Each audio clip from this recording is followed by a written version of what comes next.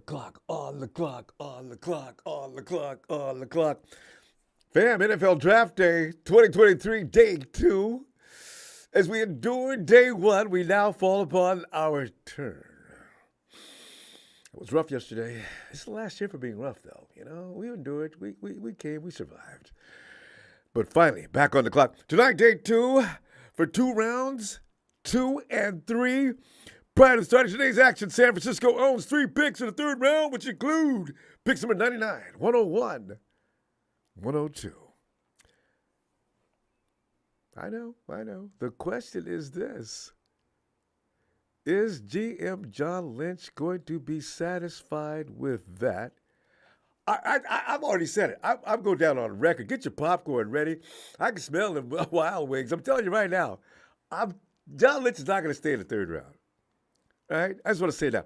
Now, when the 3rd round comes and we've done anything, Ronbo, man, what you been smoking? Man, we ain't traded nobody. I'm telling you, man.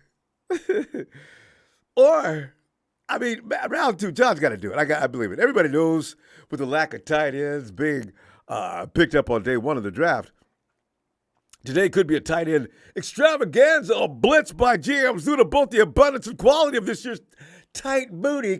I'm telling you, there are so many tight ends that they picked one. One yesterday. Who needs tight ends? We need a tight end. We need a quality tight end that you can get around the 2nd and 3rd round. First round would have been nice. Kincaid would have been awesome. He's gone. That's all right. There's some good tight ends there. Kincaid is picked first. He's not necessarily the best one out there. These things are always proven after the fact. The 49ers have worked hard on this. Their scouts have been real detailed on what they've reported back to Central. And the 49ers are going to make an intelligent choice on that tight end today. So in the meantime, who are the mystery draft choices that will have the privilege of auditioning for the... I know! It is an honored privilege. If you put on red and gold, you put on history. You put on an expectation to never lose to the friggin' Rams like that again. Damn it. Okay. Anyway. By the way, there's some previously unreported names. Matt Barrows, I was checking out.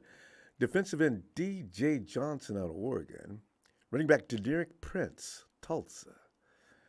Offensive tackle Jake Witt, Northern Michigan.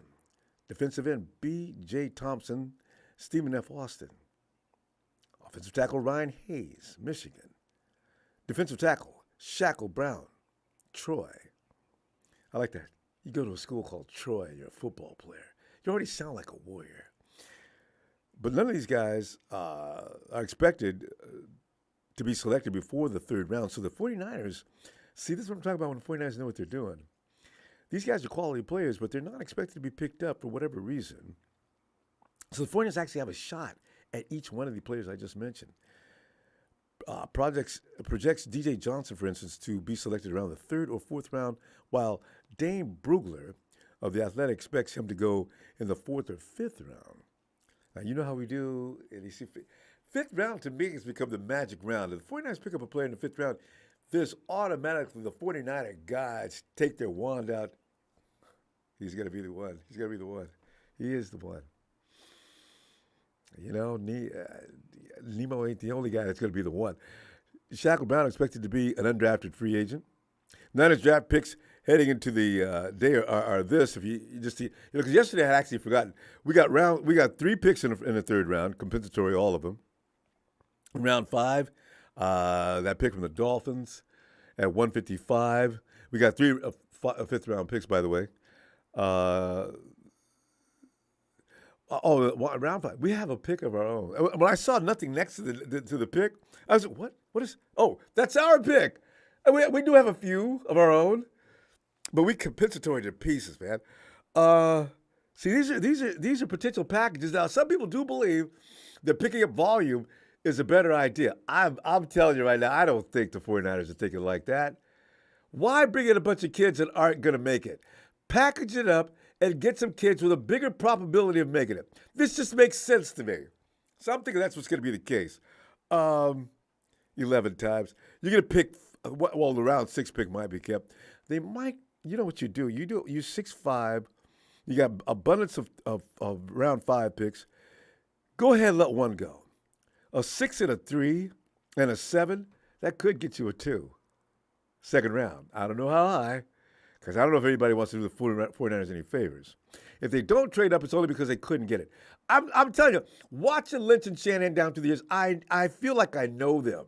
They are not going to sit around and pick, yeah, we got 800 picks, let's use them all. Oh, hell no. That's not going to happen. I just don't believe it. They got 4 picks in round 7.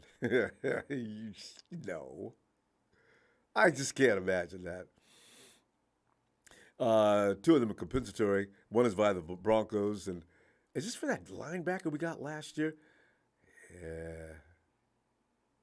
Oh, hey, Ellis, there you go. We just picked up Brandon Ayuk's 5th-year option. It's funny because I was checking that out. I was laughing because Brandon Ayuk was a little nervous because he got a phone call, and I guess it was just his agent saying, yeah, no, they picked up your 5th-year option before anybody starts any trash or starts calling in about trading Brandon Ayuk. Nah, you're going to be here another year, bro. Man, come on, man. Don't be messing with me. You could have texted me that message, so. The 49ers have also reportedly restructured the contract of Christian McCaffrey, creating $8.576 million in new salary cap space. Getting them funds ready for Nick, man. And that's reported by ESPN's Field Yates. And by the way, All-Pro Joe Staley will announce the team's day 2 draft picks, according to Matt Barrows of The Athletic, which confirms a report from Leo Luna on Thursday. So, Cool Breeze, make a package for a tight end like, that's what I'm saying. 49ers, I do not believe they're gonna use all 11 picks for choices. No way. Not a chance. I just don't see it. It's not their style. We're not a rebuilding team. What are you getting all those picks for? As I say, using their capital, those picks are cash to pay to somebody else. Pete Gorman, what's up? I think we should draft Joey Porter Jr. Okay, all right. Put Pete down for Joey Porter Jr. Michael Catanzaro. Let's see if the 49ers will trade up in the second round. I know. You know how exciting that'll be to be in the second and third round today. God. God. The notorious GAV. Can't wait to watch Kyle, our running back, in the third round. Kyle, you know what? That's one thing.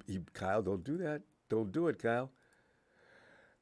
Well, it's a big show. Getting funds ready for Nick or trading trade avoid a $10 million cap hit. Show.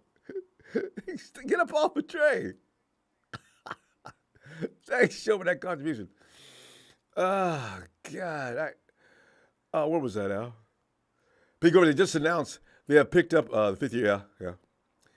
And also, as I mentioned, CMC restructure. GB Gabul. This is GB. I start pronouncing your name. Gabul. NFL tweeted that Joe Staley, yes, I just mentioned that. Ray Jr., I just want to see who we pick. Ray, man, I just hope they put the clip on. I love when they they always do. They put the clip on and the guy tearing up the highlight reel. I love those. Yeah, I think everybody's talking about. Yeah, come on, we're not 11 picks. Get out of here with that. Give me a package up that stuff. We got a set roster. We just need to get some primetime stars.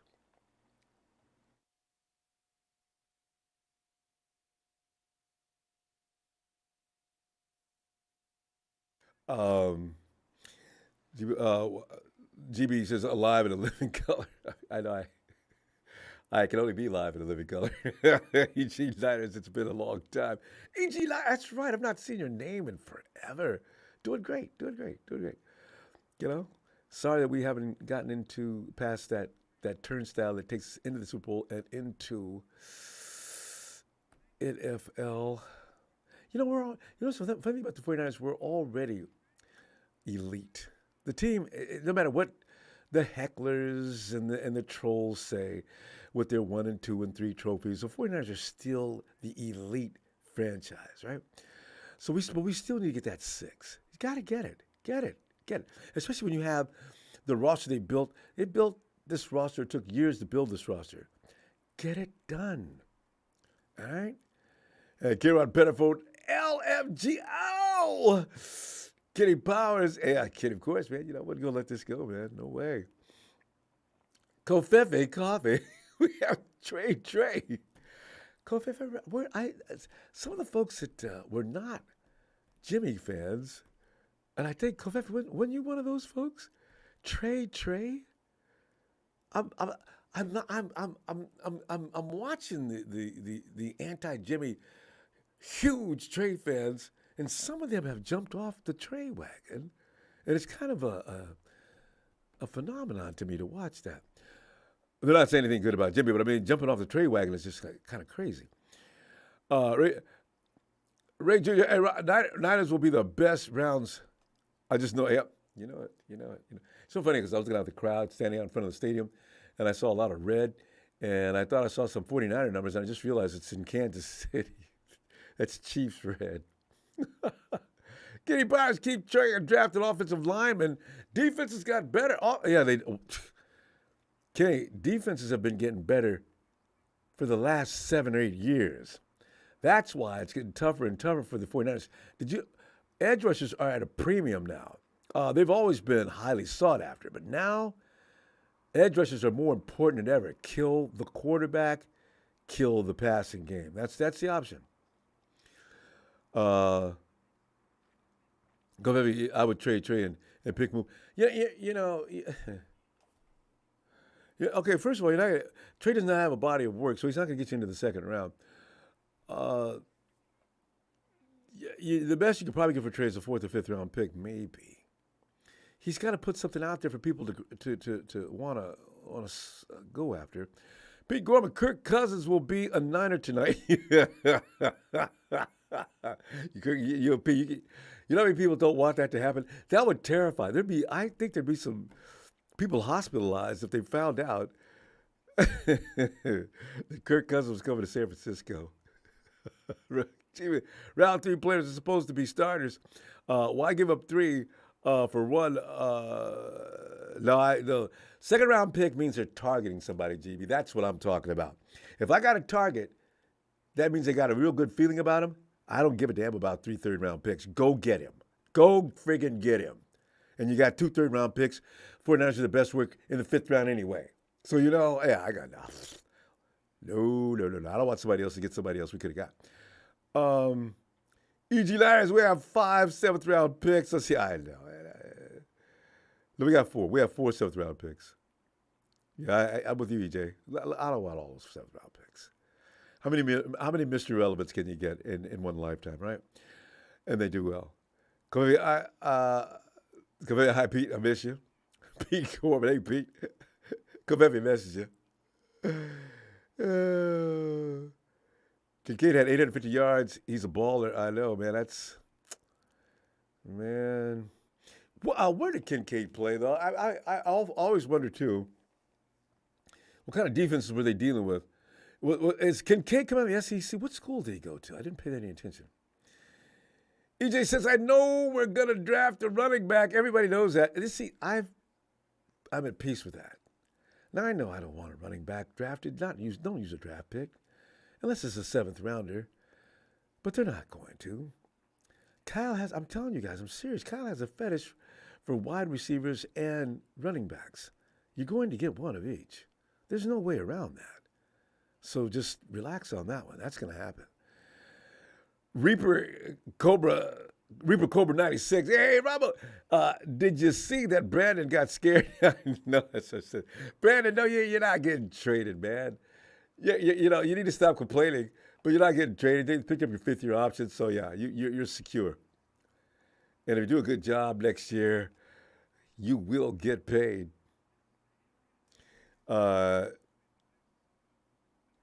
Kincaid had more yards last season than Kyle Pitts even had in one season.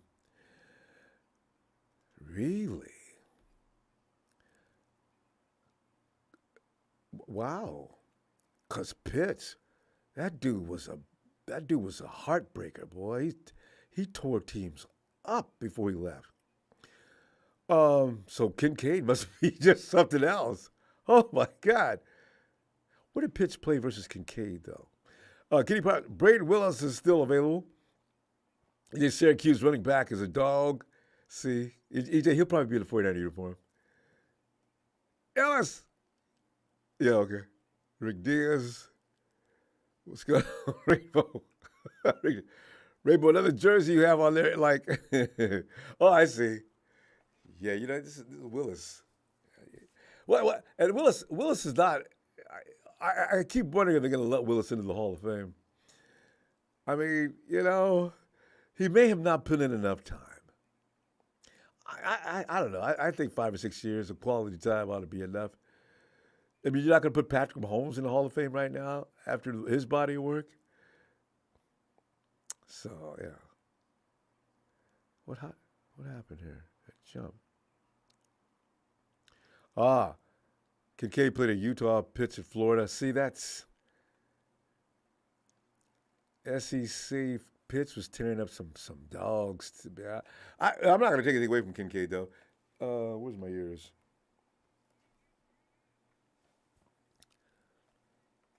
Oh.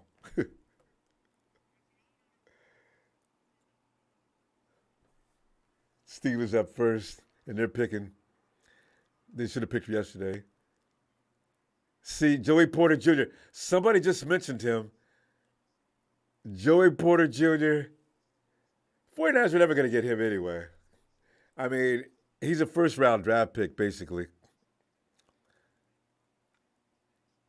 Yeah. Look at this. How good would he look in a 49er uniform, fam? He's got long, he reminds me of Sauce.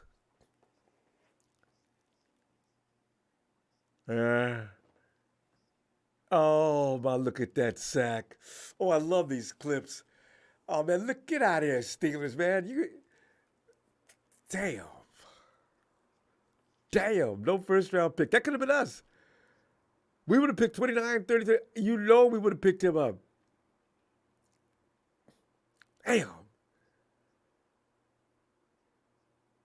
It's Joey Porter looking at the camera with his dad. That's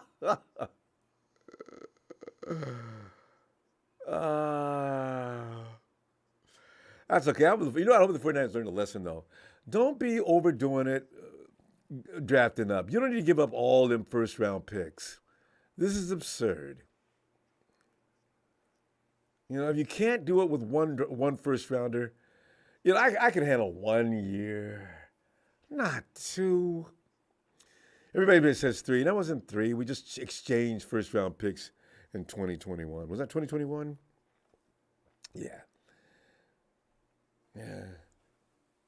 See, yeah, Pitts. Oh, they got it. They got Higgins and company. In that division, Pittsburgh needs this dude. Long and athletic. You got to pick up stuff. Even if you do good BPA, you got to get guys that you know are going to work in your division and help you out. Joey Porter Jr. against the Bengals wide receivers. Excellent idea. Cleveland Browns. What do they got? Yeah, that's also they got to deal with Lamar. But OBJ, man. GD, we don't need nothing more leftovers to beat your ass. GD, I knew it. Dogs fans, they're gonna be heckling us for a long time.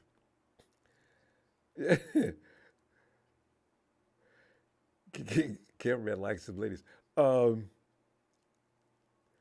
TV Christian Gonzalez at 17 to the Patriots is a steal of the draft. I know, man. The Patriots. I know you, but we're gonna get something. I just know it. It's gonna be something good too. Kimmy's on finals for 50-50 on the first round picks. True. Maybe Kim, you're being generous. 50-50? That might be a little high. We have 2 guys that have panned out in the first round so far. In the Shanahan and Lynch era, two. How many years have been there?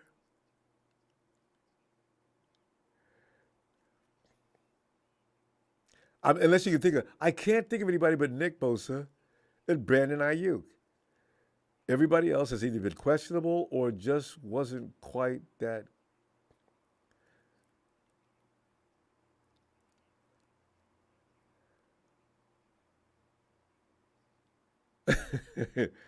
Jimmy, your corner's going to do real good and stop CMC and Debo. No. I mean, they're going to be meat coming down to me. Both of them. Chris McCaffrey's going to have them picking up all their clothes in the middle of the field, and Debo's just going to steamroll them. Yeah, that's what I'm saying, Ari. I just mentioned him, Ari. B.A. and Nick Bosa. If anybody can think of anybody else the 49ers have had a first round success with, remind me. I don't remember. That's all I got. Bosa and Ayuk. Same year, right? Yeah. Jim Thorogood, how pissed is Will? Leave us. you, we shouldn't laugh at Will. I mean, what if you were sitting there, that toe that Doc we didn't know about, the one that Papa Dragon told us about yesterday? It is real. It is all over the media now.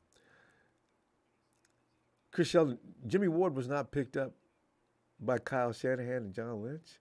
Okay, when I say first round picks, I'm talking about Lynch and Shanahan era. Lynch and Shanahan era, how many first round picks have the 49ers really hit on? Did I miss one? Michael McGlinchey, he did okay as a run blocker. He was awesome, but he could not protect. Yeah, he had no problem. I'm serious. I want to know. Did I miss somebody? Yeah, Red. I mentioned Ayuk. Him and Nick are they're the guys. But I don't know. I can't think of anybody else. Solomon Thomas, first year. Reuben Foster, total fails. Next year, Mike McGlinchey. I don't know what to think about that. Following year, who did we pick up in the first round? 2017, 2018. Titans.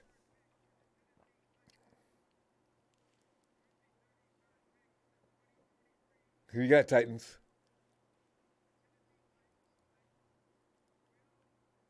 Oh, Tennessee, the Will, you're off the ball. Will, you got your second round pick. You don't get that first round money, but Will, you can. Will didn't even show up today.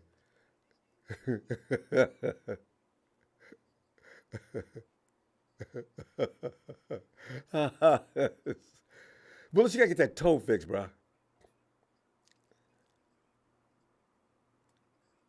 Watch Will Levis tear the league up next year.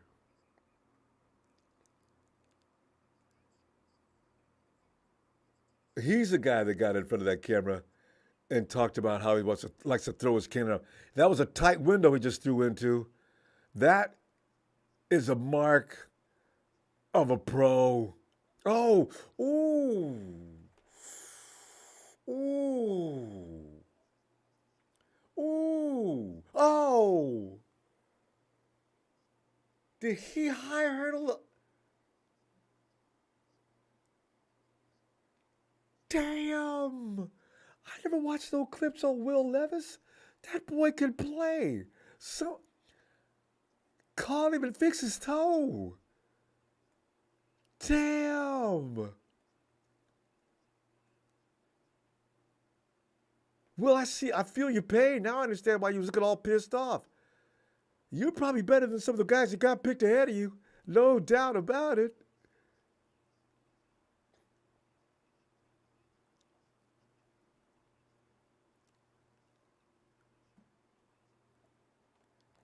Titans like it.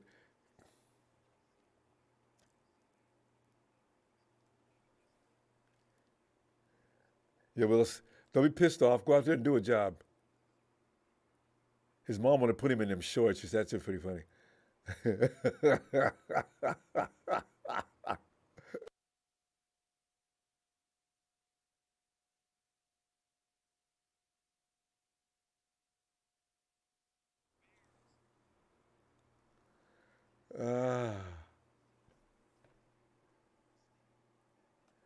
Yeah, Mr. Robot. Yeah, people need to know Trey's not getting traded.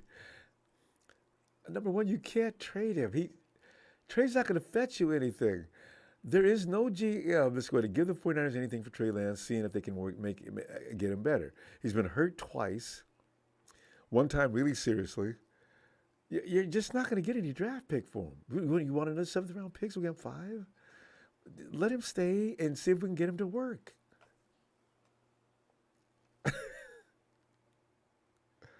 Gumri, as he says, consistent but has some.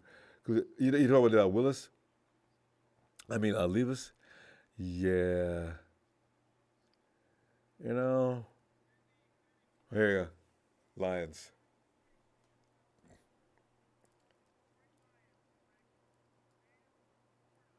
Shh. God. Oh. Oh.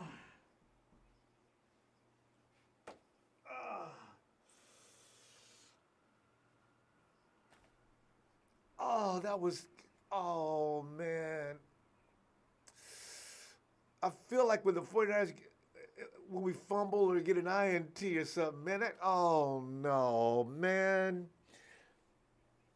Lions got the guy that I knew we weren't going to get. I said, the 49ers, if you guys could get in the second round, you can go get Laporta. No Laporta.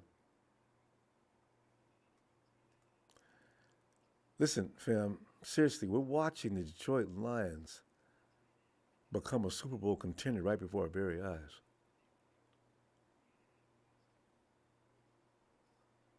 We can no longer clown the Lions. You know what though? They haven't really addressed their defense yet, have they? Not really. Well, yeah, they did. They picked up our cornerback, didn't they? They've already got a premier edge rusher. Did they pick up anybody worth a while yesterday? I didn't pay no attention. The Lions are going to hurt somebody this year, fam. Laporta is plug and play. He really is.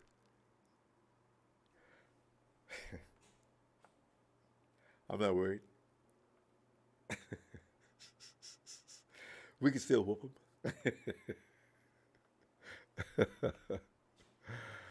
Oh, damn.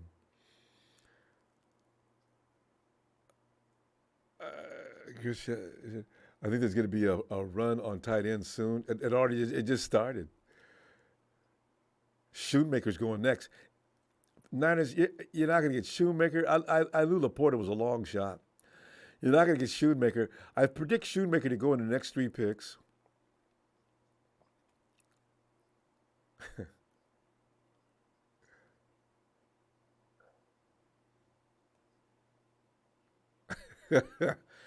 Brother Nick Cannon, Nick Cannon, he likes, you know that, how he likes Taylor Swift, right? He wants to have a 13th child with Taylor. Taylor has has not had any comment. What's wrong with Nick Cannon? What's he doing having all them babies? And I don't think all of them got the same mama. And in fact, I'm sure they don't.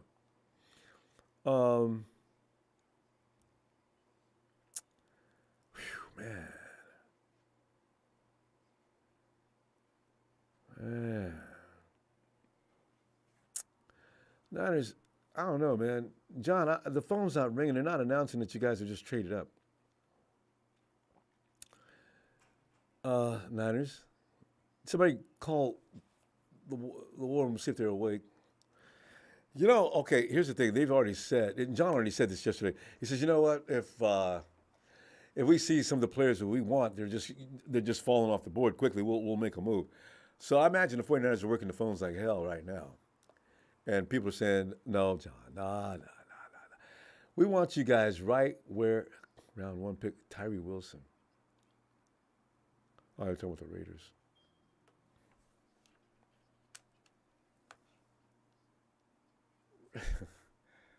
Raider fans, man, y'all know your role and shut your mouth, man. You guys stole my guy.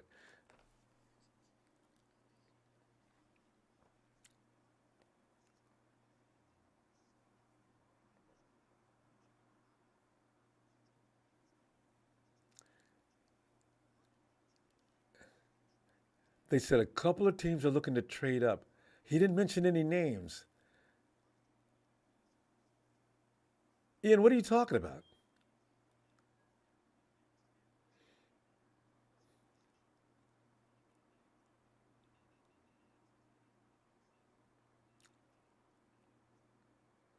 Oh, man. Here we go. They're going to take another tight end. And they're going to take the tight end I want. I just know it. Schoonmaker. Oh, they've traded up. See? See? John. Don't do it.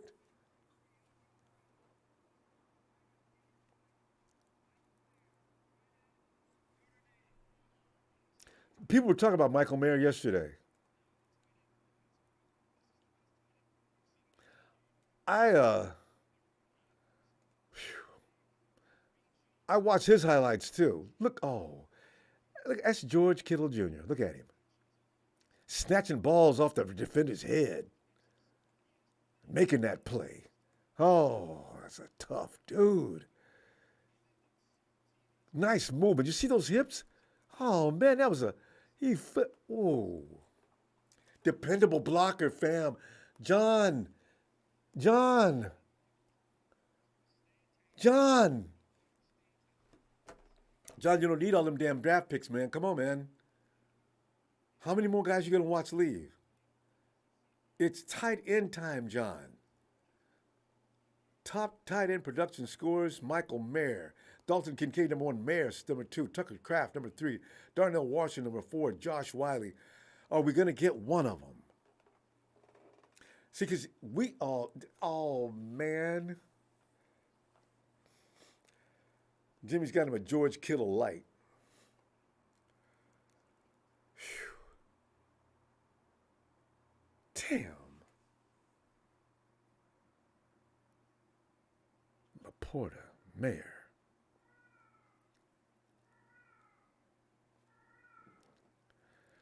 Yeah, Tony, that's true. You know, Don Burrs. I guess the laughing stopped last year.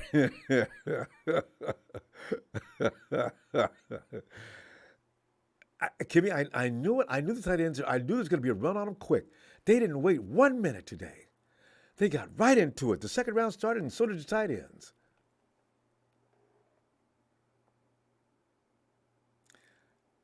I have every feeling, I have every reason to believe that the 49ers are hustling and they're just losing out on the phones because they're not offering enough. What did the Raiders give to Indy? That was Indy's pick, right? What did Indy get in return for that? They could have used Mayer.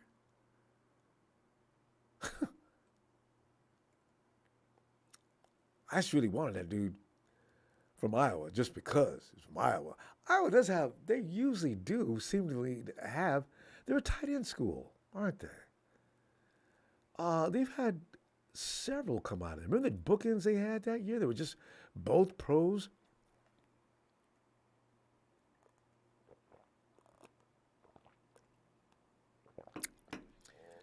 Man.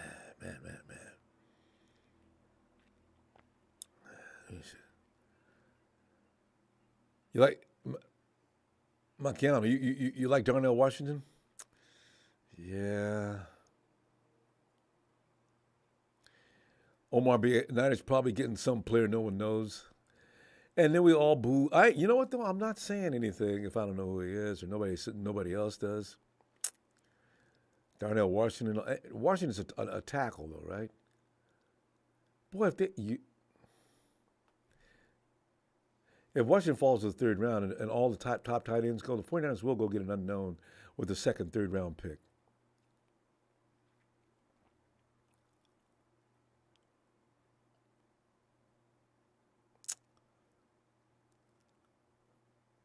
Yeah, that's what I'm thinking, Ellis. Nobody wants to trade with us like last year. John said they tried, but nobody wanted to work with him. You know, I had a feeling, and I have a feeling that's what's going on right now. Nobody wants to see the 49ers get better, and they certainly want to have anything to do with it. That's the way it goes. You notice the Patriots are never busy. Well, they know, but then in past years, the Patriots weren't kicking ass in the draft with trading up. People hung the phone up.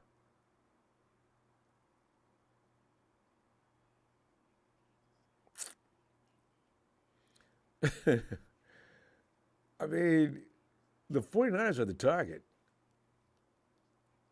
especially watching Lynch and Shanahan do what they do. You don't want to help them. There may be some kind of league conspiracy. They've all sat around and talked. Listen, if the 49ers call you for anything, just hang up the phone. We got to bring those guys back down to earth because once they start rolling, it could be problems for all of us. And the Rams. What are you saying, Pete?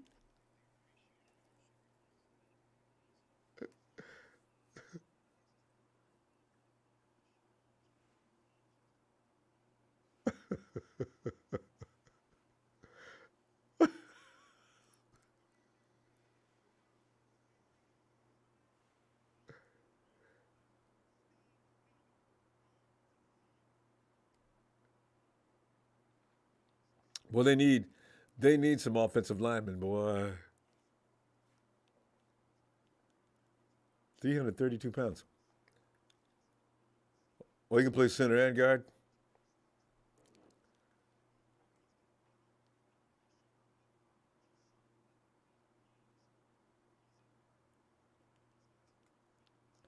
He's pretty busy, and he's wide. That's what I like. Those big guys that are wide.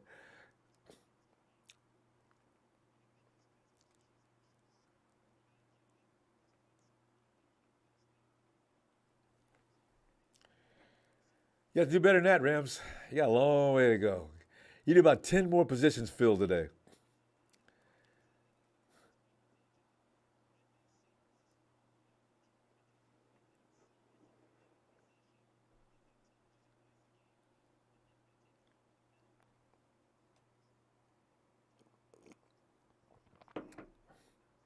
Right. I love the way he says, with the Rams, there's plenty of opportunities for positions uh, as far as that goes. So he knows when he gets there, he's going to get a job right away to start because they don't have anybody else.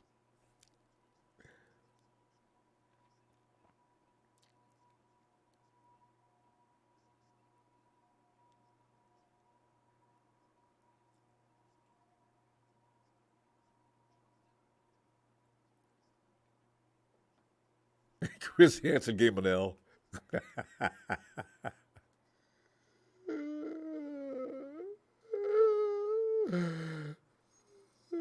That's our guys are our dreaded enemies coming to the podium right away.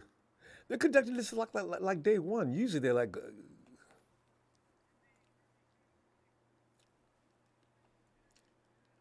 the Seahawks.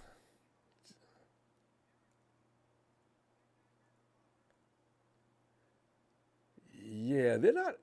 Yeah, you can Pete Carroll type players. Yeah, you can run right through somebody's chest.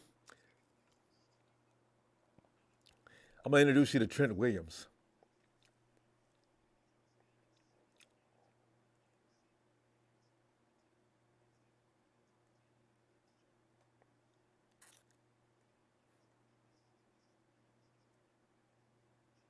Yep.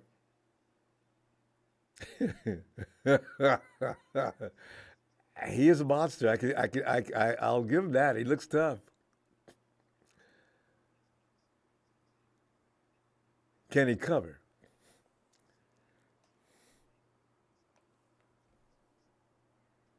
God, you know what? I got respect for Pete Carroll. You got to keep an eye on Pete, man, because I give Pete credit. He'll patchwork something up there for you, and it'll compete. Get some of my damn nerves. Go still beat his ass. So Hawks fans, man, get off my screen. Oh, what we got here? Trade Falcons. Oh,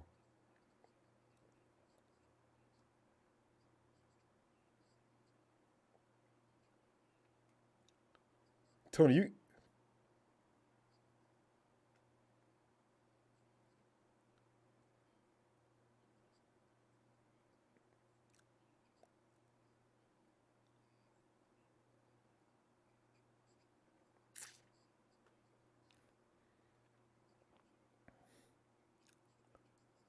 Okay, the Falcons are active.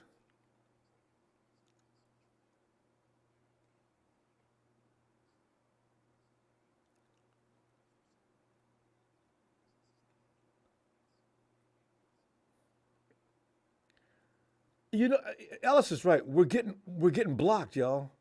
I know the 49ers are working the phones.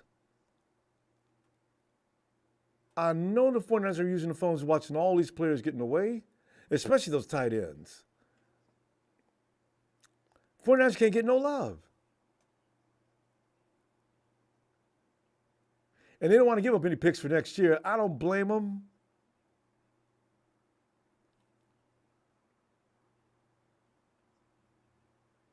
Pete Gorman believes Lynch has a plan. Trust it.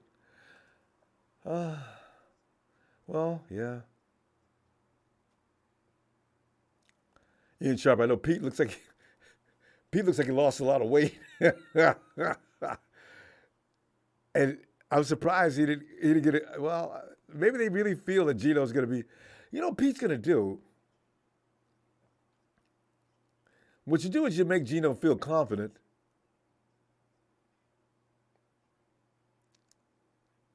All right, Tony, you're on the clock. What are you getting here?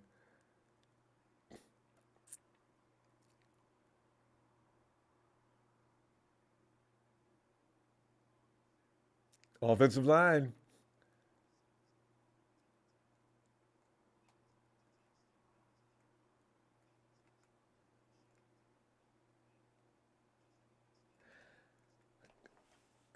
Kyle, we could have used him.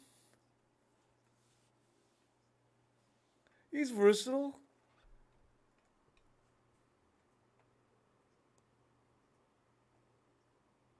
He's out of left tackle.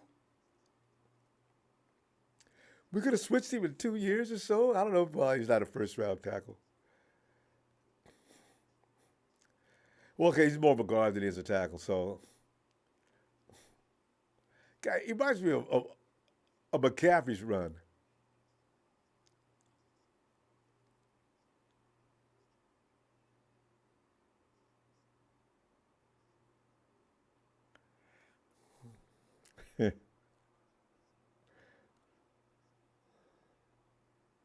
Okay, is he better? Is he better than anybody? Is Bergen better than anybody we have? So you know, maybe that's okay. The Falcons didn't take any food off our table. Not really.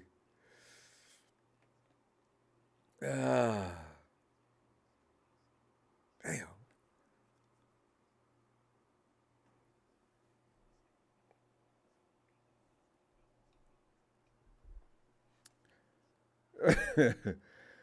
JD, but all my team needs is a right tackle. You on the other hand, need more than that. So I'm still, I'm all right.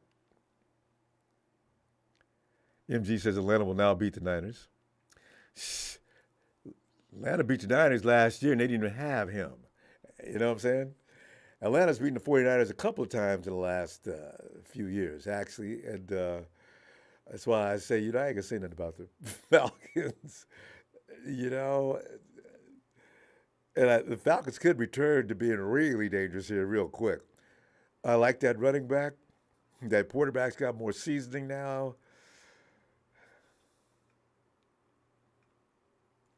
It's the NFL, baby. Don't come in there with anything weak, or you will be sent home with your boy. Okay.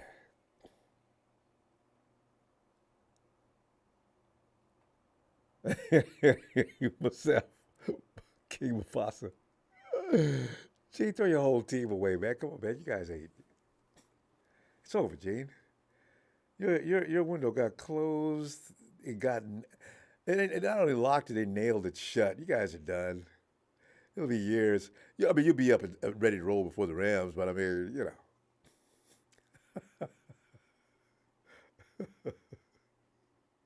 I don't know. It's Gene. Gene, remember the name Malcolm Butler? That name will remain etched in your brain. I mean, I'm talking like a tattoo. That was such an exciting moment. Every 49er fan in the planet lost his mind. Oh, yeah, hey, fam, I had mixed feelings on that game, though, because I was sick of the Patriots picking up one ring after another. And I had mixed feelings. You know what? I don't want the Patriots picking up another Super Bowl trophy. But then the dislike for the Hawks just rolled out. As soon as Butler came and picked that, clearly what should have been a touchdown, all you had to do was give that ball to Marshawn Lynch. They're not stopping him a yard out. Pete, you idiot. You guys didn't want Marshawn jumping in the end zone, grabbing his crotch, so you said, well, we'll let Russell get the MVP here. And it backfired. That's the first thing that made me laugh. And then the second thing was, as the camera panned to the Hawks sideline, and Richard Sherman's face, it went viral.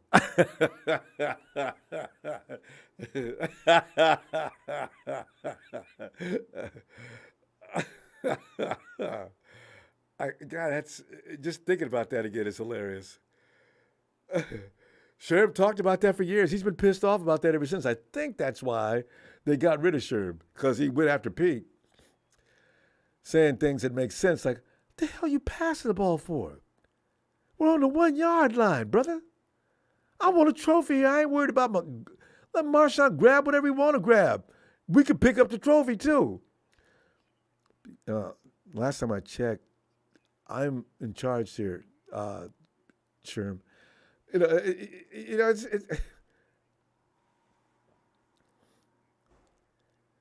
Bryce, man, you better start drinking lots of milk. Bryce, you better start looking like Russell Wilson, man. Russell Wilson is the smallest man that I've ever seen survive the NFL. Russell set records on getting sacked, 40 plus 2 or 3 years in a row, right? And Russ didn't know, he never missed any games.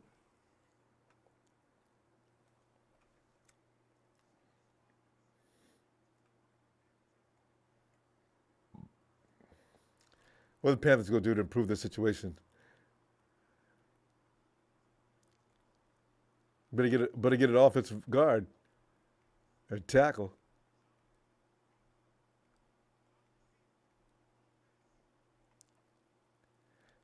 Fam, how about Jonathan Wingo? You like that pick?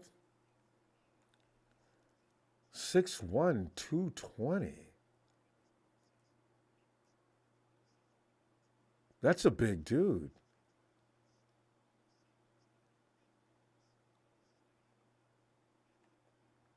Yeah, DK Metcalf came out of that school. Yeah, they like them big, beat you up receivers. When you tackle them, you're going to get hurt. And I'd like to. Jawan is pretty good at that.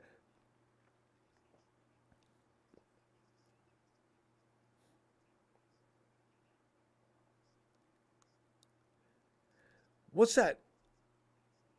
Is it AJ Brown out of Ole Miss?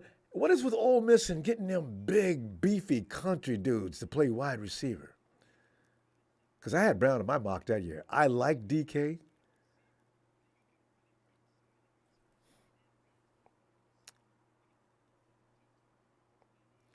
Yeah, that's 10 to 12 pounds of muscle mass. Because, man, the dude.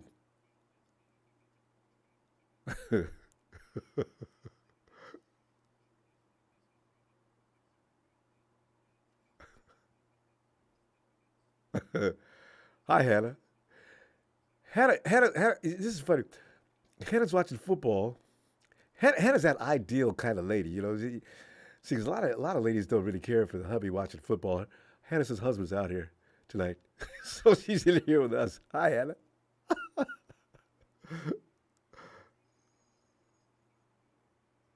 Oh God.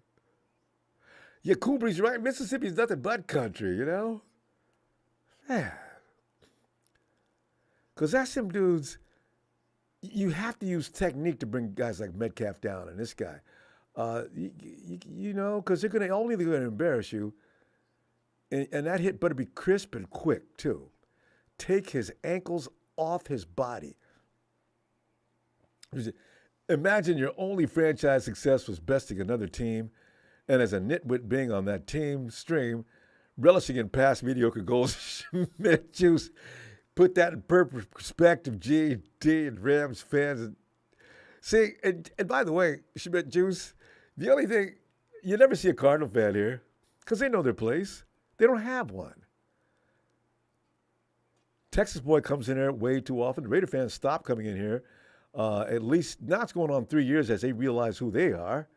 They used to take over the place too. It's amazing. The Rams haven't woken up to the fact that they are now below the standard of even mediocrity. They really don't understand. They're still relishing on that Super Bowl. I get it. But there comes a time when shame should actually prove to be a monitor on your mouth. It doesn't make any sense to keep talking after setting a new record for getting your butt handed to you after a Super Bowl win. They are the worst team in NFL history defending a championship. I'd be hiding quietly with the lights out. What are you talking about, Rams? That makes no sense. Jerry, is Jerry from Ole Miss or was he from Mississippi?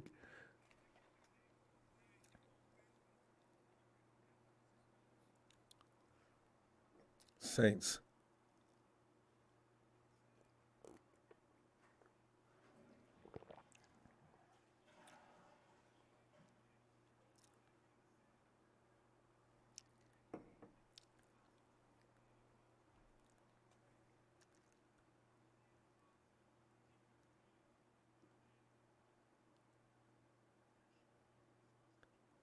I'm not. Is he quick? Because I didn't see his name amongst the tight defensive ends that everybody likes. Oh, but remember they got that guy that's now over in with the Commanders. He was long, and it was considered a project when he first came in. So they got another long defensive end. That Alden Smith, right? He had those same dimensions.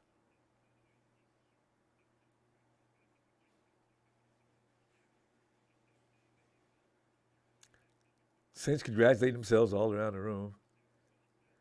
Yeah, if I'm going to Notre Dame for a ball player, it's going to be for an offensive lineman, though. 4 career block kicks. Well, all right. Next 4 picks. John, Kyle, are you guys there? The second round is dwindling down. Although, you suspect, see, 50. Within the next 10 picks, it could be. Yeah, because right now, if you're too high up in the second round, you're going to command more in a trade, aren't you? That's not going to stop John and Kyle from trying, though. Because they probably could become shell shocked of selling the farm for picks.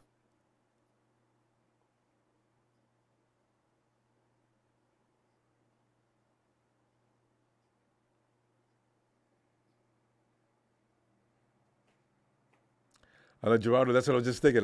Before I read you, I was thinking that I just said that. The negative impact that having given so many picks up for, in the end, nobody knows if it was worth it. Yeah, you got to be careful with that. You don't be doing that all the time. Can you imagine that happening, having a backfire twice? But that's what I'm saying. This year, though, you got an abundance of sevens, and I'm sure the 49ers usually knows to barter with. You got an abundance of sevens. The threes, you don't want to mess with that too much. You got a bunch of fives, but the fives, they do the best work with the fives. 3, nobody's gonna listen to 49ers fam. But I don't. They got to figure out something. They may have to reach into next year's pot if they really, because I know they wanted Laporta. They knew they couldn't get Laporta. Probably they knew they weren't going to get Mayer. But you don't want to watch a third guy that you wanted, and they really want a tight end. Of course, like I'm saying, though, we have watched the 49ers go around the blue chip players, the grandstand, the golden boys, and they go get somebody like George Kittle in the year that they got him. What happened? Maybe the best of all. From that class, he is the best tight end, for sure. 5th round pick. Got to trust it. 49er process, not the process the 49ers process. For the most part, they don't make a lot of mistakes. I know somebody said, Ronbo, I can count the mistakes. I know. In comparison with other teams, they don't make a lot of mistakes. How about that? You know? You know one thing about John and Kyle, you can always say too much if you're praising them. Because something to come back and bite you in the butt.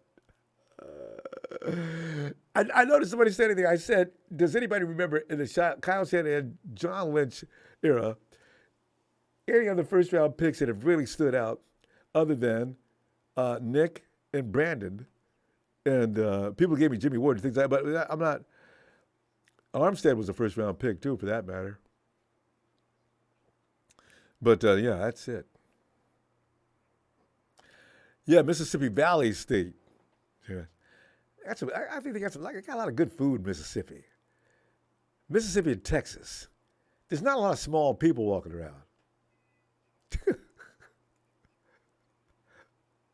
Folks I got down in Louisiana, I don't see nobody small down there either, but I got a few cousins. Y'all need to let that. Do they have gyms out here in Baton Rouge? Y'all need to. What you talking about? I'm just saying. You look good, curvy, and everything, but you tighten some of that stuff up. I had to run after that, of course. Food is, if you're in Louisiana, food is king. You stay out in the French Quarter, those areas. As soon as you walk down the street, the smell is going to knock you out. You ain't going to be able to avoid that, man. It's greasy and tasty. Get a bowl of gumbo, get some jambalaya, hush puppies. Hush puppies had cornbread, fried cornbread. Imagine.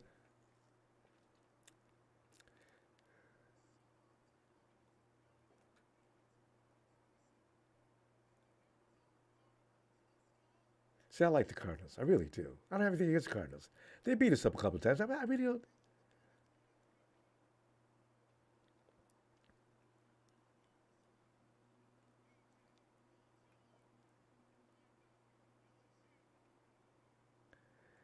BJ Ojolori. I love him when the player sits back. He's in the house with a pair of shades on, laying back cool as could be while people around him are going nuts. LSU. He's from the SEC. I love me some SEC ball players.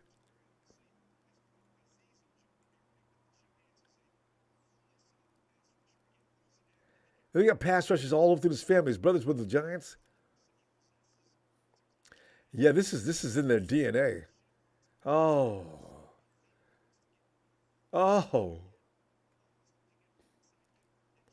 Oh, he's got that explosion. Moving along and all of a sudden, bam, on you.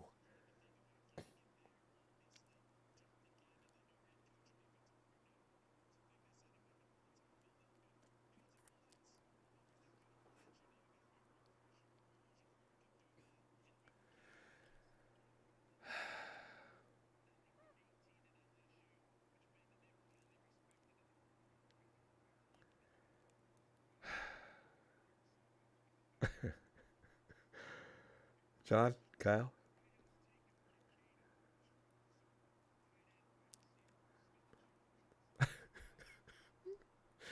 I just don't want to see any more tight ends go.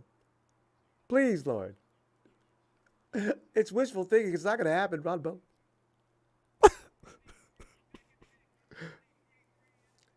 It's got to be a tight end.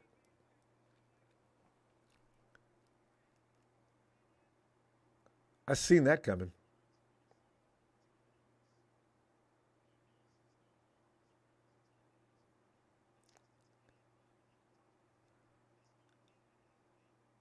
First round pick, huh? Whew. Big, big tight end. You can't miss him. You see, I like that. He's got that. If he's got hands, he can make the difficult catches because he can reach outside his body and get that ball. He doesn't have to. He can run a four.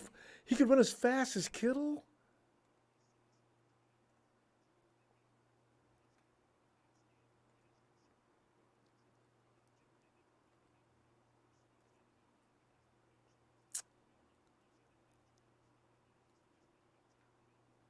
Packers, give it up, man. Y'all, Rodgers is gone. You got some years to be mediocre.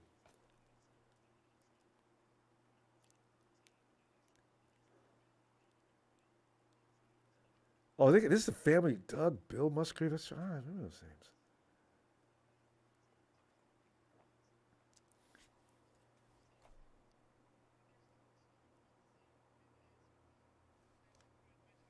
Is that McCown? Is that four? Four solid tight ends gone.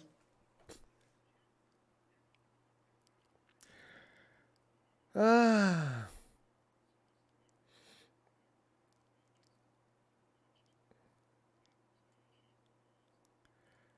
yeah. Cowboys do need a tight end. Are they on the clock?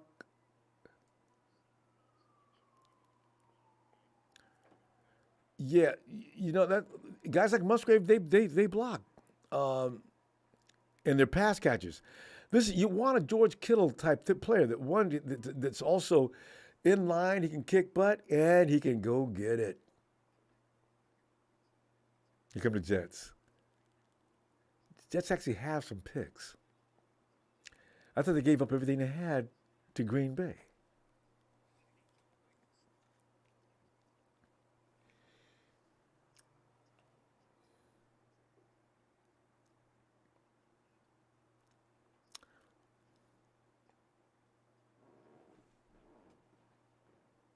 Yeah, Jeff Sutton Rams will be the last place team for 10 years in the West. I know, really, I know, right? Musgrave, I mean,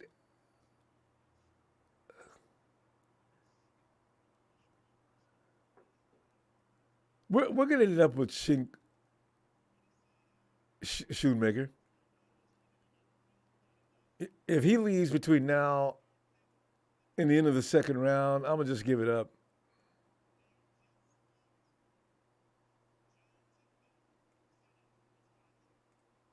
Hey, somebody just called it, said the Jets were taking offensive linemen. Ooh. Ooh. This guy was a second top offensive lineman.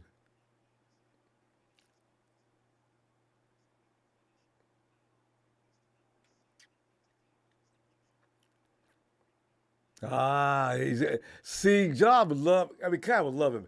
Look how well he pulls. Oh yeah, that's your guy, Kyle, and he's not tiny.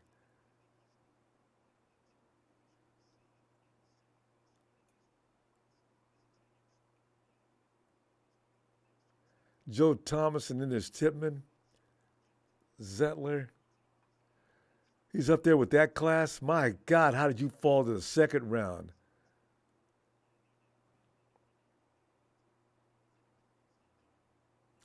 Yeah, Musgrave is 6'6". I know. Phew, that's a beast. You get him on an NFL program, get him all beefed up, turn him into George Kittle in the locker room, putting up 300 pounds for reps and laughing as he gets up off the bench.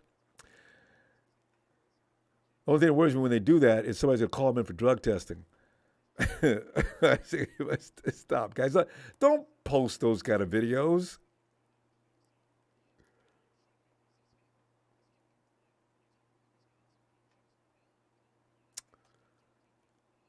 God.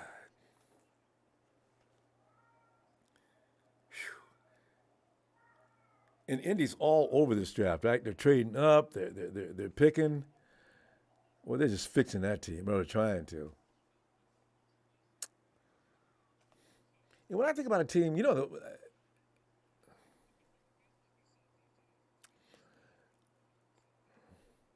how we were supposed to get it done by now, but Indy's had a great team built up too, and they haven't gotten it done. So we're not. Didn't he step out of it? Oh, okay. We're not the only group that had a kick-ass team that just failed right at the end. Would be nice if this year we can get this done. Because as I've always said, maturity is going to be play a large factor in how well the 49ers do. But now you got the. Yeah, I know. Jimmy got a great new toy and Mayor. You know, that and you know how Tom used to rely on Grunk. You know who that offense was, right? Yeah. McDaniel is going to run something completely different from what we're doing, and Jimmy's going to thrive. I know kids saying, telling, wake up, Kyle, John. I guarantee you they're working the phones. Kyle and John can't get no game. Nobody wants to give him anything.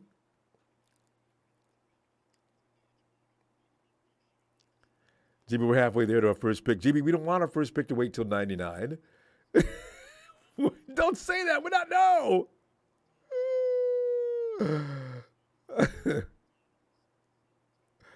Yeah, really, I know, man. That's you got that tight end. You got Devontae. You got Renfro.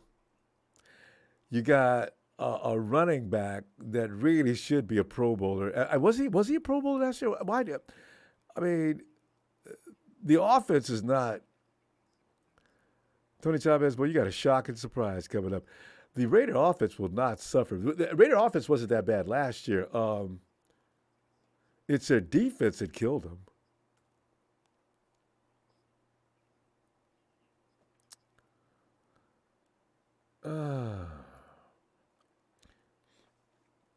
We're gonna play them in preseason too.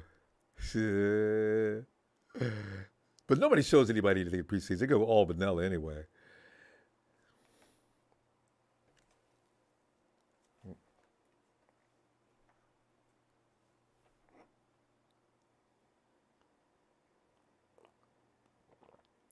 You know the Cubs are going to take a tight end.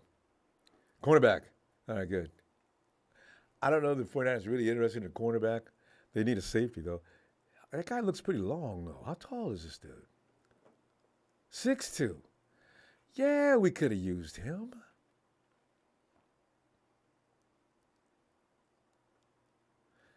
Isn't Ambry 6? How tall is Ambry? See, I really wish the 49ers can figure out how to fix him. Ambry is everything about him is frigging perfect.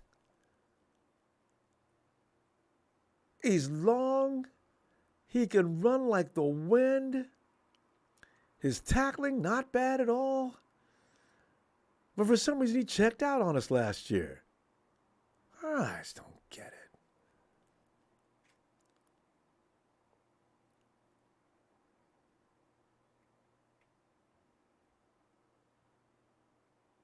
Chris, I know, right?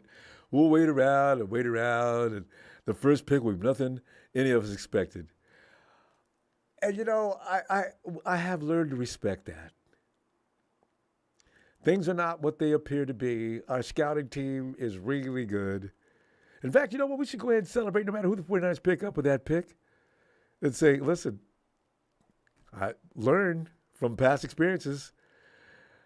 Don't judge that kid yet.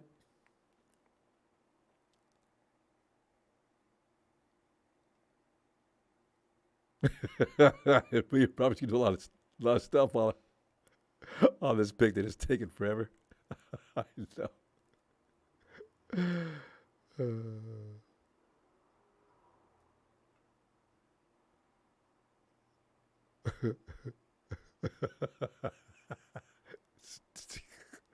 That's funny, Tim. Tim's working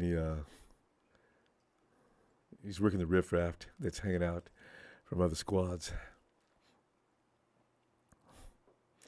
No, there's no way. Hey, Jesus Christ, my gang, what's up, fam?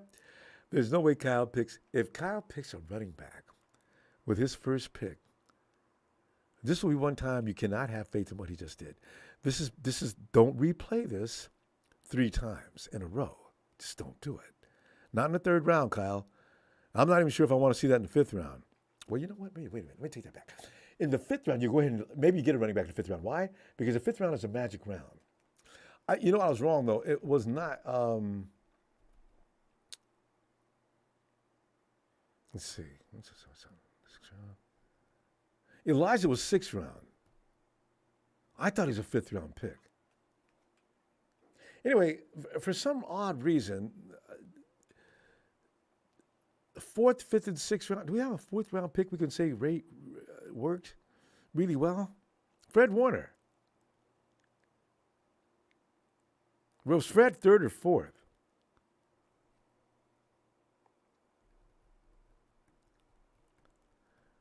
Debo number 2. Jalen Hurd was number 3, wasn't he? Because I remember he was one round behind Debo. Or was it 2? Was Jalen Hurd the fourth round? I remember everybody going nuts when we picked up Wisnowski in the third or fourth round because we needed a safety that year. According to everybody, the popular pick was a fourth safety. We picked up Wisnowski. And after seeing Wisnowski's film, I said, hey, that's not just a kicker. And he's not. But all Kyle lets him do is kick. Wisnowski can do a lot of things I wish Kyle would every now and then tap into. If we're leading in a game, I wish he'd go ahead and let Wisnowski run that ball around the right or left side. Especially if you can see the defense, unless defenses around the league know about Wisnowski and they do prepare themselves for that. Wisnowski, special teams, one of the best tacklers we've got. I'm talking about best tackler we've got, not just as a kicker.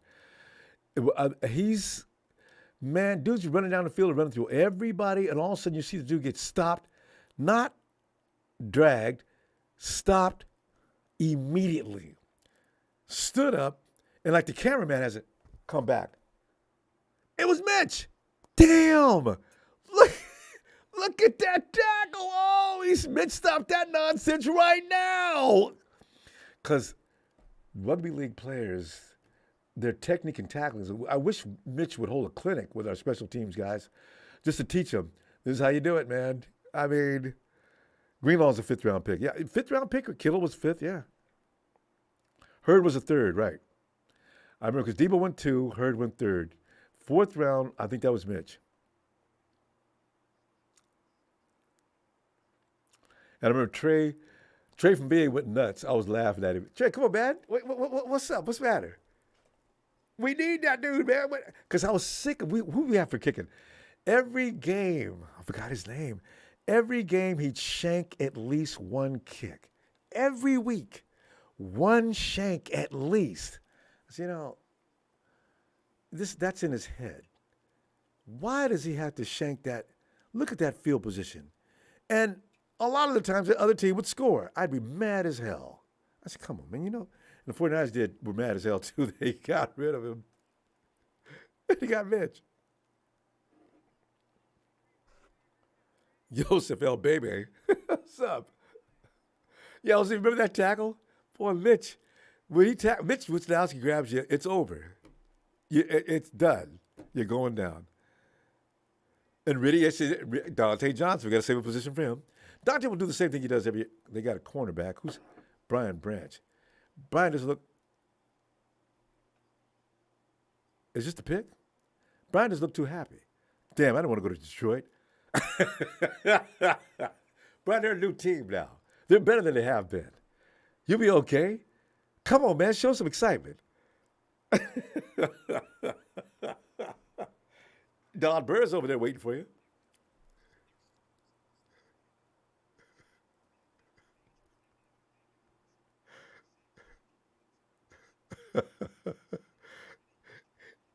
Look at him. Boy, he didn't even dress cool. He swore his same clothes he wears on campus.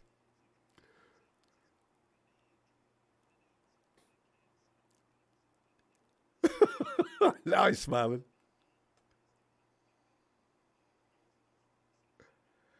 Oh, I'd argue he's the most versatile DB. Sounds like he's Jimmy Ward Jr. He's pissed off about not being a first-round pick. He's probably dressed down yesterday, and today came back in just in case they don't pick me. I'll be looking like I'm a first-round pick. Versatility. Got GPS for the ball. I like that. Reliable. 5'11". Oh, nice timing. No flag on that tackle, babe. Real tackler. Oh, yeah. He looked like the shark on that play. Pick, pick. And you know the athleticism. Do you know how difficult it is to do that? You know, you go up, your eyes on the ball, and you're actually pivoting in the air. That was pretty. Oh, that boy could play.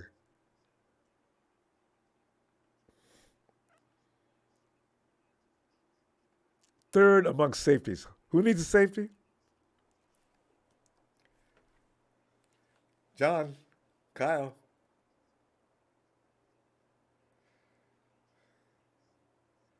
They're on the phone. I can feel it, fam. The 49ers are on the phone. They just can't get no love.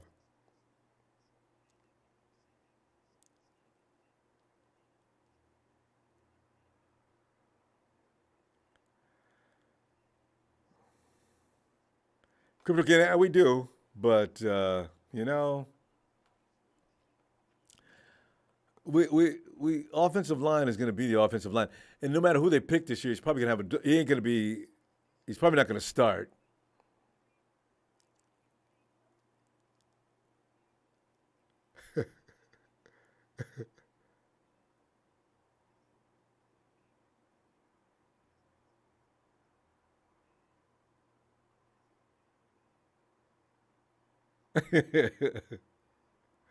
See, you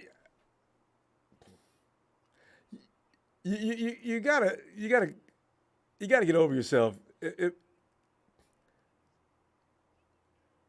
Levis didn't even come over today. This dude, Brian Branch, he's a first round pick, but he didn't make it. So he came today.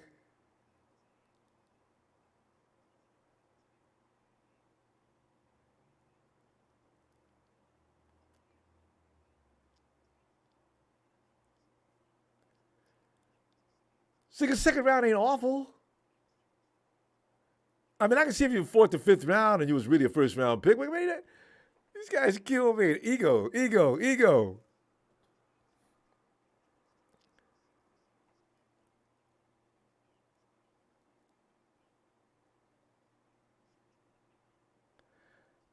Vin Hall Bats not winning a Super Bowl since 1994 is embarrassing. When you have as many Super Bowls as 49ers have, we will never know an embarrassing day. Vin, you got 2 trophies. How long has your team been in the league? You should be embarrassed that you just now got that trophy. So who's got the superior embarrassment here? Are you serious? You got to be kidding. There's no way a 49er fan can ever have to hang his head in shame. We don't give a damn about how long it takes to get the trophy. We just like being on top. And knowing the next trophy we get puts us with the elite of all time. Vin, man, y'all need to check yourself before you make stupid statements in front of me. Oh, my God, that was dumb. Boy, you Rams fans, you guys get one trophy in forever, and you act like you're the greatest team of all time.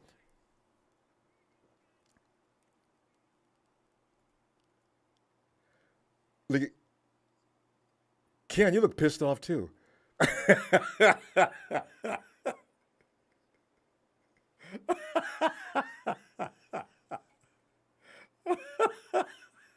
I hate to laugh at these guys, but they kill me being mad. Hey, you know what? I got to check out the prices. I could be laughing at something that's not funny. Because I'm not laughing at the fact they got picked the second round. I'm laughing at the reaction. You just got picked in the NFL. Only 1 and 1 are going to the NFL playing football. 1 and what is the number? It's huge, right? And you sitting up there looking like somebody just peed on you.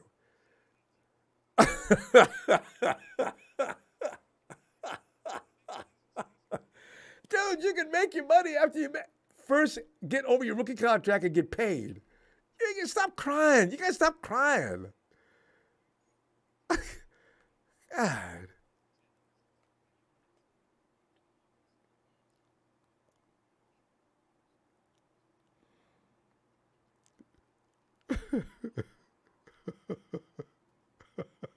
And you go into the Pats where they emphasize defense.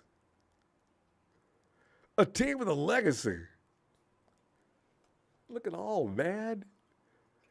Belichick probably said, well, I just want you to stay mad.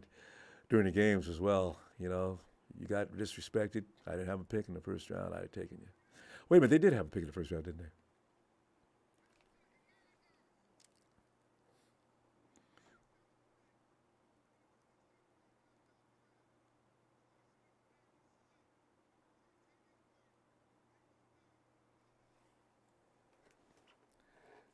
I was watching this clip. This boy can play.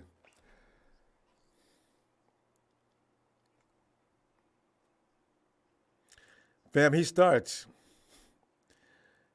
Demo, they would not put in the slot. He starts. A Womack might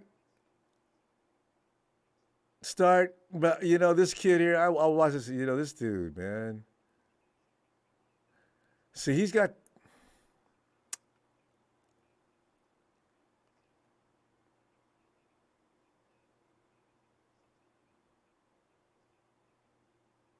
He was a first round pick too, though. First round pick, people got to realize everybody can't go in the first round, especially in a draft that's this rich in talent in several different rooms.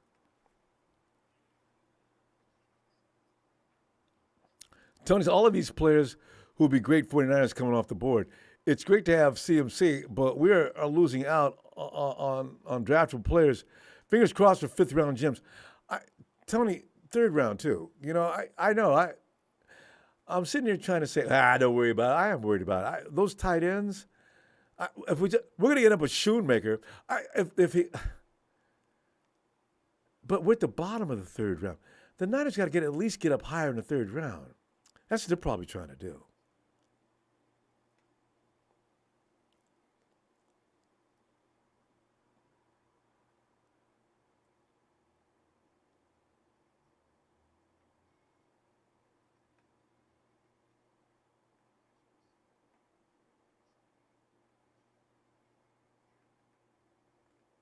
Harry Chickens, well, that's one of the few times we're going to agree on something. You know, Kyle, I don't know.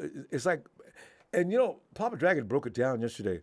There are certain plays you shouldn't run at certain times that Kyle will run. And it's about timing. Because otherwise, quarterbacks all over the league should be getting buried in the dust as much as ours do. Yeah, Tony, you're right. Yeah. Sam Laporta going ahead of Mayer is actually smart, which we would have fallen to us, though. Which would have fallen to us, though. Tony, actually, between those two, I would have likened the 6'6" kid. You know, oh, man, I just. Watch the 49ers say, no, this is whoever they get, this was our choice. That big dude runs a 5 or 8. Notice how linemen are getting fast. Boy, this dude is as country as he gets. Look at him, got the gap between his teeth. He lives up in the bayous. The bayous. Those are the kind of guys I want on my team, boy. That dude is just a beast from the word go. You can walk down back alleys with him with the lights out and just stay behind him. You ain't got nothing to worry about, boy. Look at this dude. I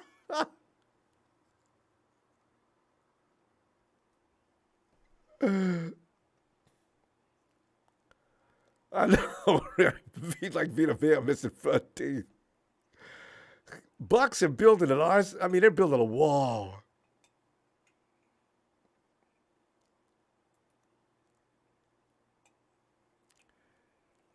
Big country boy, down to earth. I eat 2 to 3 steaks a day. And when I go out and work out, I don't go to the gym.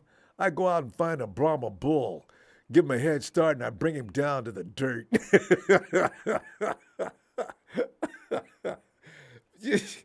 Yeah.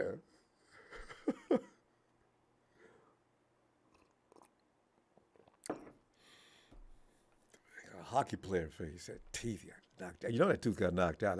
That's not a natural gap, I bet, either. Yeah, Vin High. So how are you going to talk? Yeah, we have 2 Super Bowls and 2 NFL. Nobody cares about your 2 NFL championships. How many teams are in the league at that time? That's not a big deal. Super Bowl is what's up. You got two. So when you get ready to sell wolf tickets, you need to think about that for a minute.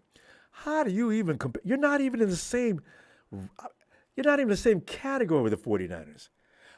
Rams, you are below. You guys, we're sitting on a building where you're sitting down on a dime, swinging your feet. Ain't nobody embarrassed. What are we going to be embarrassed for? God, unbelievable. Niner fam, this is what we got to put up with. You can't be too high on top without people taking ridiculous shots at you. It's just strange. As a 49er fan, you go through this almost every day, too. You notice that?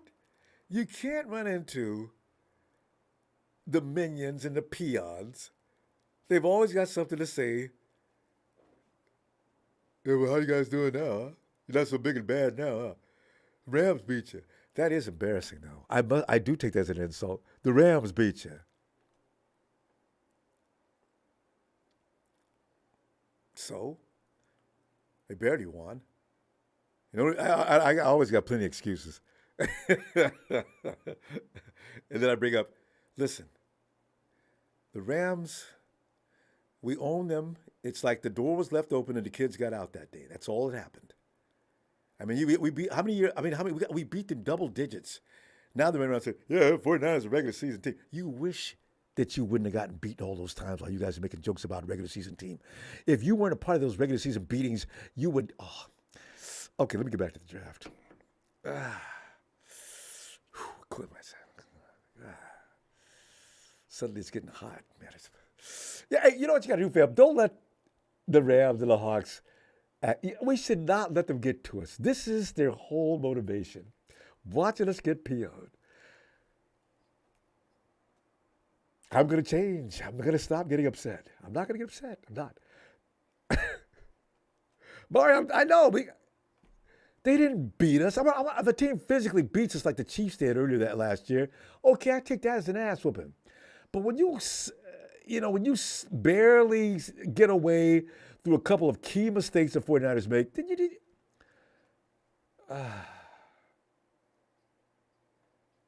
Shit. Hey, Blake Freeland. Also, that big tackle is still in there for reasons unknown.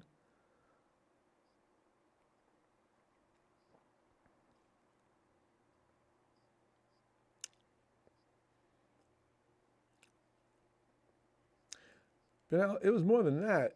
Jimmy Ward didn't need to go down there and foul OBJ because he had a vendetta, and get that 15-yard penalty either. There were several key mistakes because, we like to do. And you know what? I think the 49ers had their eye on this guy. And they thought he was Keanu Benton.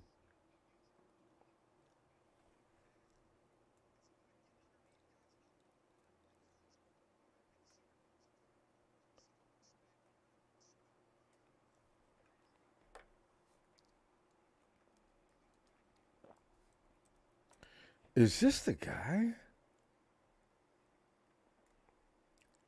Because somebody made a mistake. No. All right. No. He has Shaquille Brown has the same kind of photo. Okay, fam. They're looking at DJ Johnson, Deneric Prince. That's a running back.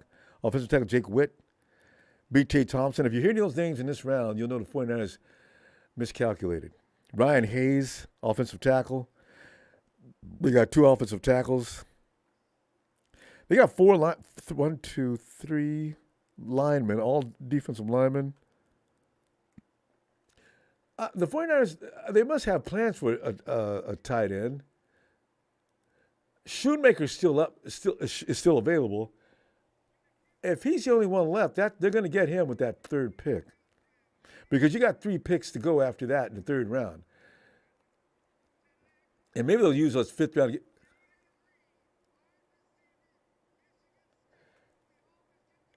Yeah, you do. This. How come? Why does Green Bay always? Yeah, this guy's another golden boy in the draft this year.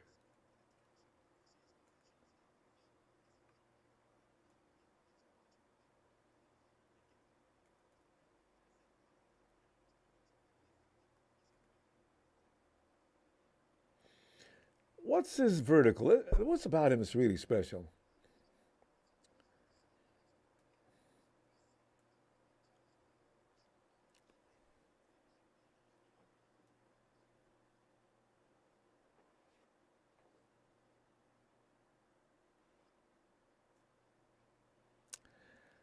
Yeah, Brazil, man, they gotta move up.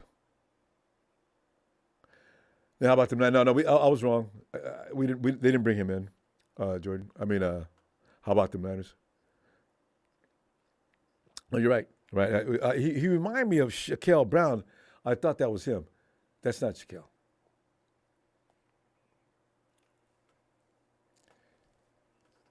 My Emma.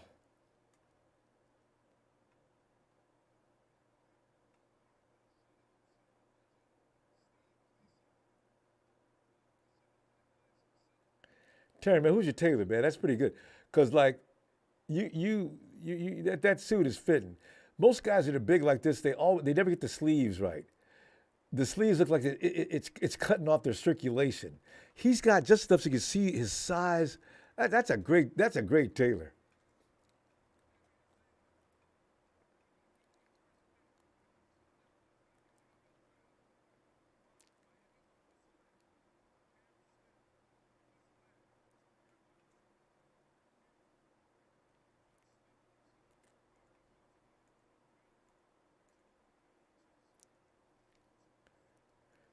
Cancer. He looks like that dude we picked up used to talk trash from LSU. Same body.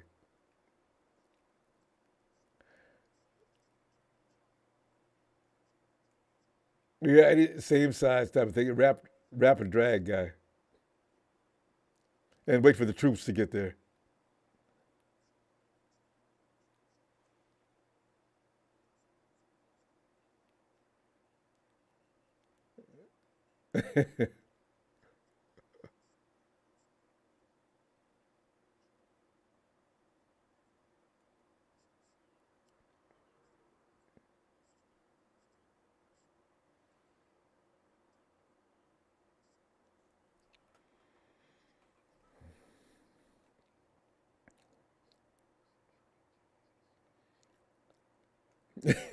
What a good call.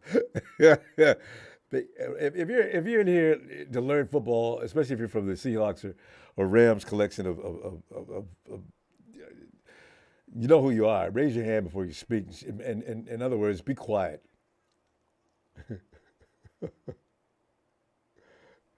Hawks. Silly.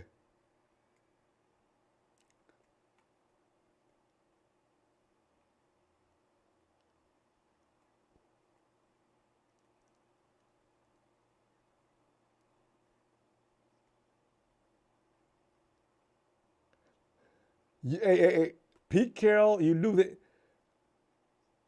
Yeah, yeah. Hey, Pete Carroll, run the ball and play defense. That's Pete Carroll,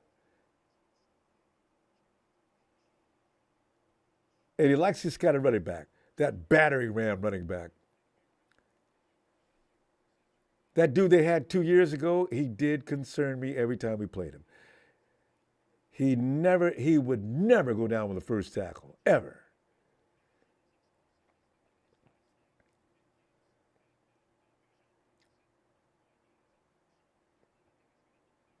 Hey, where's Dorian? Bernard, don't you pick up Dorian with no early pick, or early in the third round, that third round pick? The 49ers, I know they're trying to move up.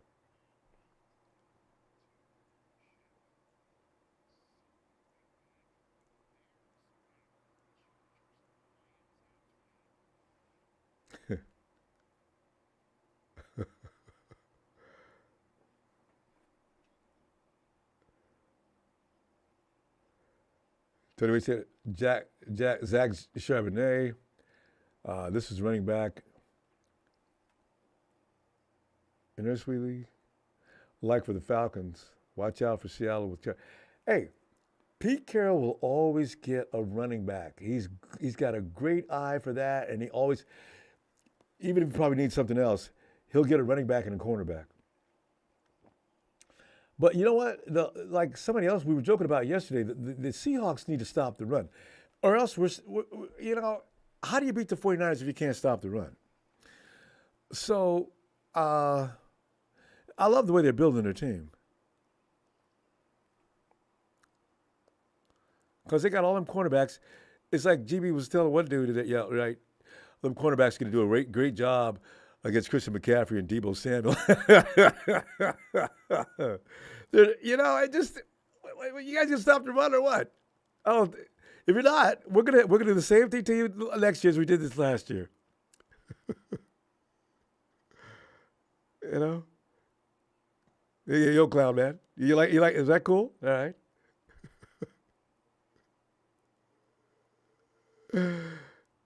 Yeah, if anything, yeah, the Rams, the Seahawks gonna hurt you badly too, because you guys don't like to stop the run either.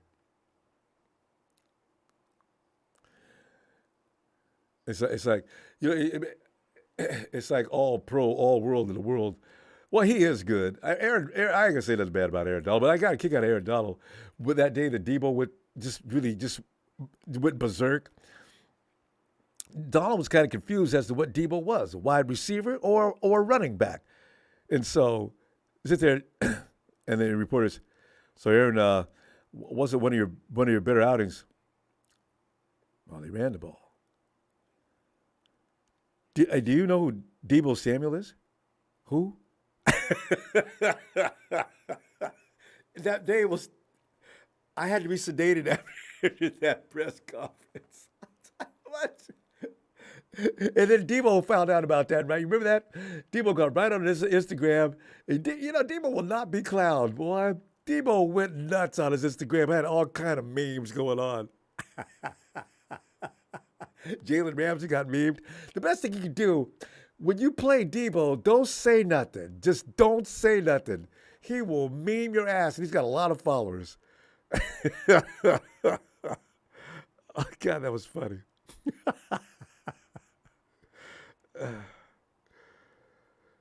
Yeah, Aaron Donald isn't crazy about stopping the run. I mean, he's average at best.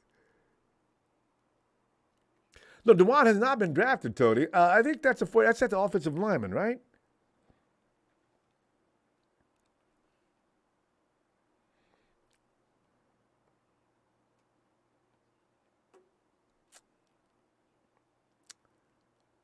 Yeah. You know, the Bears would do well if they are they doing anything about their offensive line? They should get who runs the ball for the Bears? They need to get a running back that way when Justin does take off, you look in the wrong direction. You need a running back that you really draft. This kid's all pumped up.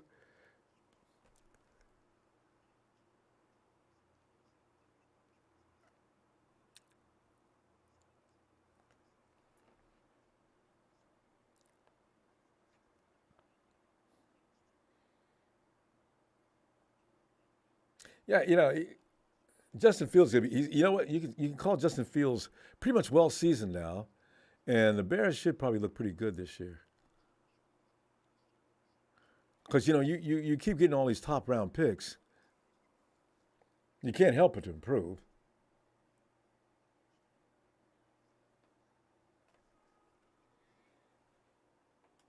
I love the venue how it shifts for every team perfectly.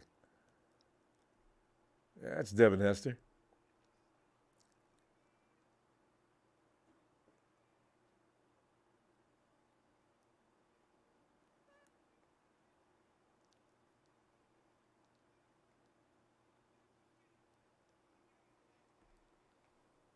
Yeah. The Bears want to get people that hurt you. Defense.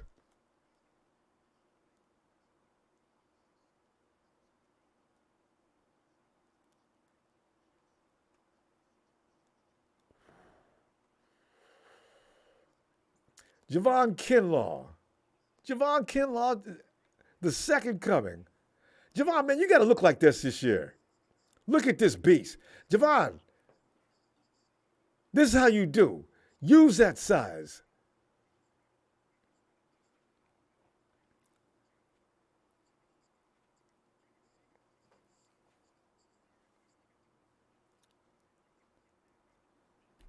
Bam, I'm telling you right now, Javon Kinlaw's going to kick some booty this year. Yeah. I just need his knee to feel better. Because Sokat's going to have him up to speed. He's going to be a terror. I know, right?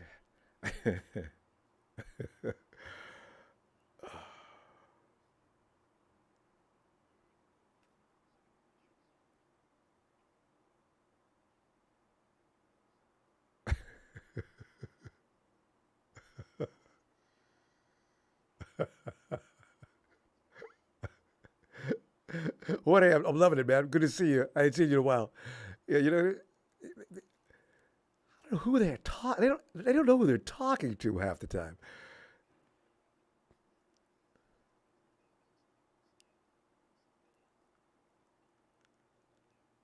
Yeah.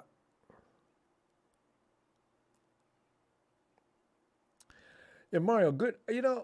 Mario, we do know that Trey has worked on his delivery. It looks a lot more professional now. The only thing, everybody says the same thing when you see it. Okay, when you're out working out on your own, you're working on technique. Of course, whoever's filming is going to catch that. Can you maintain form under pressure? When dudes weighing 265 to 280 are coming at you 100 miles an hour, and you can see the violence up in front of you, does your mind snap or do you stay focused? So that's, because remember Kaepernick, he went off to a camp all summer long because his delivery needed some work. And Cap went right back to being Cap 5 minutes after the season started.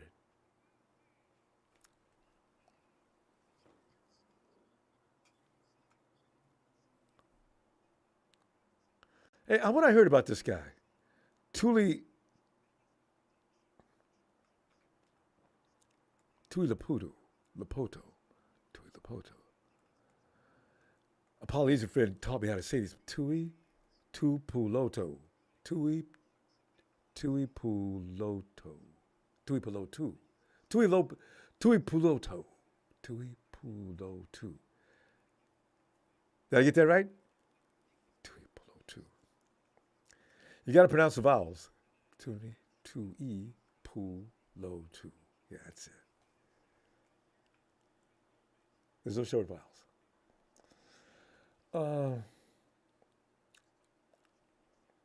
They had charge of coach. I don't know how he still.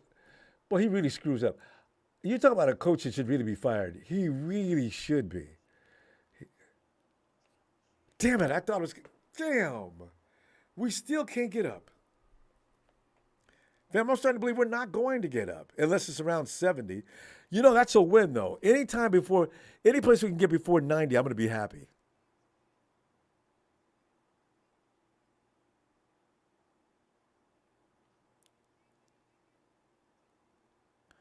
Oh, man. It's progressive commercials hilarious. They really get into it.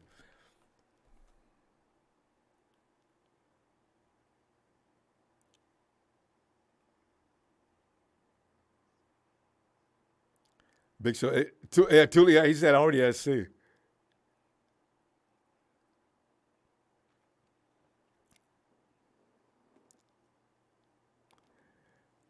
Christopher Torres. Titans got a hooker and Levis. I know, right? We got to keep in mind though. Remember, when a team's picking up ball players, it doesn't necessarily mean just yet that there's reason to worry.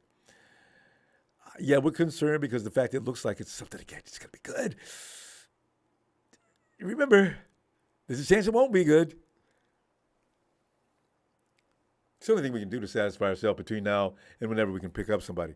I'm just going to go. Let's when the 49ers have found their way into the second round. That's it. You'll see blurs across the screen for a minute because I'm going to lose it. Because that means they're going to get that tight end they want. Yeah, I know, Chris. Chris, I'm thinking that this would be the year that they do get up in the second round and they find something they need. Or the 49ers, like you say, they know better than to go anywhere near the second round. Get some extra picks in the third round, in the fifth round. Get rid of those sevens. You get all your picks in the third and fifth round. Oh, God.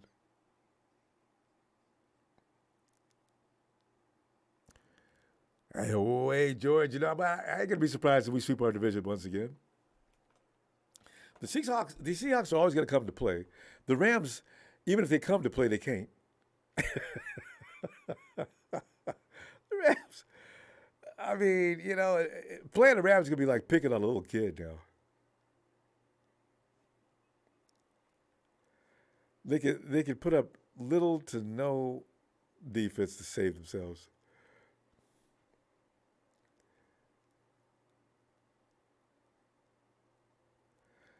Hey, you know what though? When do the Rams have a first round pick? The Rams could, the beatings they're going to take next year could put them in position for. Do they have a first round pick finally next year?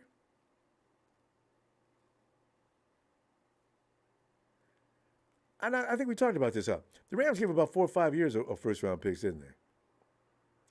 When you have all them mercenaries they had in that Super Bowl year, you don't have any first round picks probably for the rest of the decade. This is 23. And they probably don't have any first round picks until God knows when. And maybe he doesn't know either.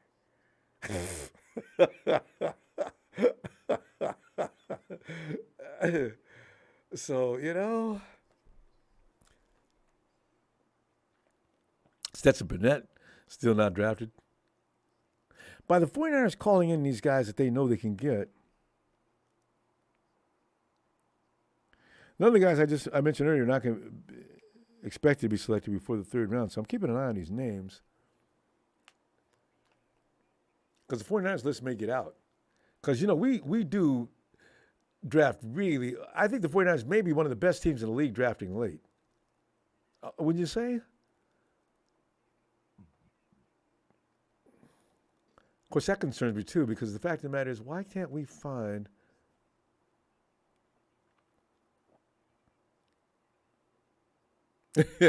Matthew Dimes? You mean Nichols? Matthews, he's got them $6 bills. Pick six. Go on the other way. Mario believes you guys should change your name to the Teddy Bears. Because you're soft.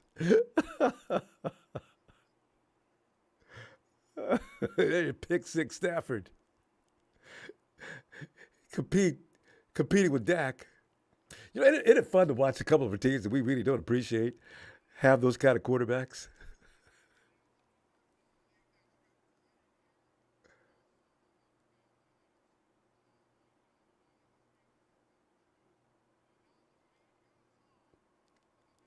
You got two generations standing there, fam.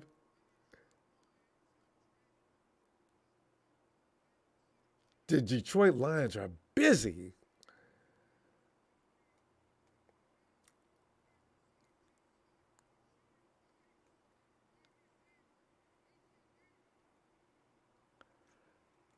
Let me see what Rashid looks like.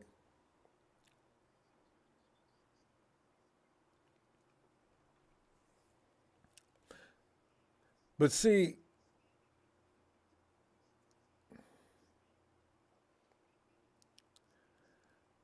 watch between Bruce Arians and Patrick Mahomes, watch him become a stud next year. Because they lost Juju, which amazes me. Well, no, it doesn't, because they probably couldn't afford him.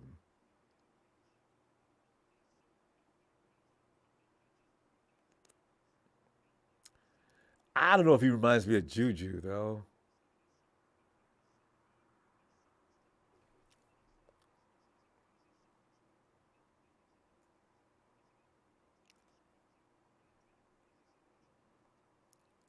Mandel Scantling, Sky Moore, Travis Kelce.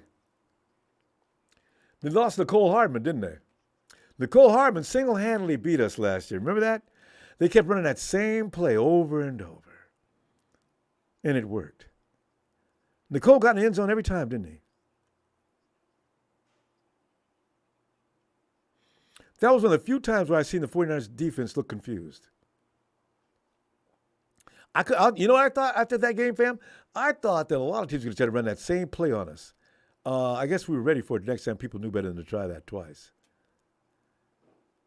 They ran the same play, hand the ball off to Hardman, and he just danced, run around the corner. That one time when Nick Bosa ran over and looked like, uh-oh, I said, Nick, did you read that wrong? Oh, my God. And then it happened again. I said, how are they fooling the 49 defense like that?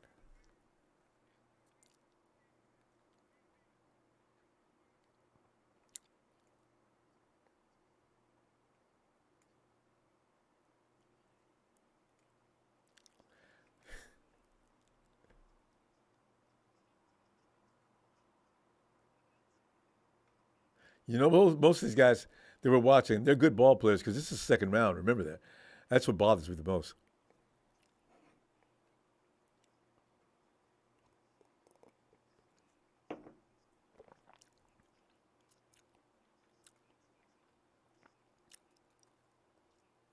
Instincts, instincts are it's that what it's all about as a cornerback. Know where it's coming, so mentally you've got to jump on the ball.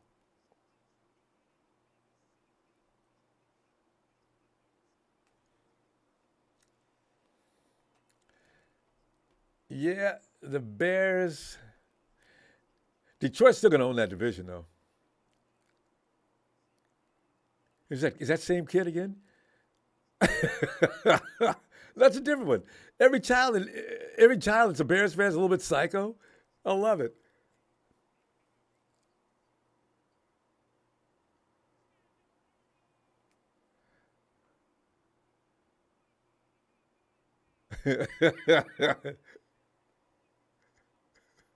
Oh, please.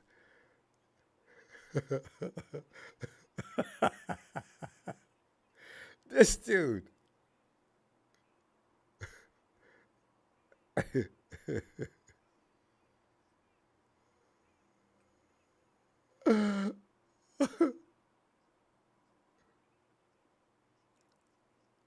The Jags pick up another center.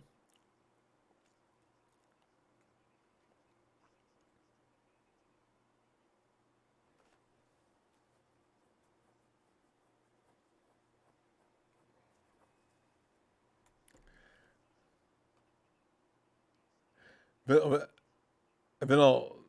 Tart. I think Tart's out of the league. You know, the you, as well as Tart played, I kind of felt bad for him. He'll never be forgiven for that drop.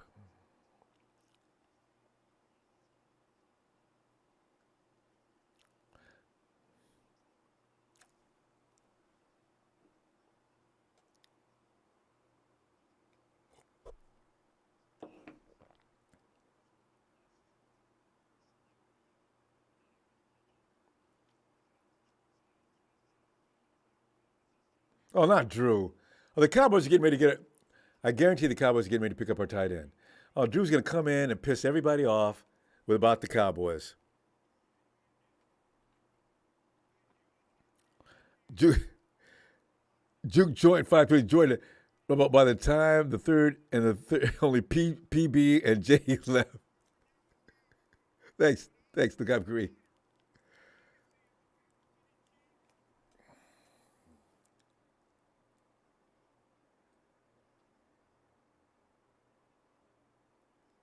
Drew, Drew, Drew, Drew. Oh, Jesus.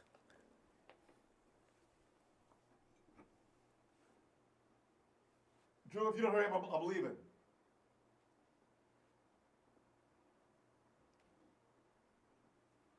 Oh, oh, I knew it. I told you. What did I tell you, fam? Damn it.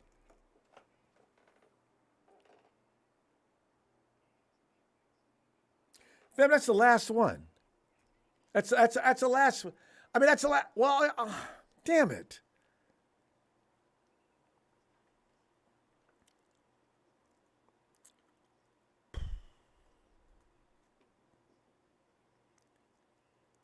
In line. The dude can block. Look at him. Good protection. You know, Kyle, I know you wanted this dude.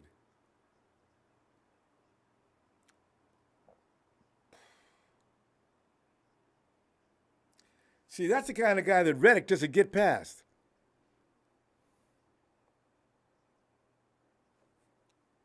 Damn it.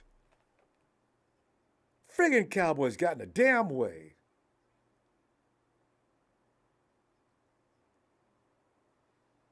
Jesus.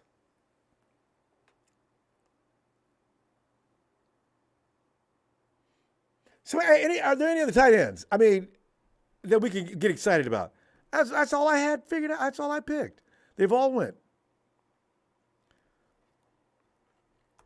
Shoemaker got a lot of praise.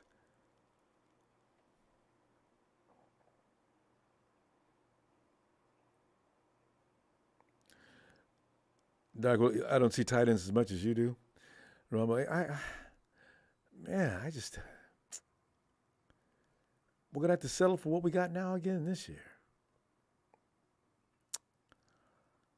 Oh man.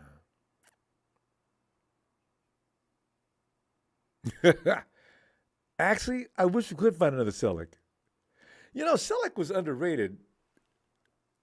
Wasn't he a UDFA?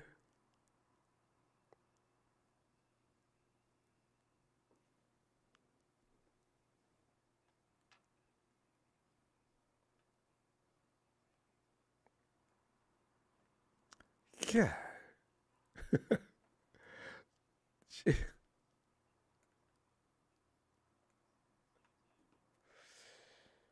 I don't. Tony, even that got you, huh? Tony usually doesn't. Tony always sees the bright side. It goes in another direction. That even smacked Tony.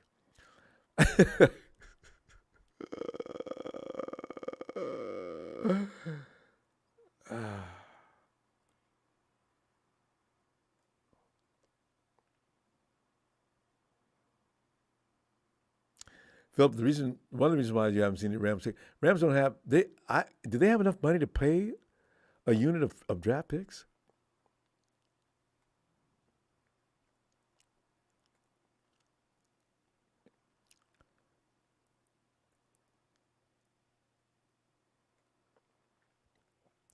You know what? The 49ers, I could see them doing that. If they are going to go for an abundance of picks so they can just have a bunch to look at and fill up the camp, there is some truth to the fact that if you get a bunch of picks, the odds increase that you're going to find a couple of gems. You know,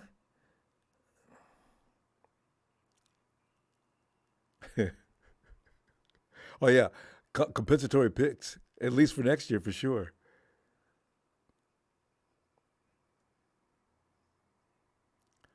Kenny Powers, you got to be careful about that kicker though. He needs to have some talent. Cause if we're sitting here and we run the clock down to 3 seconds, and the field goal kicker is going to make us win by one, and he goes out there and chokes, it's going to take us a month to get over that. So he needs to know what he's doing. Don't get the worst kicker. You might as well keep Zane Gonzalez. Zane is good, but he's just extremely inconsistent from what they're writing about him.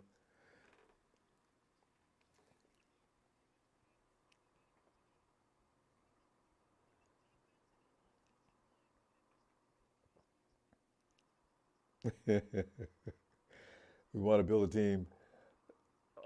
NG49, why we want a Super Bowl? No, NG4, that's a stretch. We've won a lot of games because of fifth rounders. We've lost Super Bowls and everything else we've lost. Them fifth rounders weren't the ones that lost it.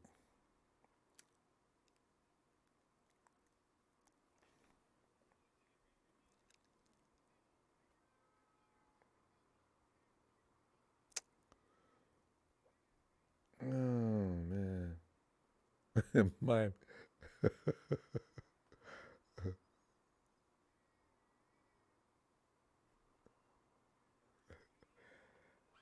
Joe, I know, 3 times. When's the last time anybody beat? We almost pulled that stunt on the Rams, but they slipped away. Remember, we were leading in that game. They were beat, and they found a way to pull it out, motherfuckers.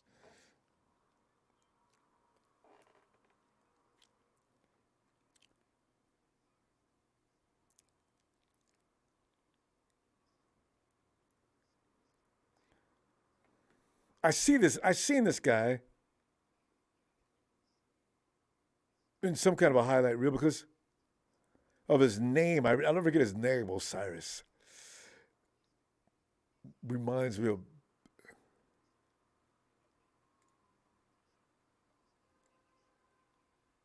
of those mythical names.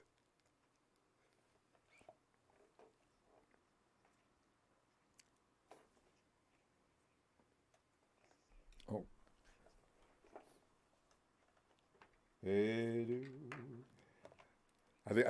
I think Tony's coming to the party. Let me get my ears on here.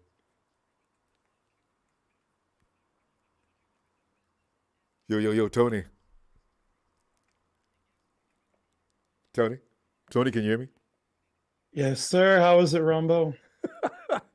Tony has been under the weather, which is why he's coming in late. So we're lucky to have him here. Tony, how are you? I'm fine. I'm just right now. It's kind of tough. I think I have a cold or something. My voice has been kind of shot for 3 days now, and this isn't going to make it any better. But this happens once a year, so I needed to be here for sure. And one thing I'll say too, there are a Mm, lot of guys sliding down the board right now yeah. that the Niners absolutely have a shot at Mm, 99.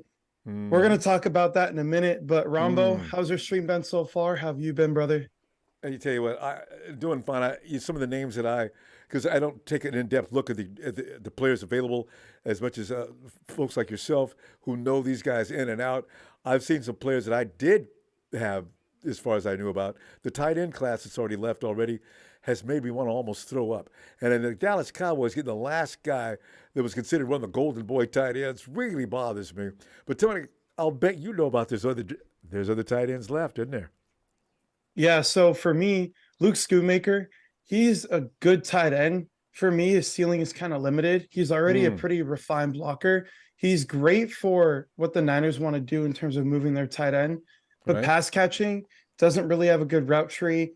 Literally at first contact, he's going to get thrown to the ground. There's no Okay. physicality there in the passing game. And the running game is different. He's not unphysical, but he's not like driving through you and like putting you in the ground or anything. So for me, second round is pretty rich for him. Brenton Mm, Strange just went to the Jaguars as well.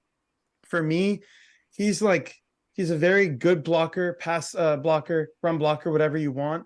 He's mm. very physical. He's one of those dudes who's going to run through your face mask and not give an F about it. And I love for that. me, he was one of the guys that in the hundreds, maybe you look at and say, we compare him as a tight end too for now. I do think his ceiling is kind of limited. He's not very fast. Route tree is pretty limited, but if you just want to throw him on some shallow routes, he's a yak monster. And the blocking Mm. is a real plus. He's one of the best blockers there. In terms of tight ends that we still have, I'm sure you know about Darnell Washington, Brombo. Yeah, people have been talking about him in the chat as well. Yeah. Yeah, so if there's anyone who's going to be a great blocker like a Kittle or a Gronk, it's this guy. He is huge. His yak ability is real. I Ah. think there's a lot of rawness to his game that can really be figured out with the 49ers. I heard the reason why he's sliding is medical issues. He had a lot of teams that just completely took him off their board because of some medical problems. And I also saw there's some minor character issues there. Do I Oh. still want Darnell Washington? Mm. Absolutely. Could he fall to 100? I think it's a pretty real possibility at this point. And the Niners really have not been a team to take a chance on guys with bad character. So I don't know how realistic it is. What I will say is if I'm the 49ers, that locker room is so good. You have to take a chance on a first round talent if he's there, given these are only minor character problems. It's not like Jalen Carter, who was basically torn up in some really major concerns. Oh, I think it's with still with pending. Washington, they're more minor, and I think you can work with that. So we'll see what happens here. I'm following the draft right here on my computer, so it's a bit delayed. You might see the picks before me. Um, No, I got a I don't delay know. too. I think in fact, you're a little, I think a little bit ahead of me, just a little bit. So that's fine. Has the Brenton Strange pick been picked yet for you? That was for the Jags. Yeah. Yeah, I just now saw that. Okay, cool. No, no, no, no. So, Actually, no, it's not. I'm oh, still waiting on really? that.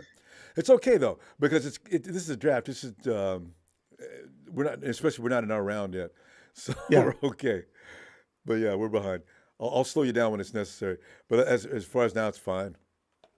It works too, because that gives me time to look at my notes and make sure that I have a good way to explain each player that goes when the Niners pick. So And it you do it actually so should well, work in my Tony. favor.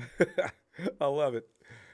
Yeah. I will say too, one guy that kind of surprised me going this early that I know a lot of Niners fans really like is Jaden Reed.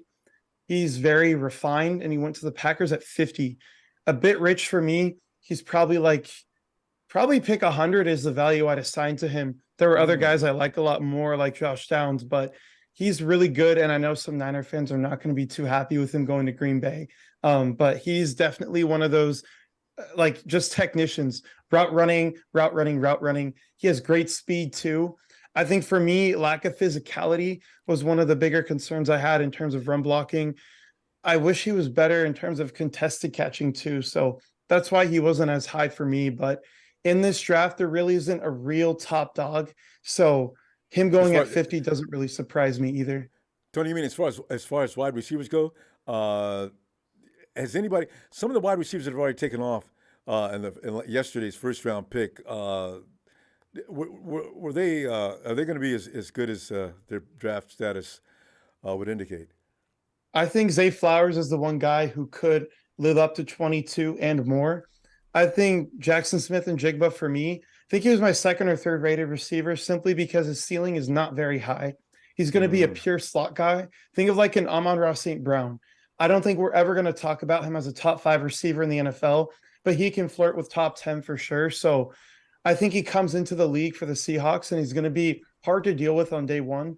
But in terms of just being a pure like number one receiver, that's never going to be JSN in my opinion. I think Quentin Johnston is, at least for my taste, he's not as physical as you want a guy that big to be, but the skill is there. His straight line speed is real. It's a 4.36, I believe.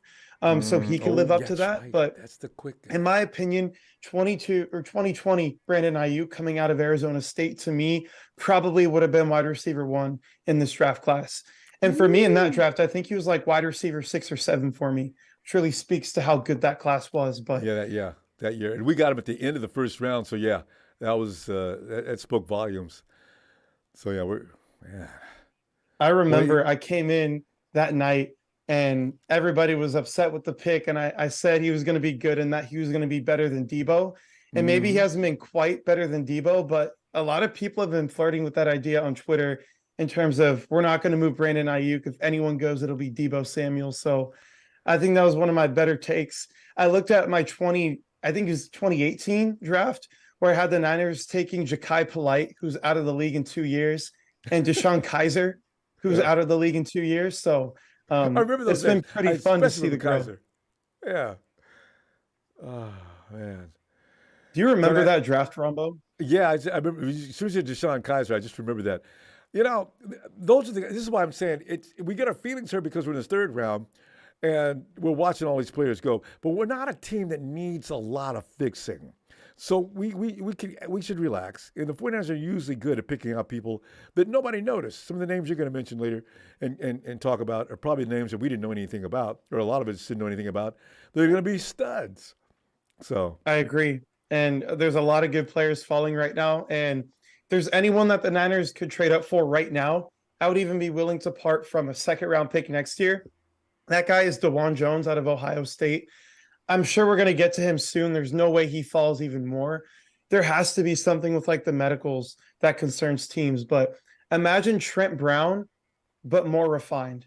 That's what this guy is. He's 6'8", yeah.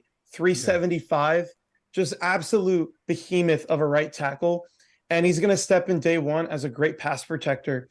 And I Mm-hmm. think he's a good run blocker, but he could see more development in that area. But he was a guy for me where top 20 pick type of guy. He was definitely a first round guy for me. And to see him slide this far, I am absolutely shocked. And the Niners, if he's available in the 70s, they need to move up for him. And I know a lot of people like Blake Freeland. To me, he's like a lesser Mike McGlinchey. If DeJuan Jones goes, then Blake Freeland would probably be my next guy after that. But there's a clear separation there. So I'm really hoping he's there because right tackle's a problem right now, especially with what the Eagles did yesterday. You saw that, right, Rombo? You know, I think between the Texans and the Eagles, I can't figure out which one I think really won yesterday's first round picks. You know, I'm going to be honest. I'm not really a Will Anderson fan at all. He was my third ranked edge in the class behind Tyree Wilson and Nolan Smith. I think the Stroud pick was excellent, A plus. He was my top quarterback. And I know a lot of people have him there as well. But Will Anderson, for me, they gave up Trey Lance compensation for a guy who really is not like a generational talent. He'll be like a 10 to 12 sack guy perennially per year, but he's never going to be the elite Nick Bosa. So I was kind of confused there. But what the Eagles did, man, they got 2 top 10 players with their picks. Like, that's just, to me, insane. And they replaced their older guys, Fletcher Cox, Javon Hargrave, Yes. Brandon Graham, with And youth. saved lots of money and got quality. A lot of people say the same thing about that tackle or that the guy that they gave up all that capital for. Some people said he'll never make a Pro Bowl. I read some things on him. I do remember that. So yeah, I think you might be on point on that for sure. It scares me. I think the Eagles are clearly the best roster in the NFC right now, maybe the NFL. And the Niners are number 2. And right now, I think, at least with the way the team currently stands, it's by a pretty big margin because you have no right tackle to go up against the Eagles. Your secondary, I'm a bit concerned about it. You have Diamador Lenore starting at corner on the outside. Isaiah Oliver is probably going to be your slot guy, but at free safety, Deshaun Gibson was good last year, but we don't know how Steve Wilkes is going to use him. So those are 2 players for me where you need to try and find guys who can at least compete with them to have a chance to be toe-and-toe with the Eagles, who already have, like I said, probably the best roster in football. Which is very sad because the fact of the matter is we lost a couple of guys in the secondary. Jimmy Ward was a vital part of how you beat the Eagles. You got to have certain kind of minds out there in the secondary, and also because the frontline defense is going to intimidate Jalen Hurts. They had it. It was going. You could see from the very beginning of that championship game that Hurts was a little confused as he came around the corner and saw a bunch of red and gold jerseys waiting for him, as if they knew where he was going. I said, we may have this game. And then finally we know what happened. But, the Eagles do not need to beat the 49ers again by outclassing us with talent. Definitely. And I don't want it to be at the hands of their defensive line either. To me, that would be the worst case scenario because if they're not getting pressure, at least you can try and work around their coverage. But if they can get pressure with 4 guys, it allows them to be so versatile in their scheme and it allows the players to be more aggressive. That would be the worst case for me. So I think, the Eagles, if we can just fix right tackle, we'll be right back with them neck and neck in terms of roster. And people forget too, we have 3 first-team All-Pro players at our skill positions. We have Debo, Kittle, and CMC. So we can go toe-to-toe with their defense as long as we have time. Yes. And you got Kyle. And Kyle, I got a feeling you always have a slight edge as far as out-coaching the guy across the field when you got Kyle over there running plays and watching what your defense is doing. Tony, I still think we'll be able to compete with him. We're playing him next year. We'll probably play him early in the season, too. I hope it's around week 4 or 5, not too late where we get injuries, but just enough so we can get on point. I agree with that. I think the earlier, the better for this team. I think the Eagles are one of those teams that really heat up late in the season. And they were good at the beginning of the year, but I think when their defense started to fall off late in the year, their offense just picked up for them and they became a better overall team. So I think earlier in the year would be better. Not to mention, too, they lost both of their coordinators, Jonathan Gannon and Shane Steichen. So we'll see. I think if we... That's going to hurt Hurts. What's up? That's going to hurt Hurts. I had to do that play.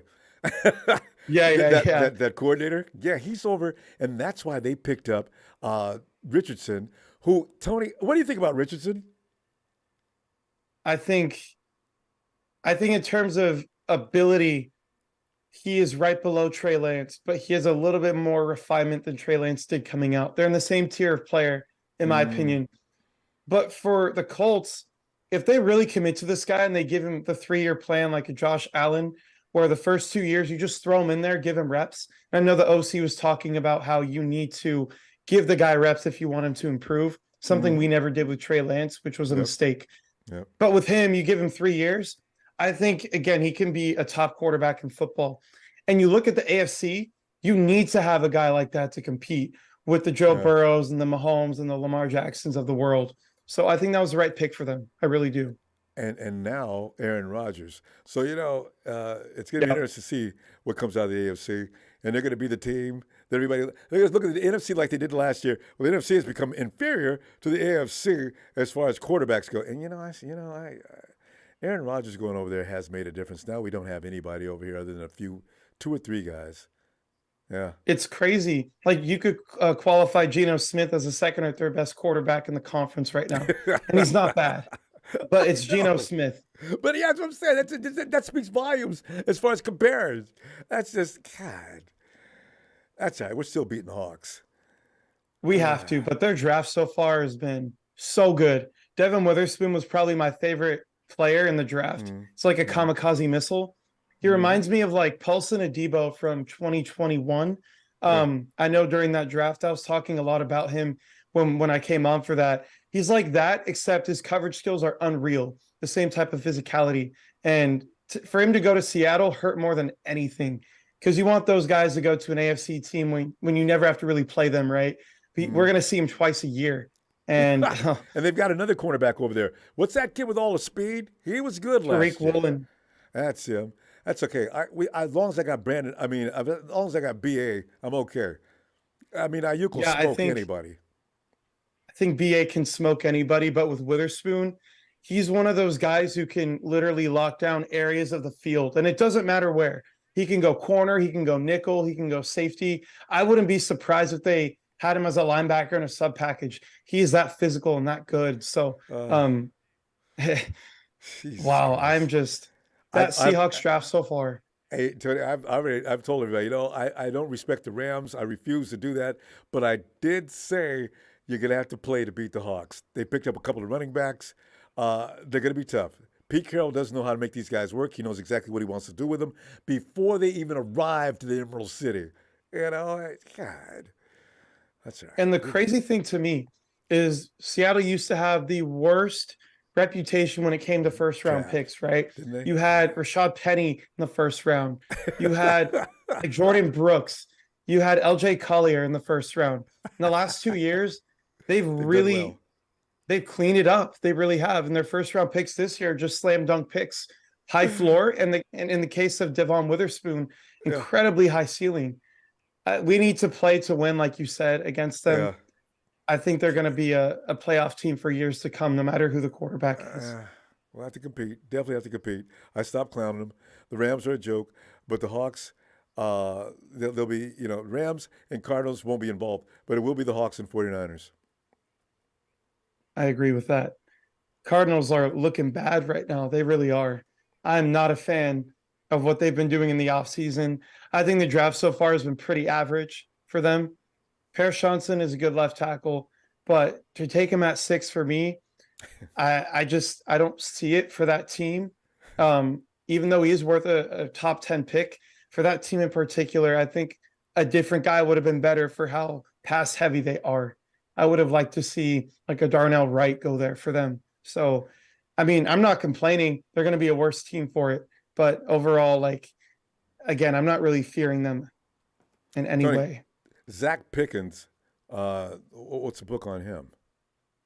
I went through him a couple of weeks ago. Let me pull up my notes on him. Because the Eagles Another South Carolina guy. So I know I made a tweet about this a few days ago. I don't like to scout helmets, but in the case of Iowa and South Carolina, that's the exact opposite. They are so physical there. He's a big guy, so I think with him, you're going to see more of the run type aspects of him, where he's going to get his hands dirty in the trenches. He's not like a super powerful player, but he's a physical guy, and his hand usage to me was really really good.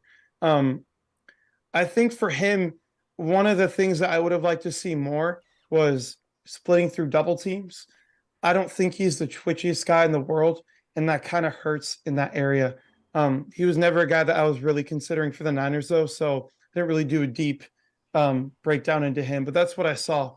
He's a decent player. I think third round is pretty fitting for him. I'd probably go fourth round if I were GM, but that would be really nitpicky. Good player, good talent, just nothing crazy. Well, the Eagles are up. You know, I'm fearing this pick. If they somehow get DeJuan Jones here, I will be livid. one thing I do not want to see is Nick Sirianni. Last year he really annoyed me because I said, Nick, you're whooping it up and celebrating and overdoing it as if that was all about you. Mm-hmm. I just I want to beat him just because of his attitude so badly. God, A little bit. I remember 'cause McVay in 2021 celebrating in the end zone before week 18 was even over. I hate And then the that. Niners did their thing and came back in that game. Oh, that He was gave such me a the same wonderful vibes in terms of that just cockiness. It was. It's just It's just unprofessional. I mean, would you calm down, Coach? Just God. To be It's- fair to him, he got so much flack when he was hired as a head coach there, and Yeah. people did not like it at all. So I think Yeah. maybe that's where the cockiness came from, kind of like a villain type of mentality now, Yeah. where Look you at did me look wrong at- before, so I'm proving you wrong. But Exactly. still, You could stand on the sideline. Look at me now, boy. Okay, Nick. Okay. If you didn't break our quarterback's arm, you wouldn't be celebrating. Tony, I'm convinced we're going to win that game had that not been the case. I agree. Jesus. Well, they got AJ. I You completely know what? agree. In our coverage, though, AJ Brown, am I right? Is his name AJ Brown? Yeah. Yeah. He made a huge difference. Just huge difference last year with that offense. He was that guy that the Titans going to use that makes that clutch, we got to have this play guy. And he was a difference for them all year. It's crazy that the Titans weren't willing to pay him $20 million a year. And the GM basically got fired for that because they saw how the team was doing, no offense whatsoever. And the owner was like, you can't just move off these all pro caliber receivers like that because you don't want to pay him a little bit more than what you're willing to pay. So I don't really know, man. I don't know what they were thinking. He is that good. He is unreal. And that's what I'm saying. That's what I like about Lynch and Shanahan. Before they make a big move, before they just not even do it, go talk to Jed, see what he says. And if it's fine with him, we sure don't have a problem with it. And they go get a Hargrave, and which still blows my mind. I thought we didn't have any money. Well, I mean, you can make money if you want to, but again, the bill always comes due. So if you have the mindset of we're going to replace these people a year early in the draft, that's how you can really save money in the long run. Mm-hmm. You see the restructuring going on. CMC, I was wondering, Jesus, we haven't even signed him yet. We restructured him already, and they saved a lot of money on that. And some other players. Although we're going to have that problem like we're having with D Ford, where you end up paying them into the 2030s. So you got it. Well, I think that's only an issue because he didn't play at all. With guys like Trent Williams and CMC, they're going to be on the team and they're going to be exceptional. So you're willing to pay like a $30 million bill in a year that they play toward the end. But the Eagles here, I saw the pick. It's interesting. I'm going to wait for your call to kind of discuss it a little bit. All right, because I'm still waiting here. Oh, here he comes now, finally. Oh, God. Tony, have you noticed how some players thought they should have been picked in the first round, if you've been watching, looking all pissed off because they were picked in the second round? I was laughing. So that big defensive end. Also, the cornerback. Hold on, here we go. Wait, hold on a second. I mean, I can't blame them. Because your agent hypes you up so much to get you to this moment. And he's like, you're going to be a first round pick. And then that's what happens. Wait a minute, Tony, they're getting 2 picks, Tyler Steen. Yeah, so he's a guy to me. He would be an okay right tackle. I think he fits better at guard. But he's one of these like Howie Roseman type picks where you develop him for a year or two. And once you have Lane Johnson leave, once you have any of those guys in the O-line leave, you're going to be sitting pretty. I will mention They are the deepest offensive line by far in football. They have Cam Jurgens, who's still waiting to play. They have Landon Dickerson at left guard, who they drafted a few years ago. The rich get richer. And Tyler Seen is one of those third round guys that, to me, yeah, maybe he's not the most potential type of player, but he's going to come in day one and be pretty good overall. Alabama guy. And I think he's one of those players that he's not going to fit everywhere, but for Howie Roseman, you give him some time to get familiar with the team. He should be one of those like really good players, above average type guards, if they decide to play him there. Sidney Brown. And their next pick after this, wow. Is that 5'9", 211? That's a good size, too. This is unreal. You see the safety? Yeah. Oh, Sidney Brown. Yeah. He is like the guy that you want to fill that Jimmy Ward role. He's so physical. You can put him near the ball. You can put him in the slot. You can use him like Hufanga as a blitzer. You can use him in terms of like a free safety. He really can do it all. I had a second round grade on him. In terms of just physicality, he triggers so quickly and he'll just throw his whole body at you. Now, for a smaller guy, obviously the durability concerns are going to be there, but you're really getting him for his coverage skills and for the physicality that he brings. And I would not have been surprised if he got at like 35 to 40 in that range. He's that type of player. He's immediately going to fill that CJ Gardner-Johnson role that they lost and probably be better. So the Eagles team is looking so good right now. They look incredible. You know, remember the kid that Jalen Ramsey slapped, the safety? What's his name? Taylor Rapp. Yeah. When I'm watching that highlight, it kind of reminded me of Taylor Rapp. As you said, very physical. Whatever he can't do on coverage, you're not going to hold on to the ball. He's not going to get away from you, type of guy. Jimmy Ward, kind of similar, but not quite as physical as what I just seen from these two guys. I think Jimmy Ward would have been more physical if he didn't get injured so much being physical, which that might happen to Sidney Brown. But in terms of Taylor Rapp, I think what separates Sidney Brown is the intelligence, the football intelligence. We saw many times Rapp was out of position because he didn't know how to run the certain coverage, because he didn't realize like you have to switch off 2 and 1 if you're playing a match coverage, something like that. I'm just making something up. With Sidney Brown, that's not the case. He comes in being an absolutely intelligent player from day one.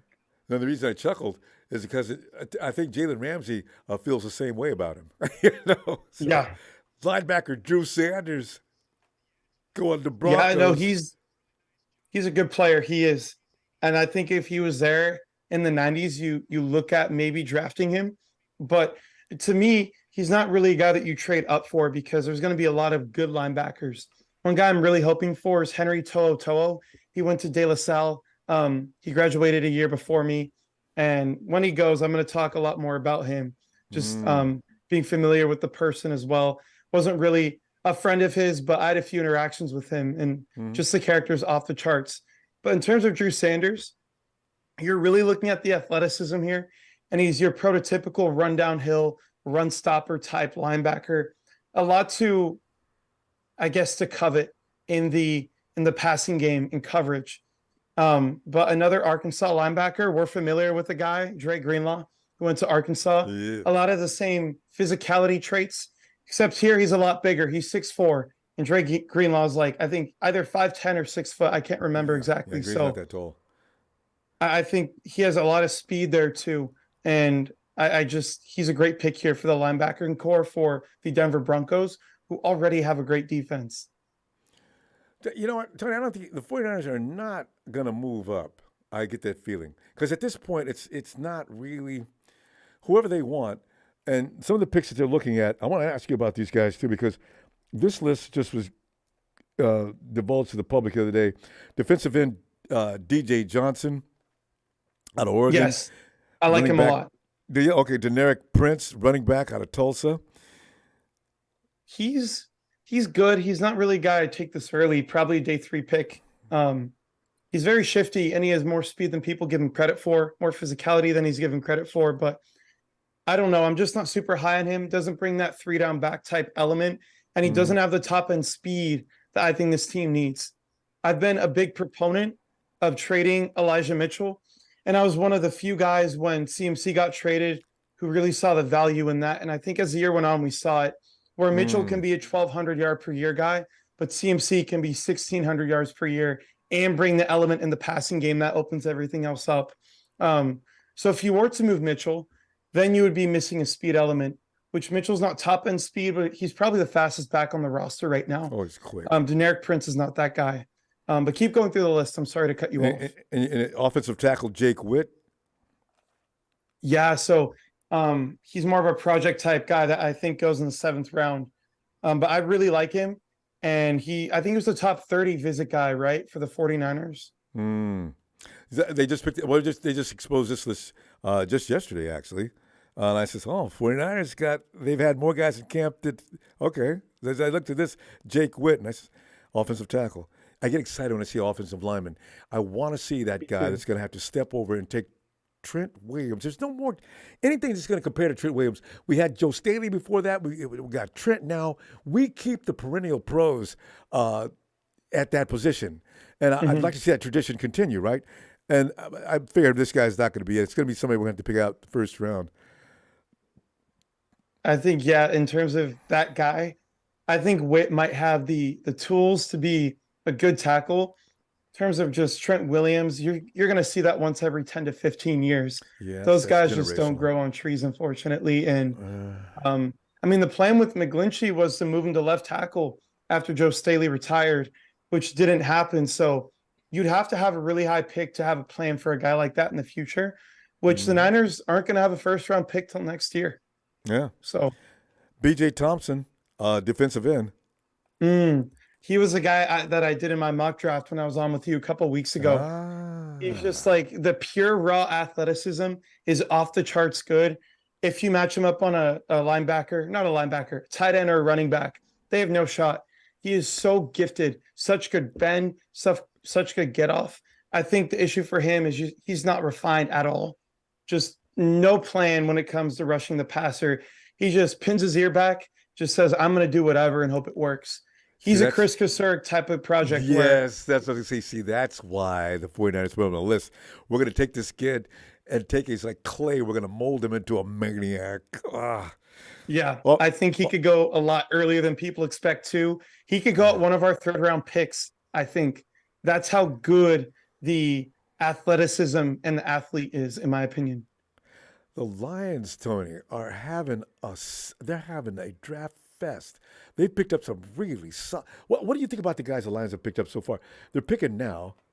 Let me see. I'm going to say right now, I love their first round. And I know that's not a very popular idea, but Jahmyr Gibbs to me was really not far off from Bijan Robinson. He would have been the RB1 in every single class from 2019 to 2022. He is that good of a football player. And DeAndre Swift has not been reliable at all. David Montgomery is a slightly better than average running back, like an Elijah Mitchell. So if you can get that guy at 12, to me, you do it every time. I love that pick. And Jack Campbell is my best linebacker in the class as well. 18 might be a bit early, but there were other teams who were going to take him in the early 20s. So I love what they did. They need those guys who are going to be day one game changers. And in terms of today, you get Sam Laporta, who is my tight end 3 in the class. He's really knocked me out. Yeah. He's the lesser George Kittle. He really is. Awesome blocking, awesome route running, awesome yak. There's nothing you really want in terms of just improving. He has everything. It's just about mastering those. Right here, they get Hendon Hooker, who first round quarterback talent, in my opinion. Really? In terms of the Tennessee offense, I think the fact that it was more of a college offense, that thing to me was overblown. He made tight window throws, and he was able to read defenses really, really well. I think the age and the injury concern is why he's here at round 3. But he's a guy to where if you want to move off Goff this upcoming year, you can do it, and you can replace him with this guy.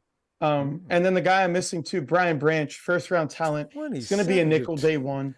You see that stat, 27 to 2 INTs to TDs. I think a lot of that is the offense, but he's a great decision maker as well. And one thing I think he does really well is throwing over the line when there's pressure. He stands in there. He's just a complete statue in terms of if someone's coming near him, he's not going to blink at all. he can navigate the pocket pretty well to move around pressure. But what he does really well is throwing over the line, where a guy like a Kyler Murray or a Bryce Young is going to have to Yeah. drop back farther to be able to do that. This guy is so tall and so big, he just doesn't care. I think that's probably his best attribute, along with his awesome arm. It's just very unlimited in that aspect. And that's what I appreciate in a quarterback. I mean, everybody values to be able to escape the pocket. Get rid of the damn ball. I've always praised that over the guy that's running around all over the field. Get rid of the ball. All right. This way, you first of all, you get yourself out of danger. You take the stress off the offensive line. The kid who you're throwing the ball to, he can't wait to get it because now it gives him a little less added time before the defender gets there. There's all kind of advantages of reading and releasing quickly. So if he can do that, she's got my vote. I completely agree. With Bryce Young, the reason why it wasn't my quarterback one, my Stroud got that for me, is because of that, the thing you just talked about. Instead of throwing over pressure and just making a read, you have to run around, get behind the line, move outside the pocket. And people are like, that's great playmaking ability. But you wouldn't need to use that playmaking ability at all if you just knew how to stand in there, throw over the line, and step up in the pocket, which Bryce Young physically, it's going to be harder for him to do, being that he's 5'10". So, Yeah. Oh yeah, Bryce, and he's too small. Tony, it's going to come. Look at the Kyler Murray. They almost killed him last year. They almost killed him the year before. Who else? There's another small quarterback in the league that's. But anyway, Bryce comes in about the same. He's just a little larger. to I give him 6 foot, I believe. Is he? I give him. Yeah. Well, is Bryce 6 foot? Bryce How is do you- like 5'9" and some change, Yeah, close to that's yeah. 5'10". Okay, I give him 6 weeks. Russell Wilson's the only guy I know, but Russ Wilson's built like a tank. I mean, the guy is strong. Oh, he's thick. Yeah. I mean, Russ was getting thrown to the ball. He's getting thrown to the dirt 45 and 50 times a year for years. Still getting there. He never missed a game. Toughest guy I've ever seen. But Yeah. these guys aren't that big. With Kyler Murray coming out, one of the great qualities to him was he never took big hits despite his size. He always knew how to get down in the pocket.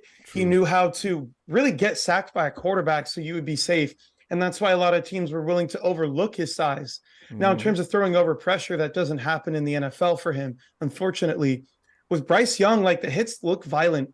Like Tua, you've seen like when Tua gets hit, his head goes back and it just looks really violent, even though it's like an average hit. That's Bryce Young, which is why it concerned me. That's it's a Bama thing, I guess, because you're right. Tua, also same school. I don't know what they're teaching them. They got to teach those guys how to protect themselves. Yeah. What am I saying? Kyle's got to teach our guys how to protect themselves as well. Tony, we cannot have 4 quarterbacks as a new record for demolishing quarterbacks in one season for one team. That's got to be a record. And it's crazy too, because we thought McCaffrey was injured for a little bit in the NFC Championship game. We were almost on string 5, Kyle Juszczyk at quarterback. That would have been string 6 because we had Jimmy, Purdy, Johnson, Lance, Josh Johnson. That would have been so funny if that happened. It would have been funny just that day, though, because I'm still upset about Josh Johnson. Josh Johnson was actually fearful. Yeah. God.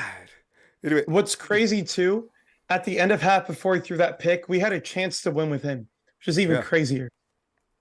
He's oh, before the Raiders pick, Ryan Hayes, offensive tackle. Ryan Hayes? Mm-hmm. I'm not familiar with him. Is he a guy that was on the 49ers interest list? He's on their interest list. Yeah, they brought him in. Okay, let me take a look at him for tomorrow. Definitely not going today. I'd be shocked if he did. But you know what? Shaquille Brown looks intriguing. Defensive tackle. Have you got a book on him? Let me see. I think I might have. I'm not sure if I did. I went through like 30 defensive tackles. He could be a day 3 guy South Carolina too. State. Yeah, I don't really have a lot on him. Shaquille's from Troy. Smaller guy at defensive tackle. I just wrote athleticism for him. But he looks really slim for a defensive tackle. They probably move him out to edge, to be honest. Which would, be fine. And that's probably what they're thinking.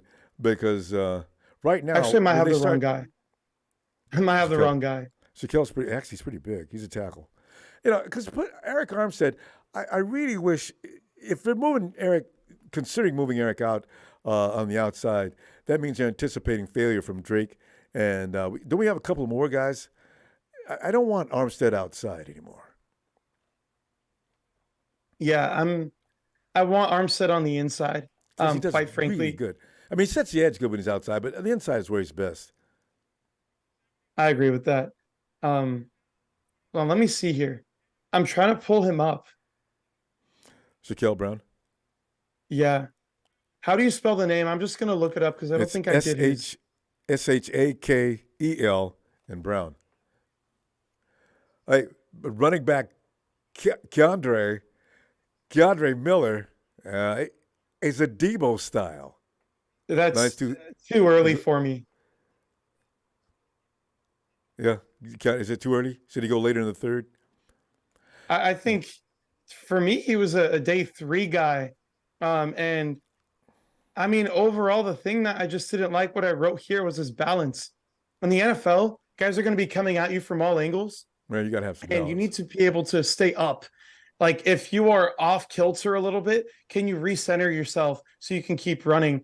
I think for me, that was so inconsistent to the point where, yeah, he's going to break tackles, but he's just going to not like make the most out of situations, like the weirdest situations, if that makes sense. No, it One does. thing I Running did backs like got to go though, through all that.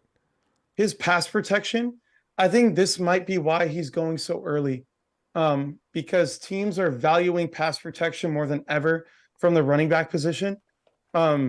He's a good Downfield player. blocking too. He led that last guy into the end zone too. That was pretty good. Uh, Yeah, so I think the patience with him as a runner is really good. I think there's untapped receiving ability there.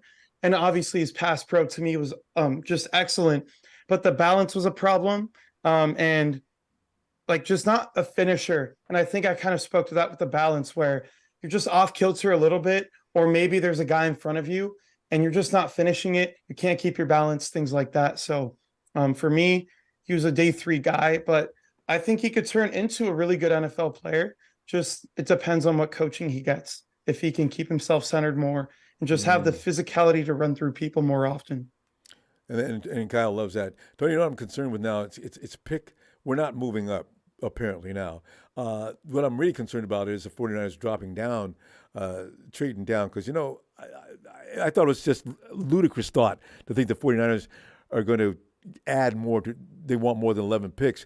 But then somebody pointed out too the 49ers might want to fill camp up with a lot of prospects and get a good look at more players playing the odds. What are the odds of having that many players and not having two or three or four that are really solid and having a bigger choice to or bigger place to draw from? It's like if you have 12 or 13 players.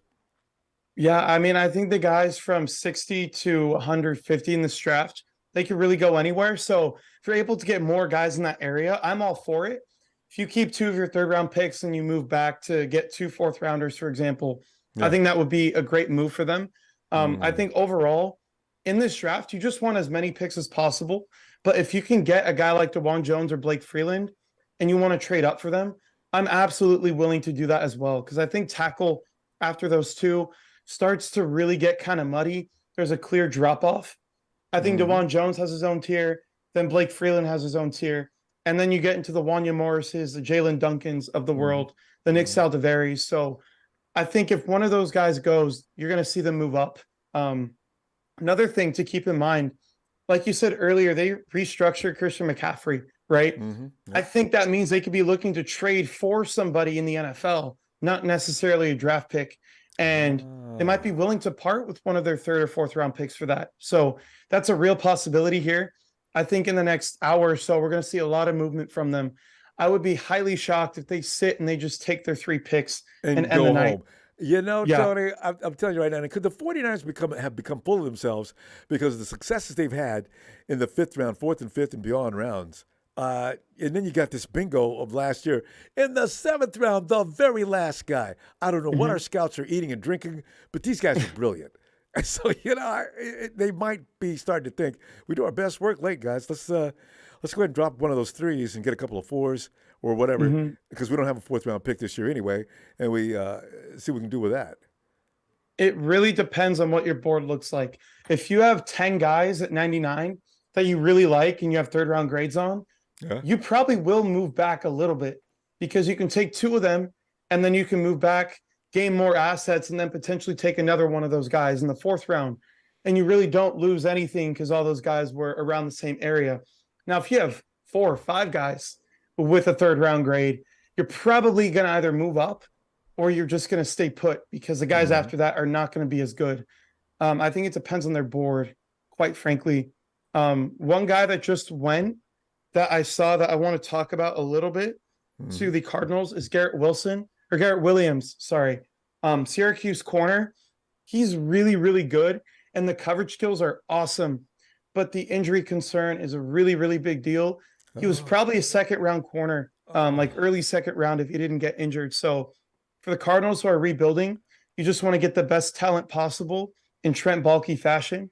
So I really don't have an issue with the pick here. Kind of like Will Redmond. You remember him? Oh, yeah. I liked him. I thought he was going to make it too.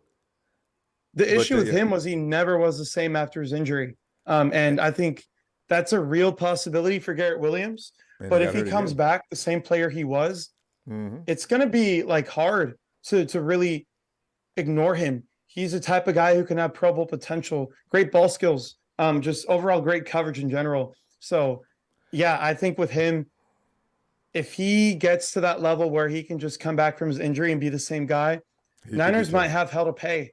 Even though we have great receivers, he could be that guy who just comes out of nowhere. So let me say hi to 49ers Faithful. Says, looks like we will keep 3 picks from the 3rd round. Thanks, 49ers Faithful, for that contribution.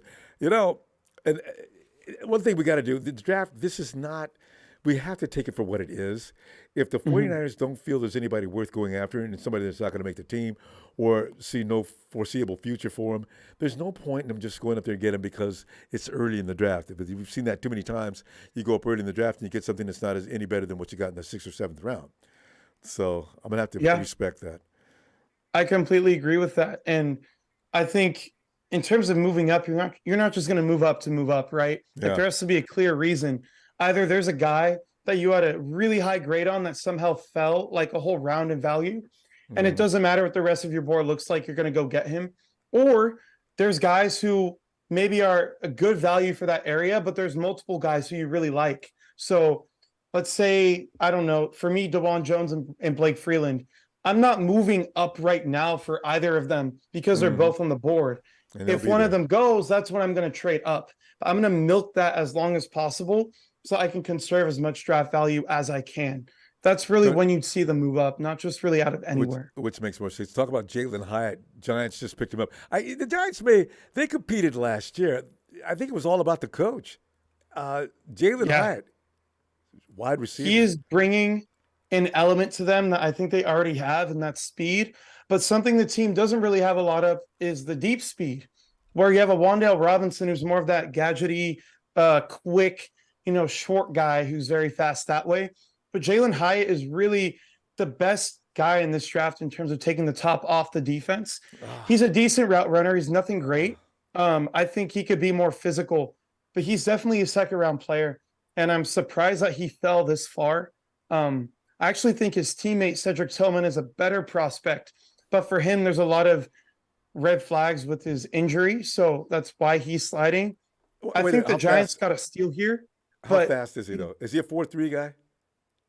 On film, he's a 4.3 guy. He ran a 4.4 at the combine. But see, that's why. I think it's very deceiving because you look at the film, there's an argument for him to be the fastest player in the college football just overall, right? So he's more like a Deshaun Jackson type where he's not really going to kill you underneath or intermediately.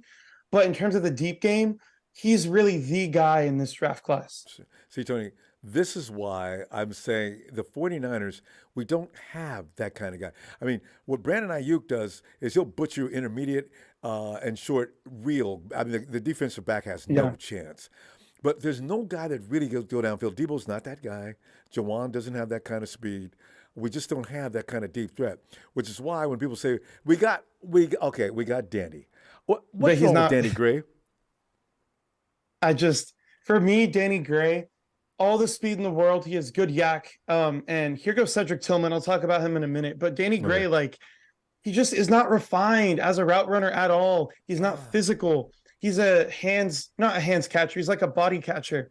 And he needs to take a big step this year if he wants to get any meaningful playing time.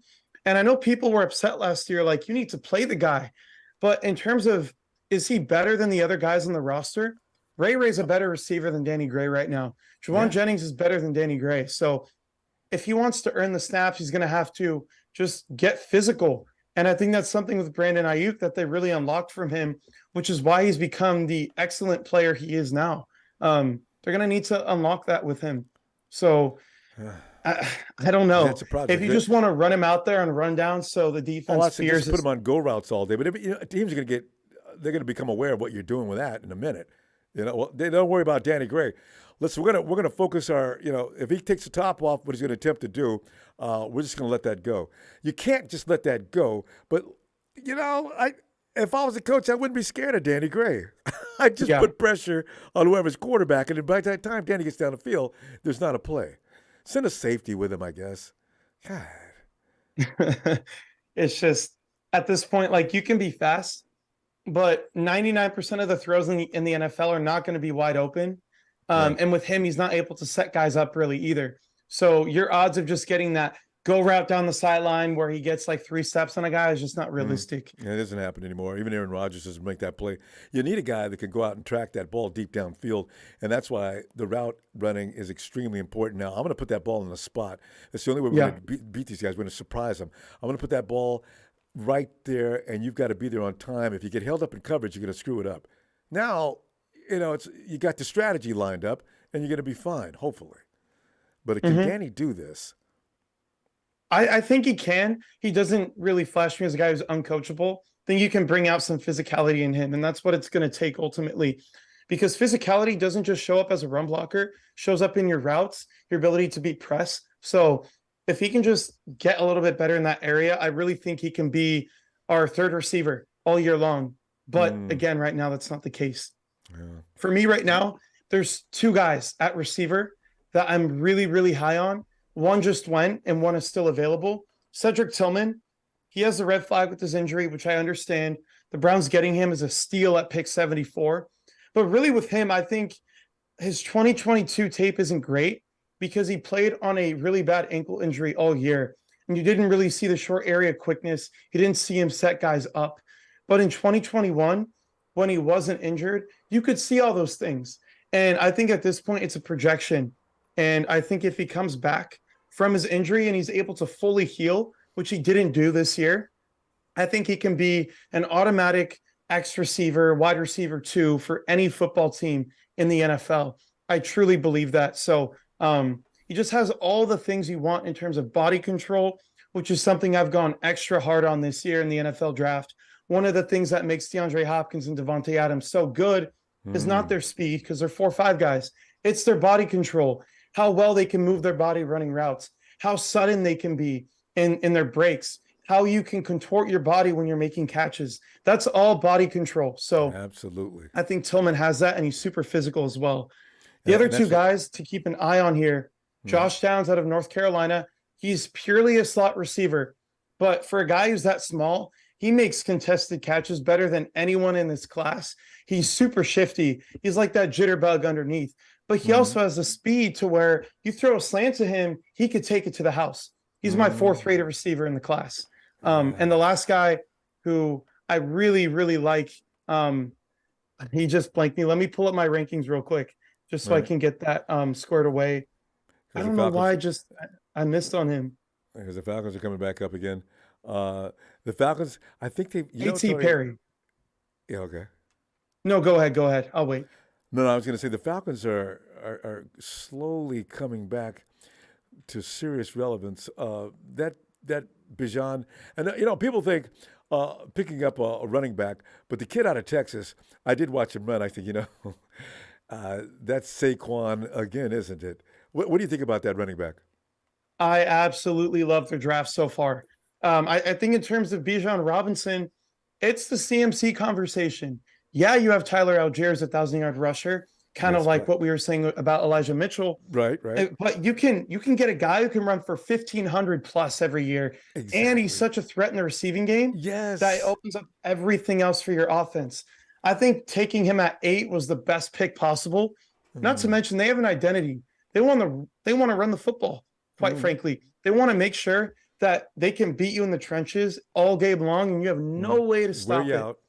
And that's what they did to us when they beat us. They wore the 49ers out. They were running against Fred and Dre. And I said, who are these people? Because that Yeah. kid last year did a really good job, that running back. I don't even know who he was. Wasn't he a rookie? And just beat it was, oh my God, they beat us up. Yeah. Physical the whole game. I, The you best way know, to maximize your roster is to have an identity and bring guys in that fit that identity. And they did that. And I think Matthew Bergeron at 34, people might be thinking that's early. I think that's appropriate value for him if you're scouting him as a guard. He is so tough, so physical, just pure raw power. He has it all. He's a developmental type player where he's raw right now, but if you can get him to be a refined player in 2 or 3 years, mm, you can see the Chris Lindstrom jump from a good guard to a potential all pro. I love what they're doing. I really do. I the thing is, bringing back to the Christian McCaffrey thing, I think the 49ers set standards a lot and trends. Everybody wants him a Christian McCaffrey. Bijan fits that mold. There's going to be Yeah. there's a couple more. You got to get a guy that's versatile, and he's that outlet guy when everything else breaks down. Your quarterback doesn't need to take off. It's Marty Mapu out of Marty's leaving Yep. Sacramento's on his way to the East Coast. But that's what you want. You got to get those guys that can do it all. I mean, Christian McCaffrey's ridiculous, though. I mean, Christian McCaffrey can actually quarterback for you as well. That's It's insane. crazy. It really is. Oh, hey, Marty Mapu, talk about him. I He think was we on the talked about 49ers him in the list. mock draft. I thought his value could be anywhere from 75 to 225. I just Mm, didn't know where he would go. Traditionally, guys like him don't work out in the NFL in terms of being a tweener type where you're too small to play linebacker. You can't really sort through the trash when you're coming up against run blockers. But also, as a safety, you're too slow. I think with him, if you can find a system, and I think the Patriots are perfect for him, where you can maximize him everywhere and you can really build a defense around his skill set of instincts mm, and ball skills and coverage ability, that's really where he's gonna shine. So I think for the Patriots, it makes a lot of sense here at 76 to take him. I just mm. don't know if historically guys like him work out because we just haven't seen it. It doesn't mean he can't be the first guy. But for a team like the 49ers who play a more traditional style of defense, Yeah. it's not really something that I was just super overwhelmed with just being happy, if you know what I mean. Byron Young just went to the Los Angeles Rams. Yeah, that's a great pick. He's one of those guys where he has a better power profile than people give credit for. He is just super, super good in terms of getting off the ball. Like when you watch him get off the ball, there was one game I watched where it was lightning quick, like Nick Bosa-esque type of get off. Whoa. He's still very raw, and I He's think the not, Rams could be a place where you develop him. he's Leonard Floyd, isn't he? He's not very big. You know what? I wanted Leonard Floyd out of that year when he's coming out of the draft. I said, look at this guy. He ain't that Yeah. big, but my God, he creates a lot of violence. He Uh, is to me. I watched Brett Coleman a couple days ago just to get my mind refreshed on some of these guys. And something that he pointed out was he's one of those very few guys that can really wait till the very last second when he's on a stunt and then mhm. jump two gaps inside. And now he has Yeah. a free run at the quarterback through the A gap. Patience, vision. That's a defensive end. Those running back, same thing. If you've Yeah. got that kind of wisdom, you're going to be fine. All To right. me, it's a scary guy. If he can really put it together, I think he can be that Leonard Floyd type where he gets you 8 to 10 sacks per year, super intelligent player, and uplifts his team around him and makes them better. That's a great pick, Rombo. It Uh, really is. I know. I don't like to give the Rams credit, but when I just saw him on tape, I said, he's not bad, is he? The Packers again. And Tony, the Packers, are they going to compete this year? Yeah, they will. I think their defense is going to be better this year. I think with the addition of Lucas Van Ness, I think he was my second or third rated. No, he was my fourth rated, but he was in the same tier for me as Will Anderson and Nolan Smith. He's a guy that can transform the defense, but here they double up on tight end. I know Tucker Kraft is a guy that a lot of people liked in the 49ers side of things. I think Oh, he's better than Luke Musgrave, who they took at 42, quite oh, frankly. I didn't realize But he was. I see the TE now. My God, if another tight end goes and we're at 78, Tony, we're so far away. Rombo, Oh, I am completely fine with their standing right now. Josh Wiley, my fifth rated tight end, is mhm. still on the board. I don't All think he'll right. go this early, but he could because we've seen the run on tight ends. Obviously, right now you have Darnell Washington still on the board as well. So there's two Mm. guys who, to me, are just two of my top five tight ends still on the board here. I'm not concerned. Tucker Kraft was my sixth rated tight end. The injury scared me. But in 2021, he was so good. He really was. Yeah. And he's one of those guys who can run routes, do yak, and also block. But I like what they're doing for Jordan Love here. Double up on tight end. You get one who's more focused on stretching the field vertically. You get another more traditional tight end. And now you get yourself Jaden Reed, who can really take the top off defenses with Christian Watson and Romeo Dobbs. So I like what they're doing so far. Maybe the Mm. value isn't what I quite assigned to their second round picks, but the Mm. identity they're trying to build is pretty good. Josh Oh Downs. man. You Oh, like here this? goes Josh Downs here. One of your guys? He's my fourth rated receiver in the class. To me, size can be Wow. a problem and you want to have bigger guys, but I think for him, he's just able to make Oh, contested look at that catches out of full nowhere. extension on His that body catch. control is insane. Look at Ah. these highlights on NFL Network. I'm looking at that full extension. I love when guys do that because you see a lot of guys seems like they quit on a ball that was just a little out of reach. If you'd have put a little effort into that, you might have made that play. Dude, his hands are insane, Rombo. I want to see how big they are. He's just, to me, my perfect type of wide receiver, the guy I look for. Body control, jitterbug, speed, yak ability, his hands, his ball tracking, just everywhere. Even though he's going to be a full-time slot in the NFL, Mm. he just has everything. I think for the Colts, for Anthony Richardson, this is an excellent pick because you already have your big guys. You have your Michael Pittman, you have your Jelani Woods type guy, but they don't really have the small jitterbug type who can win you easy yards underneath. Mhm. Man, I See, was that's hoping he'd be why. there at 99. I don't think the Niners would have taken him, but in Yeah. terms of just pure raw ability, he is a fringe first round player for me. But you know what? CMC covers that, because you run, and I wish they'd do it more often with CMC instead of running him off tackles. CMC could get loose and toward the middle of the field quickly, and you know about his jitterbugging. I mean, the drills he does, and they always show CMC's workouts Yeah. because it's amazing to watch him work out and the things Mhm. he does. So, maybe that's the only reason why you might not see that kind of guy being picked up. Because, like you mentioned, we don't have quite that kind of guy. What's Trent Taylor? Could have been, but the back went out on him. But I really liked Yeah. him when he was with us. That first year when we played the Rams, and they threw that out route to him and they called offensive pass interference. Mm, That year he was really good. But he in terms was. of after that, the ACL injuries killed him. Now I think the Niners want a big slot type receiver like Jawan Jennings. Oh, I said But Trent I Taylor. honestly, I don't think they'd be opposed to the idea of a Josh Downs.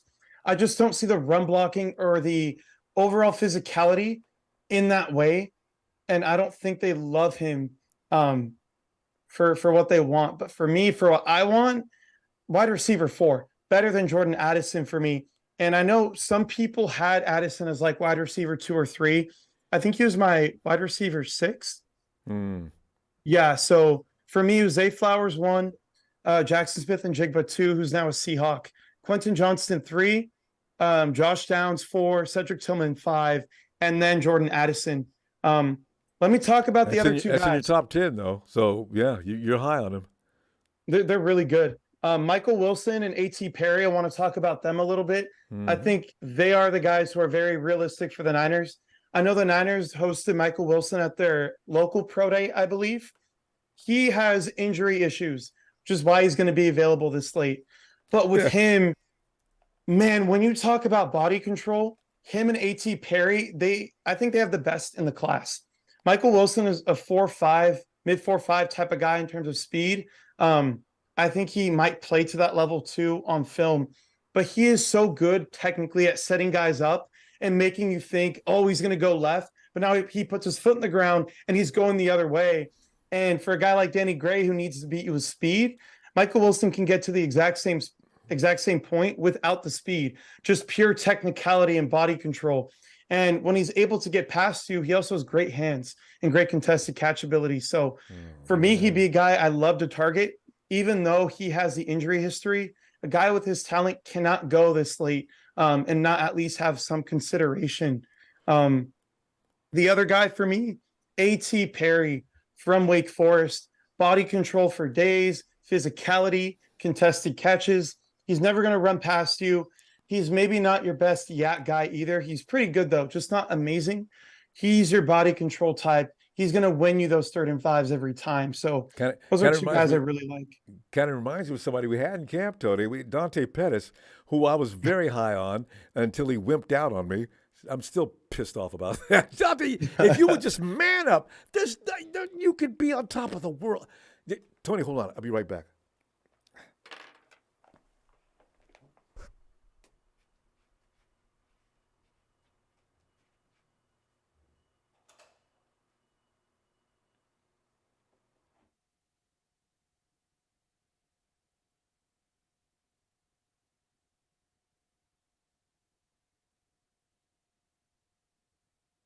Wow. That's crazy. DJ Johnson this early. I didn't think he'd go this high. I did not think he'd go this high. Now, one thing I'll say about DJ Johnson, I think there are better edge prospects in the draft, but he is a 49ers type guy to where you can run him in the 4-3. And if you can just develop him, he can become an elite pass rusher. I think, as you see here, 28 pressures in 2022. I think if you give him better opportunities, I'm not really a fan of the way Oregon used him, he can double that easily. So Sorry, this Tony. is a good Thanks. pick for the Panthers. Mm. Did I miss There that you are, pick too? Ronbo. Yeah, here I am. Well, who did I miss? What pick did I miss for the Panthers? Panthers took DJ Johnson. Um, Ah. so yeah, I really like DJ Johnson. He's like an early day 3 pick for me. Notorious GAV is asking what running backs are left that Kyle could possibly take. Let's take a look at the running backs that are still on the board. And Tony, Um, wait, before you start started, know that Kyle is definitely going to pick a running back and a wide receiver. He's got a fetish. oh yeah. He's going to get, well, yeah. So, but go ahead. Okay, so it really depends on what you're looking for. I don't think they need the power element because you have Ty Davis Price, who already has that run through your face, does not care, will literally send you back home to your family. But Mm-hmm. if you want a guy like that in this draft, not big on Tank Bigsby, I think Roshan Johnson, a guy that they hosted on a top 30 visit, I believe, he is that guy. He is powerful. He's just really good at the 10 to 15 yard type runs. He doesn't have the top end speed you're looking for. But if you want that power profile, he is the guy, and he has more wiggle than people give him credit for. He has great vision as well, which is one of my big things with running backs.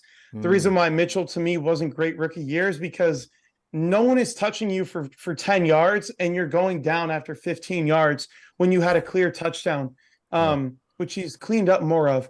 Rashawn Johnson is the opposite of that. So power profile, that's what you're looking for. If you're looking for speed, I think Devin A-Chain from Texas A&M and Izzy Abanikanda are the two guys you want for speed. And I think for me, Devin A-Chain is, you're more of like, put your foot in the ground and just run through the defense, more of a slasher type where you make one cut and you move. Excellent vision. With Izzy Abanikanda, I think he might be a tad faster, but his vision isn't as good, and it takes him longer to get to top speed than it does Devin A-Chain. But those are two guys that you can take in round 3 and I'd be happy with, that fix the need for speed, because you can make the argument that Mitchell's your fastest guy and he doesn't have that second gear. He accelerates quickly, but he's never hitting his top end speed to the level that a Devin A-Chain would, where he's running literally at low 4.3 on film. And he So barely breaks it. Actually, McCaffrey's more successful at breaking the line of scrimmage and into the open yeah. than Elijah. You know, have you noticed that Kyle does not run that stretch often anymore? He's between the tackles now more than ever. Well, I think that's because you had Raheem Mostert, who had that speed, who can make it work on the edge. Yeah. Niners don't have that top end speed anymore. McCaffrey and Mitchell are second level speed type players. And by second level, I don't mean second level to defense. I mean, Like you have your first tier and they're in that second tier. They're not breaking out for home run type plays and Nope. finishing them. They might break out for a 50-yard run, but they're not going for 80. Because we don't have that guy, it changes the way you have to play football. Um, and I honestly think that's a plus for Kyle that he's adapting to his roster. He's Yeah. making players better because of Good the way point. he's scheming them. Yeah. Don't do things that you're not capable of doing. Do what they're capable of doing. That's a good point because if you send Elijah Mitchell to the edge, he's not going to make it. And Christian, Mhm. I don't.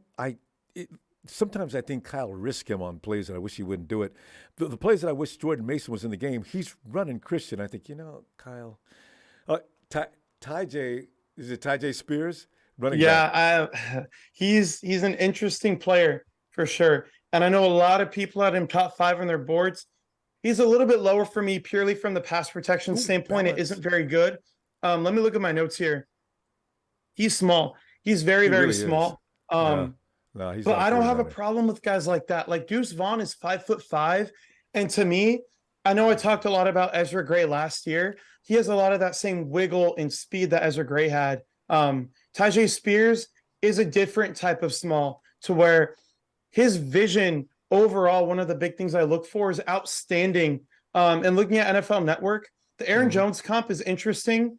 I Mm-hmm. don't think he's quite as just like contact balance oriented as Aaron Jones. It's probably his best trait, but he has the vision. He has the burst that you're looking for where you can stick your foot in the ground and get to top speed really, really quickly. And I think a really good element to his game as well is his receiving ability. So I think the Aaron Jones comp is pretty good for him, actually. I just would like to see more of the contact balance type of thing with him and the pass protection, but Yeah, he's a good that's what I was player. gonna say. Kyle is he's see that you got to check all the boxes with Kyle. Or you're not going to play, and I got a feeling that's why TDP didn't play very much last year, and it may be Jordan Mason's thing as well. Kyle has a thing Yeah. about policy with certain players, and I always wonder, well, Kyle, if you weren't going to let him play, and you tell him you come in, you got to block, got to do this or that, or you're going to get less time on the play. And I said, Yeah. then they got Yaya. Tony, what did you think about Yaya Diaby? I kind of liked him when I saw his film. Yeah. He's really your pure raw athleticism type guy who's maybe not as athletically gifted as BJ Mhm. Thompson, but it's close. But he's a Yeah, bit more refined in that way. And I think he's one of those Chris Kosurik type guys where yeah, you give him 2 years to develop and he's going to become an they're absolute building. menace. Yeah. His bend is unreal. It really is. His first step to getting to like the left side of the tackle and then bending to come underneath him to me was very impressive from his Mm, end. I think in the run game, you'd like to see more of it. If they run straight outside zone, he's mm. okay. But when they're running between the tackles, you Yeah, don't he'll see him struggle. sorting through the trash like a Nick Bosa would. And the 49ers did bring him into camp to check him out, too. So there he goes. Uh, No, he is definitely worth this pick here just on traits alone. He's a top 100 guy. Same with BJ Thompson. I would probably lean BJ Thompson just a tiny bit. But for the Buccaneers who are running a different type of defense, I think it's a fair pick there. So I know he was the Niners' favorite. I know John Chapman was outspoken with his love for him. So mm. yeah, one So, guy so that I want to mention who's still yeah. on the board, Rombo, Hmm. who is definitely a 49ers type guy, is Keely Ringo from Georgia. He's still on the board. Edge? No, he's a corner. He Oh, is okay. just kamikaze missile, just Uh, running through your face. He could be like a Pro Bowl safety if they want to move him there. But I know Paulson Adebo was a guy they loved in 2021 when he went at 76 to the Saints. They moved on to Trey Sermon for their pick. But he was, to me this year, one of the most underrated corners in the draft. He's kind of stiff, which teams don't like. But when you're running a Steve Wilkes primarily cover 3 defense, hmm. that is something that you really don't need a whole lot of. So I think he's a guy that they probably could even trade up for here. Whoa. I wouldn't be surprised. Tony, and Steve Wilkes, what are you expecting from him as far as design on his play? And also, what's the hardest hitting cornerback you can remember we've had in the last Mm. decade? Oh, well, Dante was a safe, yeah, He was a cornerback. free safety, yeah. Yeah, Safeties are always famous for hitting. Cornerbacks are usually that's not a cornerback thing. They're usually We wrapped. really, huh? Maybe you could even throw Demo in that conversation, which is kind of crazy. Hey, I Tony, think wait, Emmanuel before you go any further Mosley. though, how do you feel about Demo? I've been arguing with people about Demo. I think he accelerated. I think he improved last year. I've got faith in him now. I think with him, when you're running the cover three style defense, it's going to mask a lot of your deficiencies in terms of vertical speed and not getting beat deep. Yeah. But for him, he still got beat despite them trying to mask his limitations. That You was my can't. problem with it. And man There's a defense. level to guys where you Yeah. don't have vertical speed, but you can hold up in a cover three, like a Darius Rush, who we talked about, where he has really good straight line speed, but he can still get challenged vertically sometimes. That's not an issue in cover three for a skill set. With Oh, yeah. Demo, it is. And you It's mentioned scary. that you look at Richard Sherman defines exactly what you're talking about, and he's going to go to the Hall of Fame with people saying that very same thing about it. And Richard did get burnt on a couple of important times because of that lack of vertical speed. And but otherwise, if Sherman has a chance to set up and watch what you're doing, he's going to kill you. Took the whole I agree. field with Aaron Rodgers how many times in his career? I said, you know what? That's respect. My God. Absolutely. With Demo too, I don't want to move him. He's one of those tone setters. He's so physical and just so like gritty. He's one of those guys you want to have in your room, even if he's just a special teamer. I love him. I do. I can't see it as an outside corner. I'd be more comfortable with him in the slot. So that's why I talked about the Darius Rush pick on our mock draft that we did a couple weeks ago. And yeah, I think Steve Wilkes is going to be primarily cover three. That's what we saw with the Carolina Panthers. And it's really something that the Niners tried to do a lot with D'Amico and Saleh.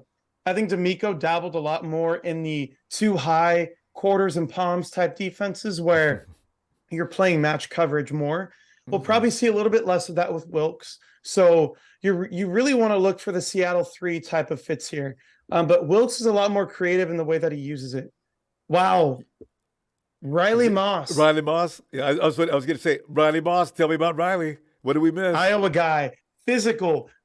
Oh man, he's Most one of guys those in guys Iowa. that in the beginning of the process had like a 5th round grade on him. That was a hit. But the more I watched him and the more I thought about the fit for the Niners, I was just like, this guy's a slam dunk if we can get him at 99 because he's a former receiver, so his ball skills are already off the charts. My favorite type.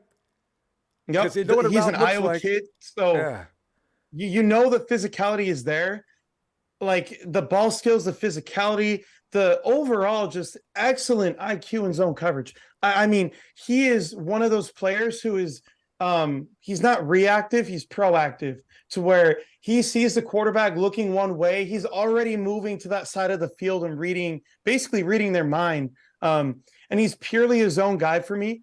I don't think he has the mirror abilities that you look for in a man corner, but in terms of instincts, in terms of physicality, in terms of just overall twitchiness, he's able to just maneuver in so many unique ways. To me, he was a top 75 player in this draft. And again, like Iowa guys, for me, they're usually going to be higher on my They're board. tough, aren't Jack they? Campbell is my linebacker 1 for that reason. Devin A. Kane. A chain? How are you going to pronounce it? Yeah, Texas this is a A&M. Mike McDaniel pick for sure. You know they love speed there. Raheem We love Mostert, to- Jalen Tony, Waddle. we love speed. Why? We're not looking for speed anymore in the wide receivers or the running backs. Well, I think Mike McDaniel had a big hand to play in terms of the speed element to the team.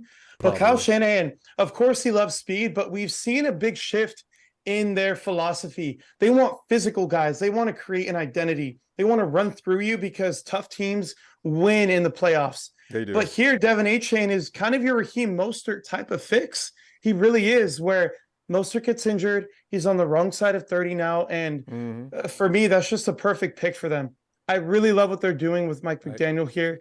My stream just went out. Let me get it up real quick so I can watch the game with you guys or the draft. You're watching the network as well, yeah. Yeah, A-Chain is, I could see what you're talking about. And also, I just wish, because you got rid of Matty B because he made Kyle mad. And one thing a player cannot do, Steve, Kyle's supposed to be a player's coach, but you got to watch what you say to him and your attitude, because he had a little problem with BA the year before last, And that was interesting to the And point Trey he will Sermon, not let you play. Trey Sermon? Trey Sermon, Uh, nobody knew about that, but I think he was like late to a meeting one time. that's all it And takes. the fact that he missed the meeting and he was absolutely terrible in pass protection, he never worked out with the team. I, So it's a big you know what? deal. It wasn't. You know what? This time I can't blame Kyle for that because the Eagles weren't going to put up with him either. Let me say hi to Miguel, who says, "Can someone ask Larry Kruger when is Trey getting traded?" Miguel, thanks for that contribution. Tony, have you thought about that? Is Trey going to be with us throughout the rest of this draft? He's going to be here. Like to me, the amount of value you could get from a team is going to be nowhere near what you could make him. And Brock Purdy, I want to say something about Brock Purdy because I was one of the first people to buy his jersey. The second he won that second game, Yeah. I was in Seattle at that game on Thursday Night Football. I told the people around me, hey, if he wins this game, I'm buying his jersey right now. And they won, Go so I do it. did it. Yep. I love Brock Purdy. I love the poise that he plays with, but he was And the very look in inconsistent his in eye, college. yes. For me, like the injury is a big deal because you either come back and you have a stronger arm than before, or your arm is completely wrecked. It's like 50-50. And for a guy who already is at the lowest level of acceptable arm strength for an NFL quarterback, Right. if that gets worse, we saw what Nick Mullins did in Philly in the preseason. It was not pretty. So there's no reason to move off of him at this point because you have that unknown with Sam Darnold already and with Brock Purdy. Your quarterback room is super strong, but it's super fragile. So moving off of him is dumb. They have not poured resources into him. They have not given him playing time. You want to see what that guy could be because of the investment you made for him, for the talent that he is, and for how intelligent he is. There's no reason to trade him unless you're getting a first round pick back, which clearly no team is willing to Who's gonna part do it with. now? You haven't got a sample size. What are you giving up for? You know, this is why the draft is always an illusion for some people. They don't understand. You don't just go out and go to the top of the draft looking to get better. You got to be careful with that. So many times that is not what it's going to happen. So I'm all for training Trey as well. Let's see what he's got. He's working hard. He's already gotten better with his delivery. He's never been, like you're saying, he's never been a dumb quarterback. So I'm looking forward to seeing what he looks like in camp. He is up against it against Sam Darnold. Sam's getting a lot of criticism, but Sam Darnold's nobody's slouch. And last year, he's been how many of the coaches? I understand he's been injured most of the time when he was struggling. So I'm saying if he's healthy now, and what we saw in Carolina last year for those first few games, he was running Kyle's offense. I don't know how or why, but a lot of teams are trying to run Kyle's offense. But still, he looked razor sharp. I think for me, the intelligence for him is a big knock. The accuracy overall is very inconsistent. If Trey loses to him, this is kind of my mindset. If Trey loses to him, he doesn't deserve to be the starter anyway. If he wins out in camp, that's what should happen. Like to me, Sam Darnold is a lower level player than Trey Lance at this point, even with the experience he's built over these last 5 years. No, if that happens, you going to go out and buy Darnold's jersey though. No, I have PTSD you got to be now. careful about making that bet because people got it says it. Listen, if he wins the next game, you're gonna go out and buy his bet. It's like betting with a personal rival team. So if we beat you guys, you got to wear a Rams jersey for a week. Oh, I won't take that bet. The risk, the pain involved, it's too much. It's something I would never do. Oh, and God. wow, so okay, linebacker for the Chargers, Deion Henley. If there's anything that's going to be close to Fred Warner in this draft, is him. And I think he should have gone way earlier. The coverage is excellent, quickly triggers downhill in the run game, and he's so physical. He's going to finish the job. He's going to tackle through you. He's not going to do arm tackles and try and wrap you up. He's going to try and run through you and put you on the ground. But his coverage ability is awesome. So I'm just shocked he went this late, Ronbo. I am. And if there's anyone that's going to be close to Fred Warner in this draft, it's him. That was that running back the Dolphins got? They're still highlighting him. He is quick. I do want that kind of back, though. Wait, we traded. Though. We did? We traded. We gave up pick 102. Wait, no. Yeah. Pick 102. Did we go up or down? Ronbo, there's 5 guys here that I'm looking for. Dewan Jones, Keely Ringo. Okay. Those are probably my top two guys that are left. Now, Then Blake XSF. Freeland Yeah. would be a guy that I'm really interested after Yeah. that. Let me look at my board real quick. And Darnell by the way- Washington, as well as the guy that I'm really looking for here. And Okay. then probably the fifth guy in that would be Michael Wilson at receiver, but I don't think you trade up for him. So it's not something I would want to do. I'd be really cool with the pick here. And then maybe even BJ Thompson. But Okay, I'm really looking Trenton for Simpson. Dewan Jones and Keely Ringo. Trenton Simpson just got picked up. 40-yard dash, 4.43 for a linebacker. 6'2", 235. That's Dre Green. Yeah, no, he's a good player. Just sideline to sideline is excellent. I think for me, one of the things I was hoping for more in the run game was how quickly can you trigger into your run fit and get to the running back. He like waits a little bit, and then he's not super explosive when it comes to running through you. He's explosive running sideline to sideline, but I don't know what it is.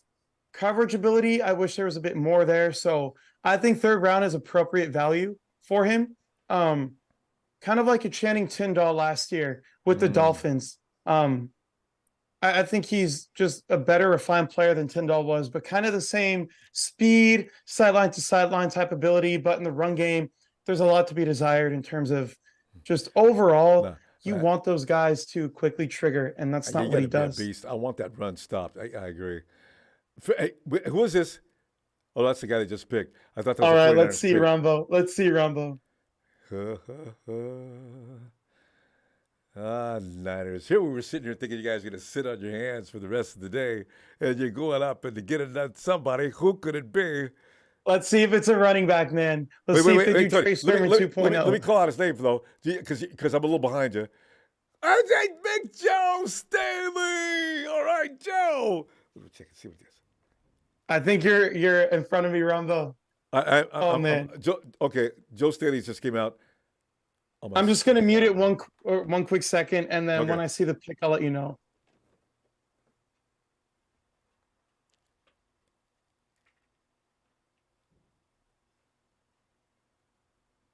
The 49ers got one of the guys out of camp. Safety.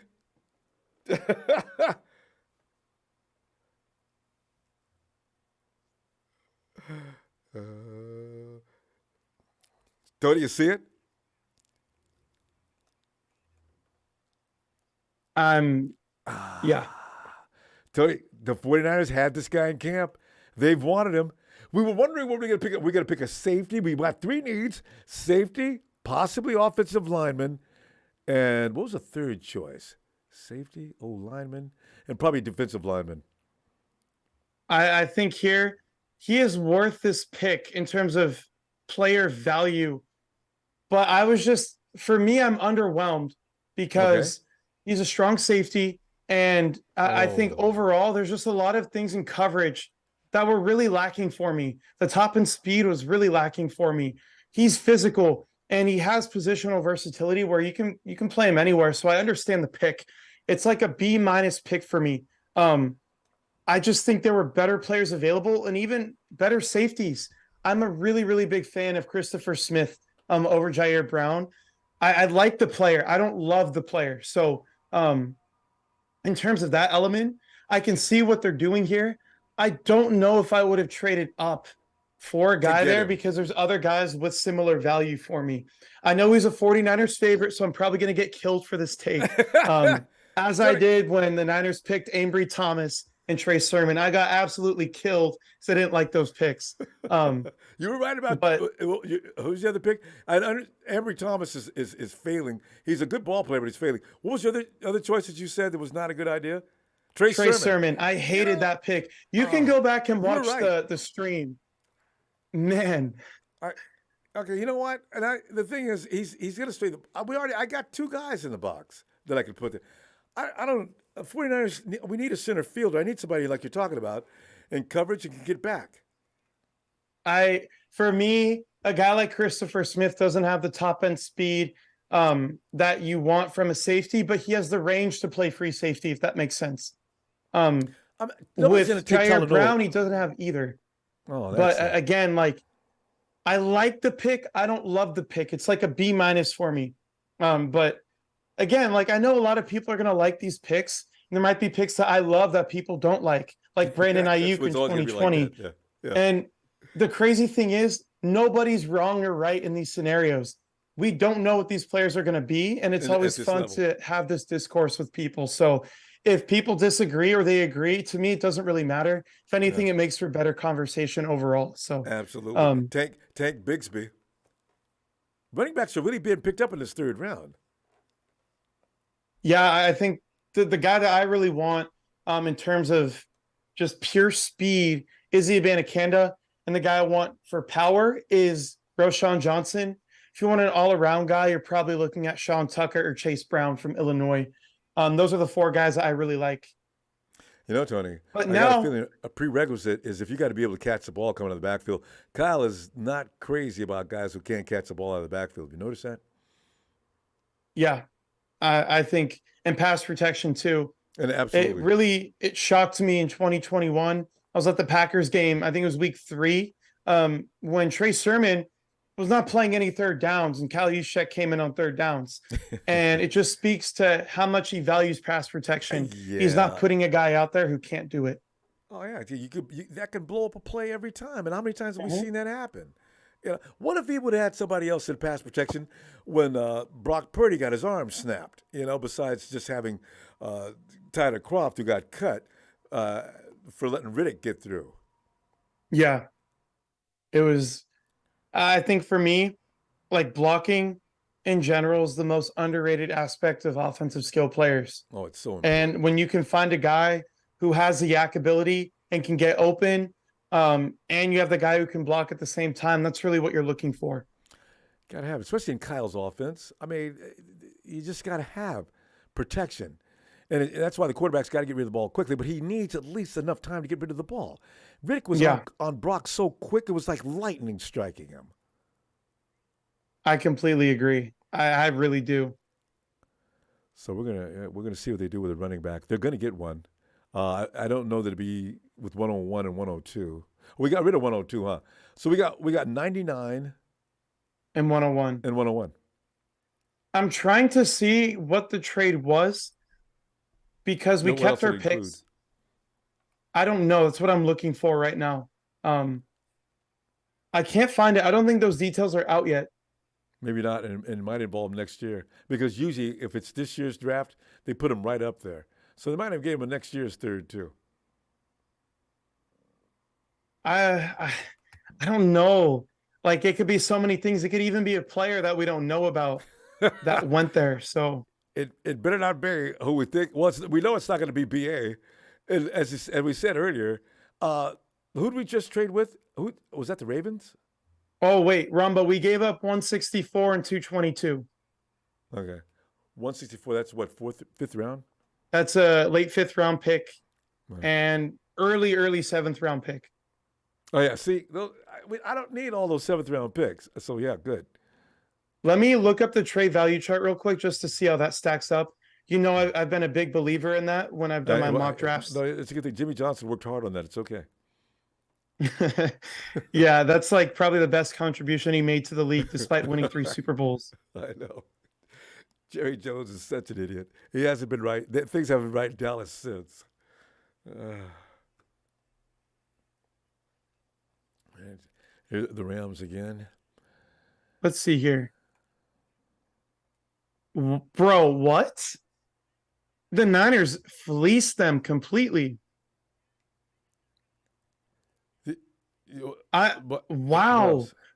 So basically, Minnesota, their pick is worth 155 points, and the Niners are worth 92, which means you basically need to get 63 points in pick value, right? Yeah. Uh-huh. The Niners gave up their picks 164 and 222. It's worth 25 points. What are the Vikings doing? This right here, I'm not even mad at the pick anymore. That's an absolute fleece. What are the Vikings doing, man? Well, it pretty much defines what they do all the time. The Vikings have had some good rosters and really screwed up. Last year they started off, what, at 10-0, 11-0. They were undefeated longer than anybody else. Who's Kobe Turner uh, for the Oh, Rams. yeah, I love this guy. He was a guy in the 99 to 102 range who I really would have liked. I don't think Yeah. we need defensive tackles, but he has Not the now. instincts. He has the twitch to move between gaps. He can beat double teams. He's really one of those guys, like just a sleeper prospect overall. To me, the most important thing about his game, though, is his IQ. If you put a move at him, he always has a counter to And get through quickly, what you're trying to do. yeah, that's He the guy. understands the game so well. And again, it always comes down to IQ. Yeah, you have to be football intelligent in order to achieve anything. Mhm. So yeah, This Rams Fred draft so Warner far to is me is like excellent. that. I mean, extremely cerebral. Oh God, I'm glad I'm not putting my earphone on.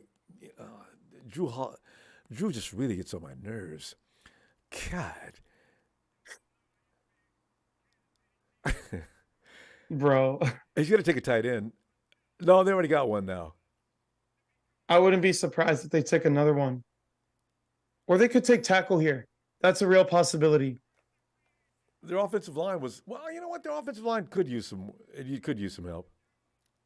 Maybe a little bit. It's not like a pressing need, but they could definitely give into that because they have a lot of older players they need Yeah. to replace in a few years.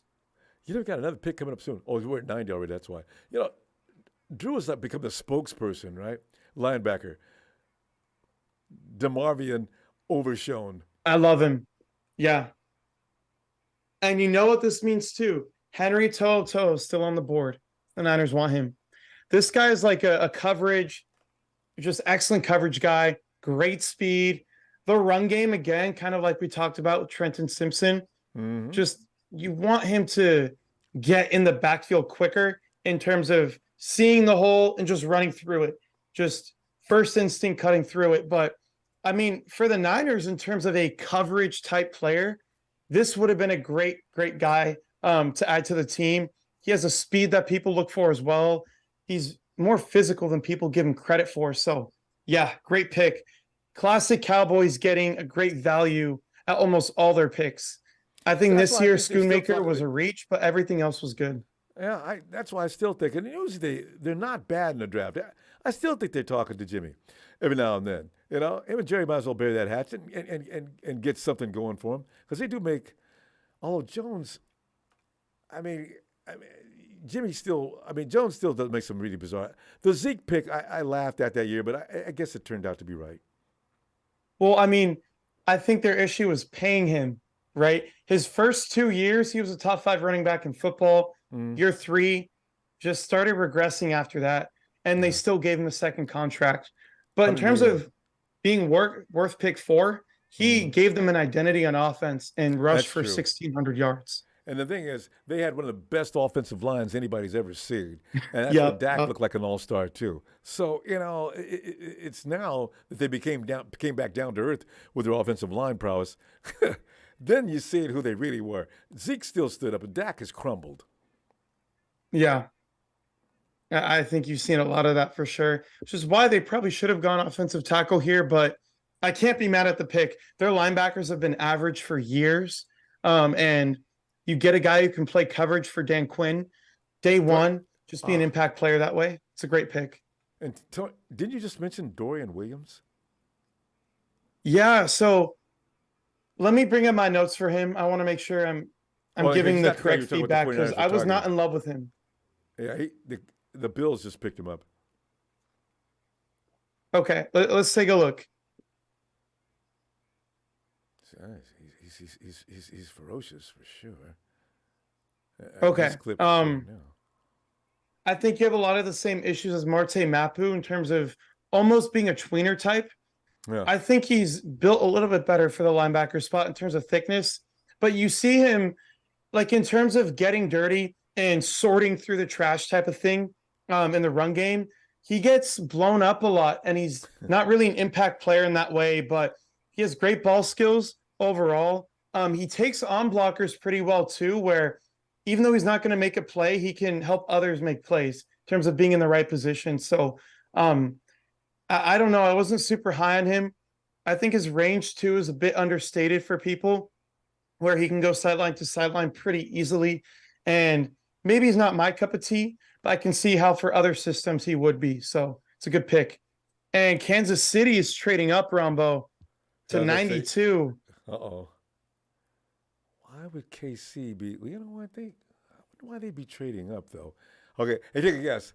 They're not going for a wide receiver? Is there still any left that the Kansas City would approve of? Well, they took Rasheed Rice earlier, so I would be shocked if they did take a receiver here. I think it might be likely that they take DeJuan Jones here. Uh-oh. Actually, that seems like Uh, a good pick. Let's see what they do. Because KC's got one of the youngest teams. Who would they be even thinking they need right now? Because they lost Juju. How many? And they lost the other wide receiver, Nicole, and they picked up one today already. Yeah, I mean, Rice is going to be better than those guys, in my opinion. Just in terms of play speed is really good, route technician. So I think they'll be fine there. If they take a tackle here, that would be the most interesting thing because they don't necessarily need a tackle, but it's something they can't upgrade. And DeJuan Jones was a Offensive. guy for me that I thought could have gone to them at 31, Yeah. and he's here at 92. So let's see what they do. I'm surprised they didn't go after somebody to help out. What's his name? They've got one vicious dude on that defensive line. I was thinking the first thing they would do is get at least one killer to help him out. What's his name? The guy that likes Chris to talk Jones. trash. Yeah, not Chris. Wait, Chris Jones is one. They do have two. What's the other guy? They had Frank Clark too. I Yeah, hate that Frank. guy. Oh, Frank. Yeah, God. Least See, favorite player in football. There's I very just few realized. players I hate. He is one of them Oh, with a Frank. passion. I mean, the guy talks major trash. But I think he's not in Kansas City anymore, is he? I think he is, but I think let me see the details on that. I'm pretty sure he's still there. But they take Felix Anudike-Uzama at 31, who's going to help with the pass rush. So I think in terms of D line, they're pretty set here. Mm. Oh no, he is a free agent. You're right. So he is gone. He was terrible anyway, so I'm not shocked. I hate that guy so much. Oh man, he made me so mad after the Super Bowl. I said, you know what, dude, you God, no, God, Jesus, you escaped. That's a 49ers. That's the 49ers. We can't have a 10-point lead. That's a going in the fourth quarter, anywhere in the fourth quarter. That's a bad luck number. 12, 9, anything but 10. Don't ever. If we go in the fourth quarter again leading with only a few minutes left to go with a 10-point lead, oh, Jesus Christ. We got to get off this. Kick a field goal, do something quick. They need to figure that out. I just don't understand how a team can blow that many 10-point leads in the final minutes That's so just consistently. strange. And it's a Shanahan thing for sure. So hopefully he's seen some things and can make adjustments moving forward. It started against the first Super Bowl against the Packers. I mean, not Packers, but the Patriots. 28. They gave up. My God, they gave up a lot of Okay, points. to be fair, I think the defense was more to blame that game. And Kyle That's true. Shanahan did call the right plays. His offense didn't execute, and the defense was atrocious going down the stretch. They couldn't get a stop for their lives. Tony, Wanya Morris. All right, so tackle. Yeah. He is, I think Jordan Elliott, Rohan Chakravarthi were really high on him. He was a guy that I had like a 4th round grade on, but I was fine with it they took at the end of the 3rd. But I think he would be an okay right tackle. I think he fits better to guard, kind of like the Matthew Bergeron type player, in my opinion. But in terms of the run blocking, it's great. The pass blocking is good. Wish you could see more there. One of my issues with him is I think he explodes out of his stance too early. And there's some balance problems, at least from the games that I saw. And I want to preface this too. Most of the guys I watched were only 2 games. And depending on which games you watch, you can see a completely different player.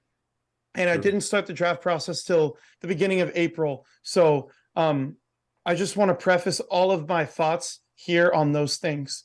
But from the 2 games I saw, the balance was something that I thought he kind of shot out too quickly. But if you want someone who's going to be effective in the run game, a guy that you can develop over a few years and become a good guard, above average guard, I think he has that ceiling. So it's a good pick for the Chiefs here. Tony, I think our next pick could be an offensive lineman. You know the 2 guys I want, Ronbo. You know them. Because What guys have you kind of looked at before the draft process that you've been intrigued with? I haven't really heard a lot of Offensive line, those. Dewan, what's his last name? Uh, DeWan Jones from is Ohio he State. is he still available? Or did we He see him is. leave yesterday? He is, isn't he? Now, I think there has to be a medical problem with him. There's no way a guy that good. He's literally Trent Brown, but refined. Like we're talking year 3 San Francisco Trent Brown. He's a better pass blocker, a little bit worse in the run game, but he's not bad. He's actually pretty good. He's 6'8", 374. Oh, how is he still? Okay, Tony, if we got 4, 5, 6, 7, we're 7 picks away. If he's still there by some strange, it means he has citizenship issues, maybe legal problems, or maybe some kind of an injury. We don't want another Javon Kinlaw. Maybe that's what it could.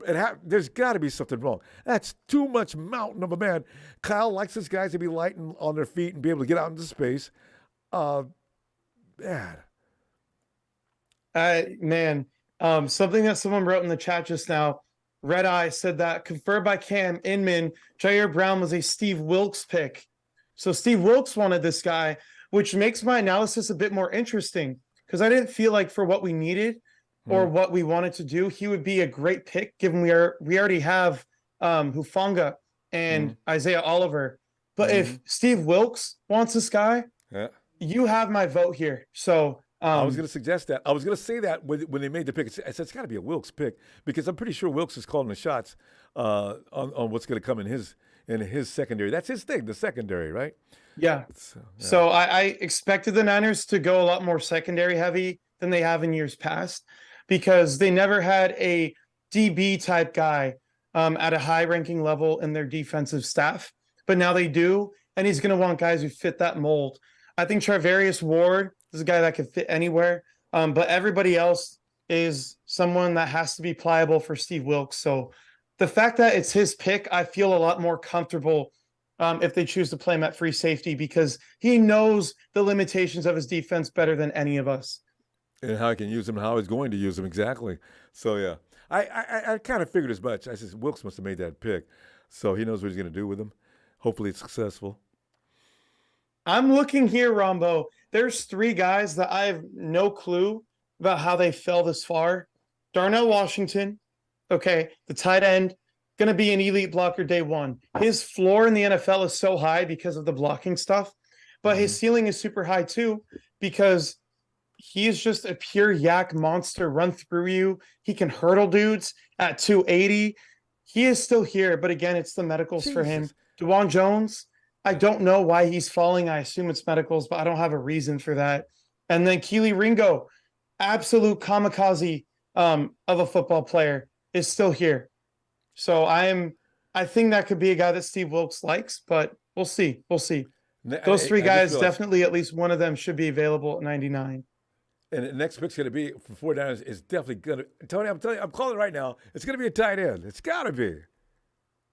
I would not be surprised if they go any direction here. Look at this. As soon as we say his name, all right, I do it.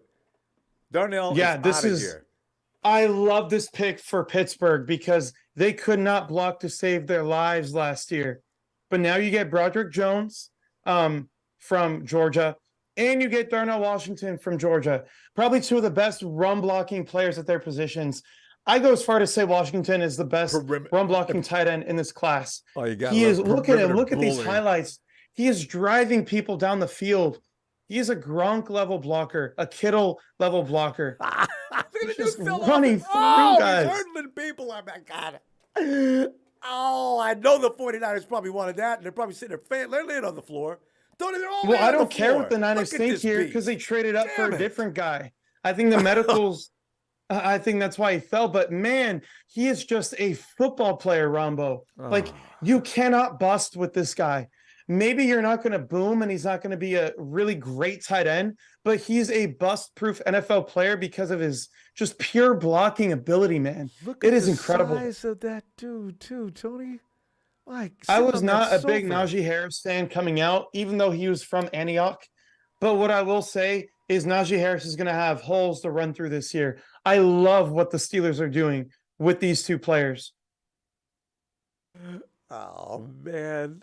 As soon as we talk, we should have talked about him. I know. Who's that guy? Darnell. Yeah, Washington is gone. As soon as we said something about Yeah, him. it's fine though. Josh Wiley's still on the board.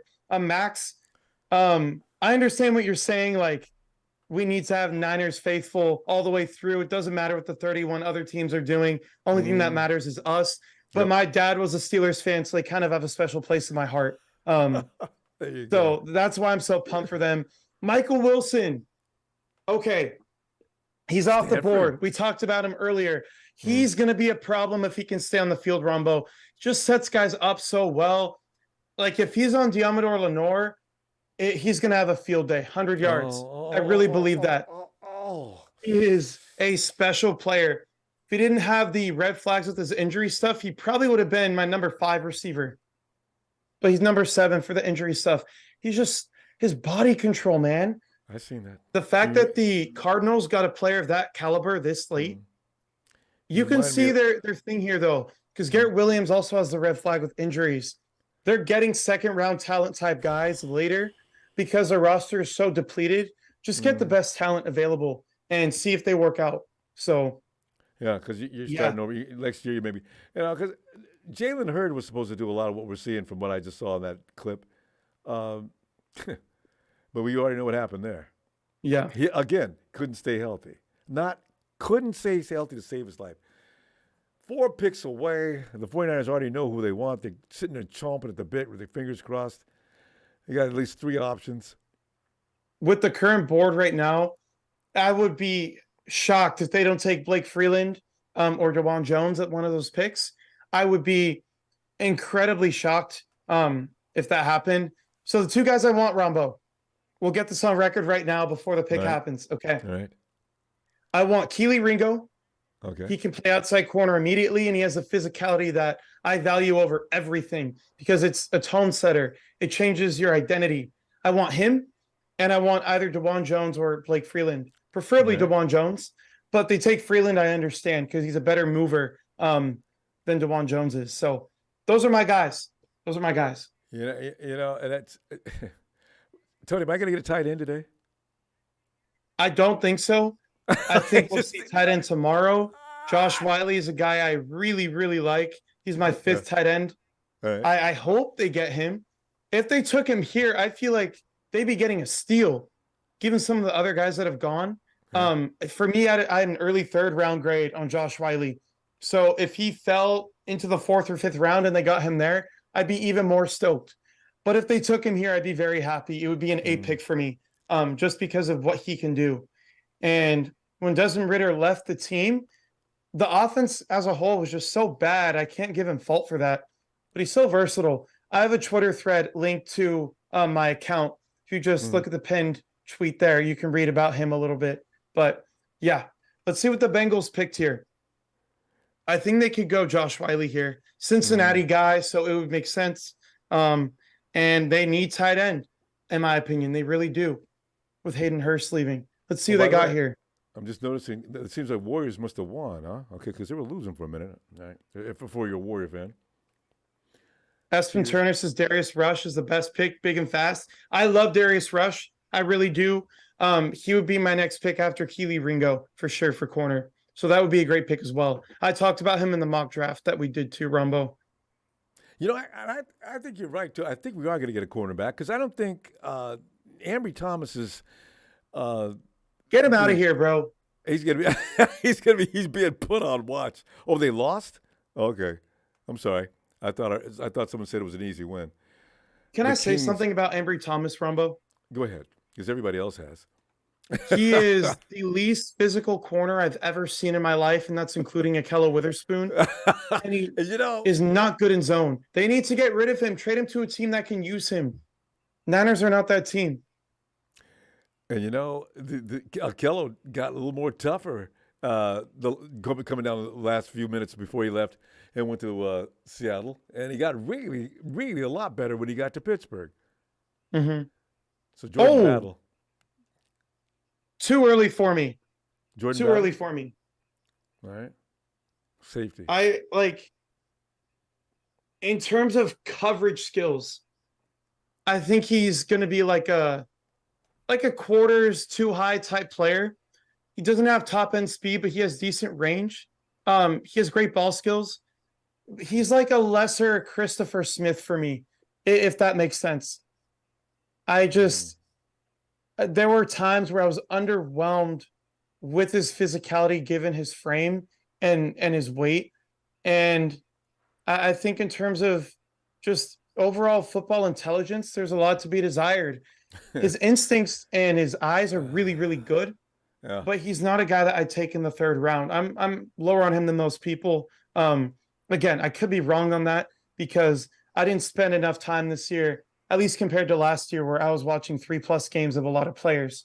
With Mm. him, I think I only watched one game, but yeah, not something I would take this early.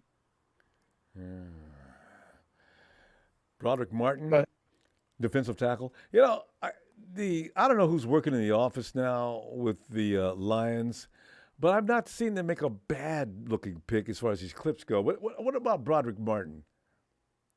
I need to clean up on my D tackle stuff. I haven't looked at them in like 3 weeks here. He's a good player though.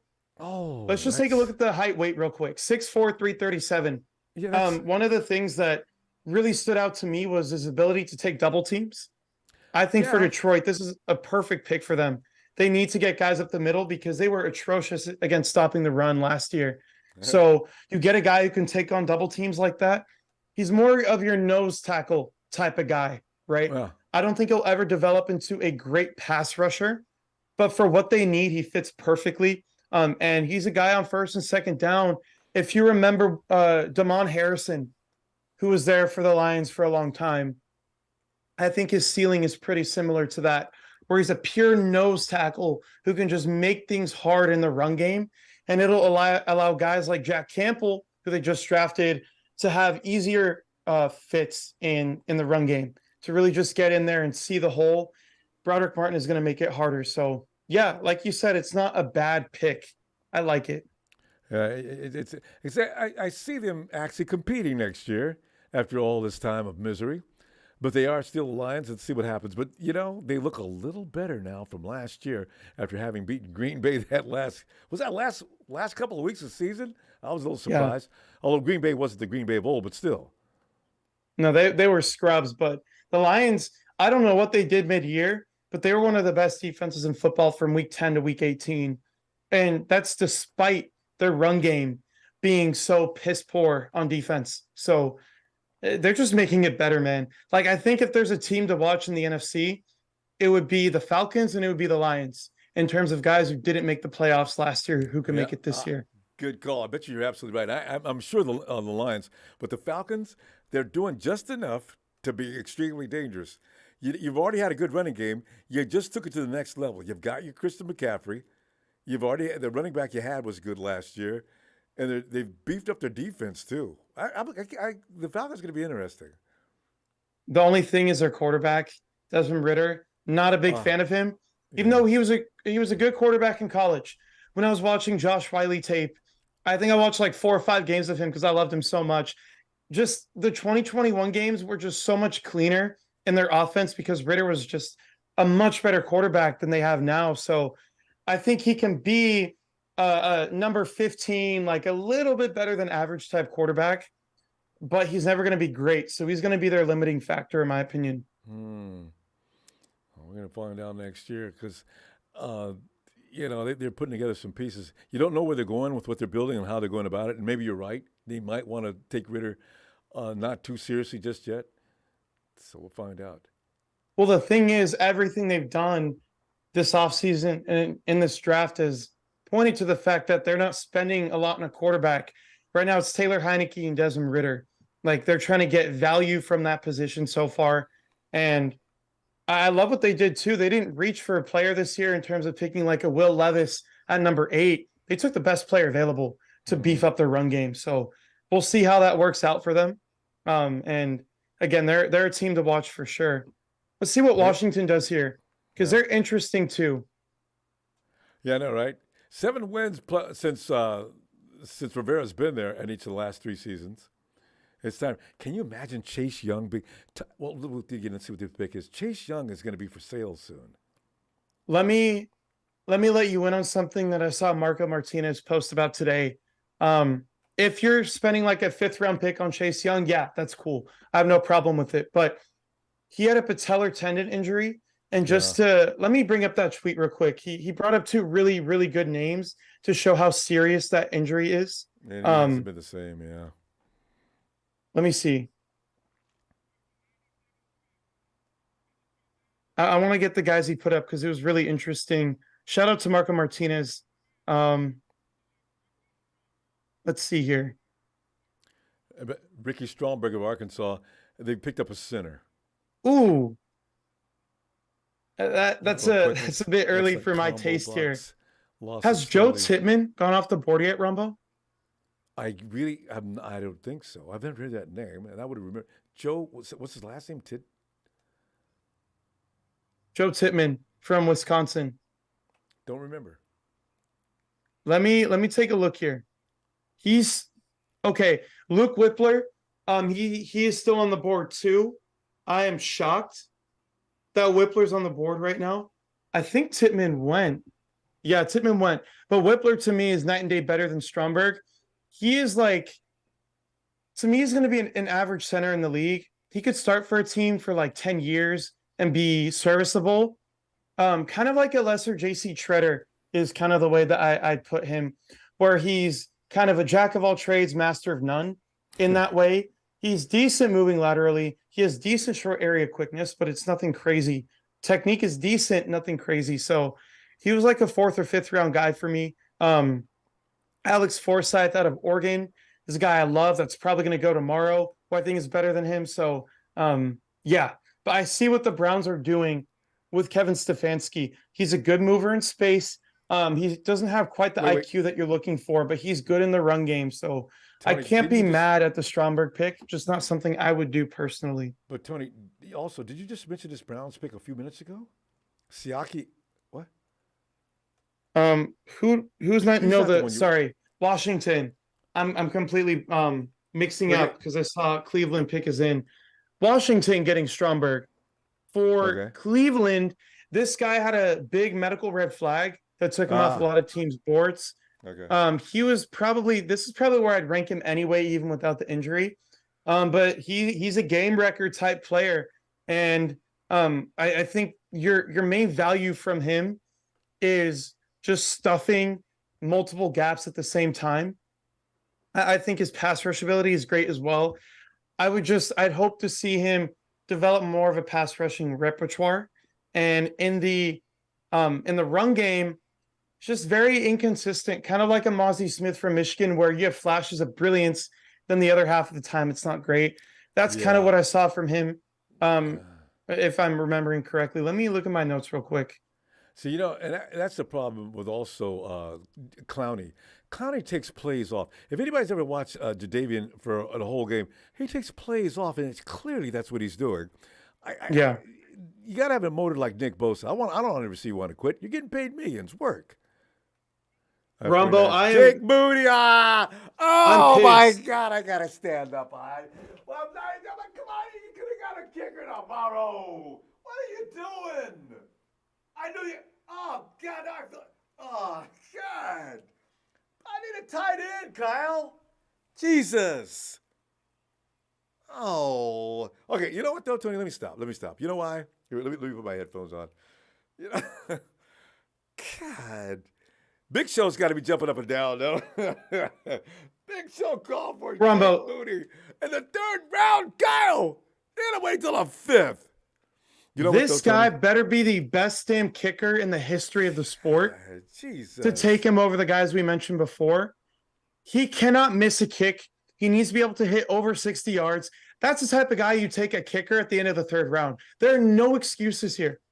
Uh, to me, just They've been applauding their effort.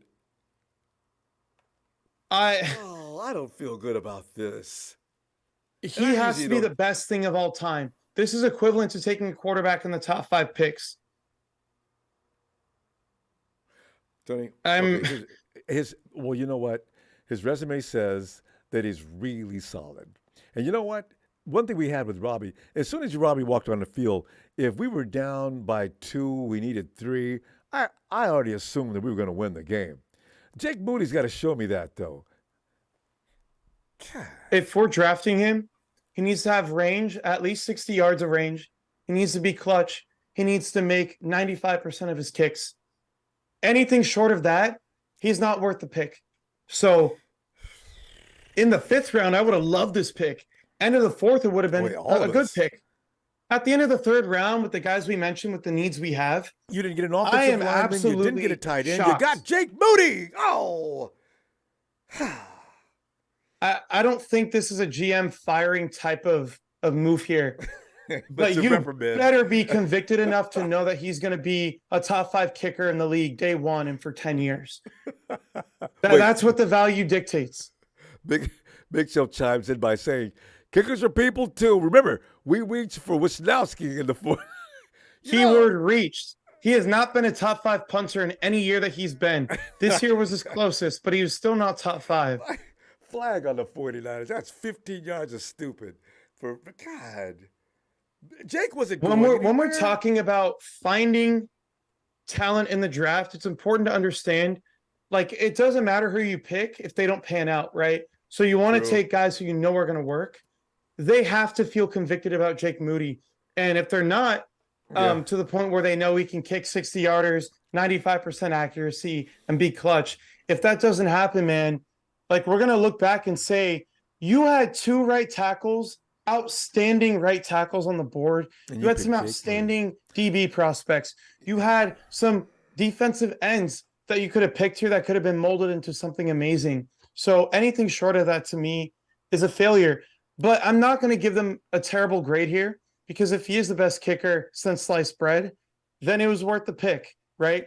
Sebastian Janikowski was a 1st-round pick, and he was worth the pick. I agree. I just wanted later. I don't think Jake was going anywhere until the 5th round. There's too many good ball players out there for the special. Maybe the special teams coach came in and said he saw something that might be a good idea to pick up Jake Moody now before it's too late. And you know how the 49ers are. If the 49ers, somebody lies and says that the Cardinals or somebody's going to pick up Jake Moody, the Cowboys, they're going to buy it. They're going to bite. We picked up Dante Pettis because the Cardinals were threatening to get him. We traded up. I'm looking at the NFL.com write-up on him right now. Reliable on kicks shorter than 40 yards, but has less consistent kicks from longer distances. 40 yards? That is scary. You're taking a 3rd-round kicker, and you don't know if he can make a 50-yard field goal. Wow. I'm going to give them a C- on this pick because it could be good. It really could be good, Ronbo. Well, okay. Well, maybe he hasn't been tested for 50-yard kicks yet. I'm kind of trying to make myself feel better. But you need to have that knowledge, taking a guy in the top 100 picks as a kicker. Oh, I don't. That's like, remember when the Buccaneers took Roberto Aguayo, and he was a bust? That's what I'm fearing right now. Oh my God! But he never missed a kick in college once. You assume that's we don't worry about him. We got to get him before anybody else does. And he could never get it. He could never get one. How many times? I think he got to the uprights maybe once or twice until the team finally gave up. That's a mental block. You need to have an interview with this kid to see how mentally stable he is. Yeah. We're next. I agree. Raiders got Trey Tucker. He's a return specialist. Not a big fan of his. I do think the offense was terrible this year, so I don't blame it on him. But he's going to be a day 1 return specialist type guy. So picking him this early, maybe not, but I understand what they're doing, and it does fill a need. You're picking up a return specialist in round 3? Ronbo, I saw the Niners pick, man. I'm just going to wait for. Oh, don't tell me I'm going to be pissed off again. I can't 2 times in a row? No way. Oh, yeah, don't say anything yet. I want to feel this pain. I'm not saying if it's good or bad. I'm not. Okay. I will say the Niners, I think they did meet with him. Okay, it's one of the guys then. Okay. Man. I think this returns. But, Tony, this is what I'm seeing here for the Raider, this kid. This is what I wanted to see from our guy last year. I think I saw McLeod. it once or twice. Uh, our return guy last year. Yeah, Oh, McLeod. yeah, Ray Ray. Yeah, yeah. I think I saw him break one or I remember one or two. Okay, everything's turning red. The SF logo's out there. Joe Staley should come trotting out any second now. And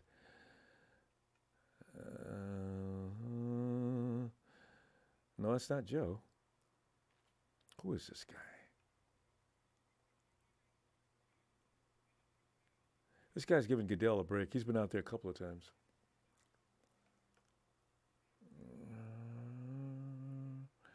Tight end. Hey. I remember seeing him. You're right. They did call him in. Hey, wait a minute, Tony. He's from Alabama. You don't have any feeling on him, huh? That he's from Alabama turns me on. I'm really excited. Because Bama trains champions. I like his hands. Can he block? He's like your inline blocker type. He is. Okay. The reason why I like Josh Wiley is because you can keep grins, Tony. What's up?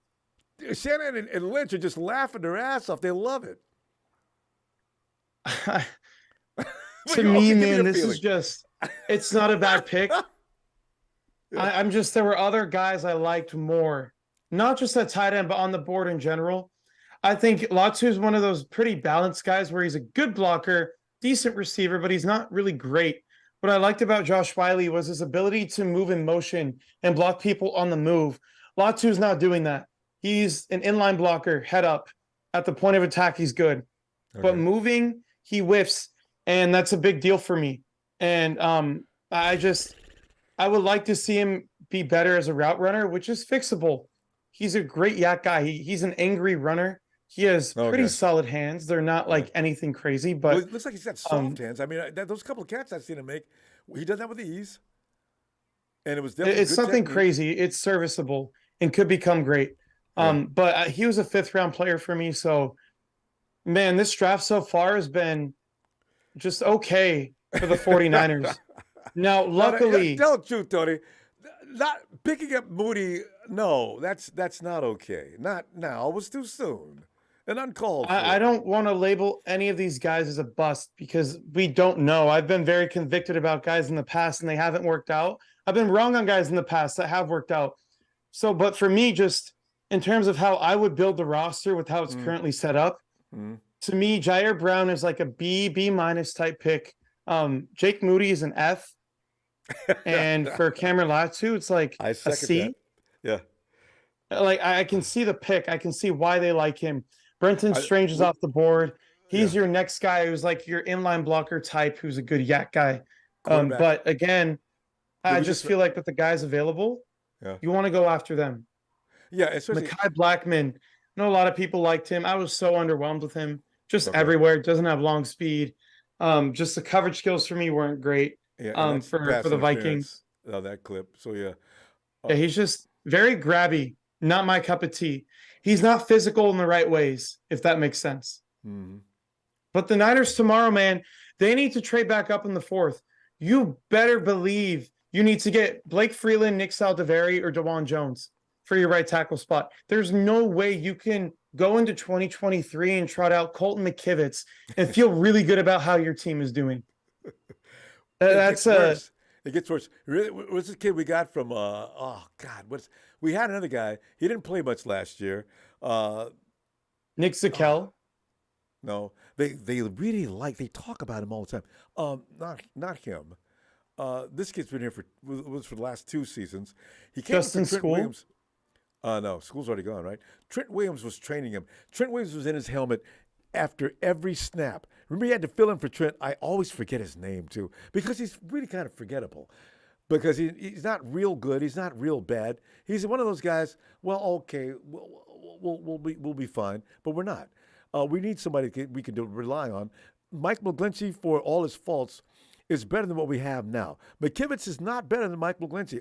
Tony, what do you think between McKivitz and Mike McGlinchey? But Mike McGlinchey is too expensive. McKivitz isn't. McGlinchey is a great run blocker. And a lot of the things that we like about Blake Freeland is what McGlinchey had and maybe even more. But he was just so tall and still like high waisted that he Yeah. had balance problems and pass protection. Yeah, that was probably his biggest So, problem. Anybody could take but him down. McKivitz just doesn't win anywhere consistently. Like we have John Feliciano now. So worst case, he can play guard and Burford kicks out to tackle, or Feliciano can just play tackle straight up. But you need to get I someone who forgot can about like be an impact Feliciano. player for you. But that's day two, Rombo. If I had to give a grade for it We today, had the last pick. Okay, it's over. Okay. I would 103. probably give it a C grade today. I would. And I would love to be proven wrong, obviously. But for the guys that I thought were available, even by position, there were better tight ends, in my opinion, better safeties. Even though I like the Jair Brown pick, I don't love it. He is a good safety, definitely a third round safety, just not my cup of tea. And then Cameron Latu's a fifth round tight end for me. So just overall, like just not great, but we'll see how they do. The bill is out on everybody. They can become insane players. So I'm not Yeah. gonna jump the gun that way, but yeah. What do you think? No, I agree. You gave him a C. I'm leaning toward a close to a D. I don't. They could have. I don't like Jake Moody at that spot. That's just too high, Niners. That's just way too high. Jake was going to be there until the fifth round, Yeah, at least. he was. Ah, Well, I think maybe the fourth round, because we saw teams last year take a couple kickers in the fourth round, I believe. yeah. So I think early fourth round, if you're really feeling good about a guy, like Yeah. the Wisnowski pick, if Jake Yeah. Moody went there, I'd be okay with it. Yeah. But again, like if you take a guy that early, he needs to be the best thing since sliced bread, which Yeah. I don't agree, get the because- sense that Jake Moody is at this point. So, and that's the thing. but Because, again, I could be wrong. So we'll see. well, hopefully you are wrong, and I am too, because I don't need. Tony, the stress level of having a kicker, and I've watched other teams and I'm laughing my ass off because as I'm watching the kickers, he's missing extremely wide right and left. He's hitting the goal post. I'm saying, boy, I tell you what, I'm so glad we got Robbie Gold. And then now Robbie leaves us, and now we got to go through some of the same pain I was laughing at, possibly. I don't want that. I hate that. I think it's good, though, that the Niners are proactive about this because there's 5 or 6 great kickers in the league. And after that, you can really throw anyone in there and they'll play around the same. They're trying to get one of those top 5 to 6 guys. So I see what they're doing. And I understand the process behind it because you don't want to lose a game because of your kicker. That's something you never want. But taking a guy this early, it's just with the guys available on the board. To me, that's the shocking thing. Now, DeJuan Jones, I'm not going to kill them for not taking him because I don't know the context behind why he's falling. It could be something crazy because if you fall this far, there has to be a reason for it. Like the quarterback. I didn't know about Levi's toe. I didn't know about that until Papa Dragon mentioned it yesterday, but it wasn't out there like it is today, earlier today. So we'll probably, like you're saying, there'll be some material out on DeJuan. Tony, we're gonna set up for the after draft show so everybody else can complain about Jake Moody. But thanks, Tony, for your expertise. All right. Hopefully, let's get. Yeah, you know what, Tony? I've got a pressing matter coming up. I got a feeling. I'll talk to you in a minute more about that. All right. Okay. But appreciate you, Tony. You were awesome as usual. Thank you for having me on, Ronbo. It was really fun, and we're back tomorrow, right? Yeah, I'm going to talk to you about that in a minute. I'll explain more. Okay. Got it. And meanwhile, Tony, I'll see you a little bit later. And fam, all right, we're going to set up for the after draft. Right after I give you my holler. Thanks for the contributions today and the likes. And please subscribe. We do this all the time. Tony,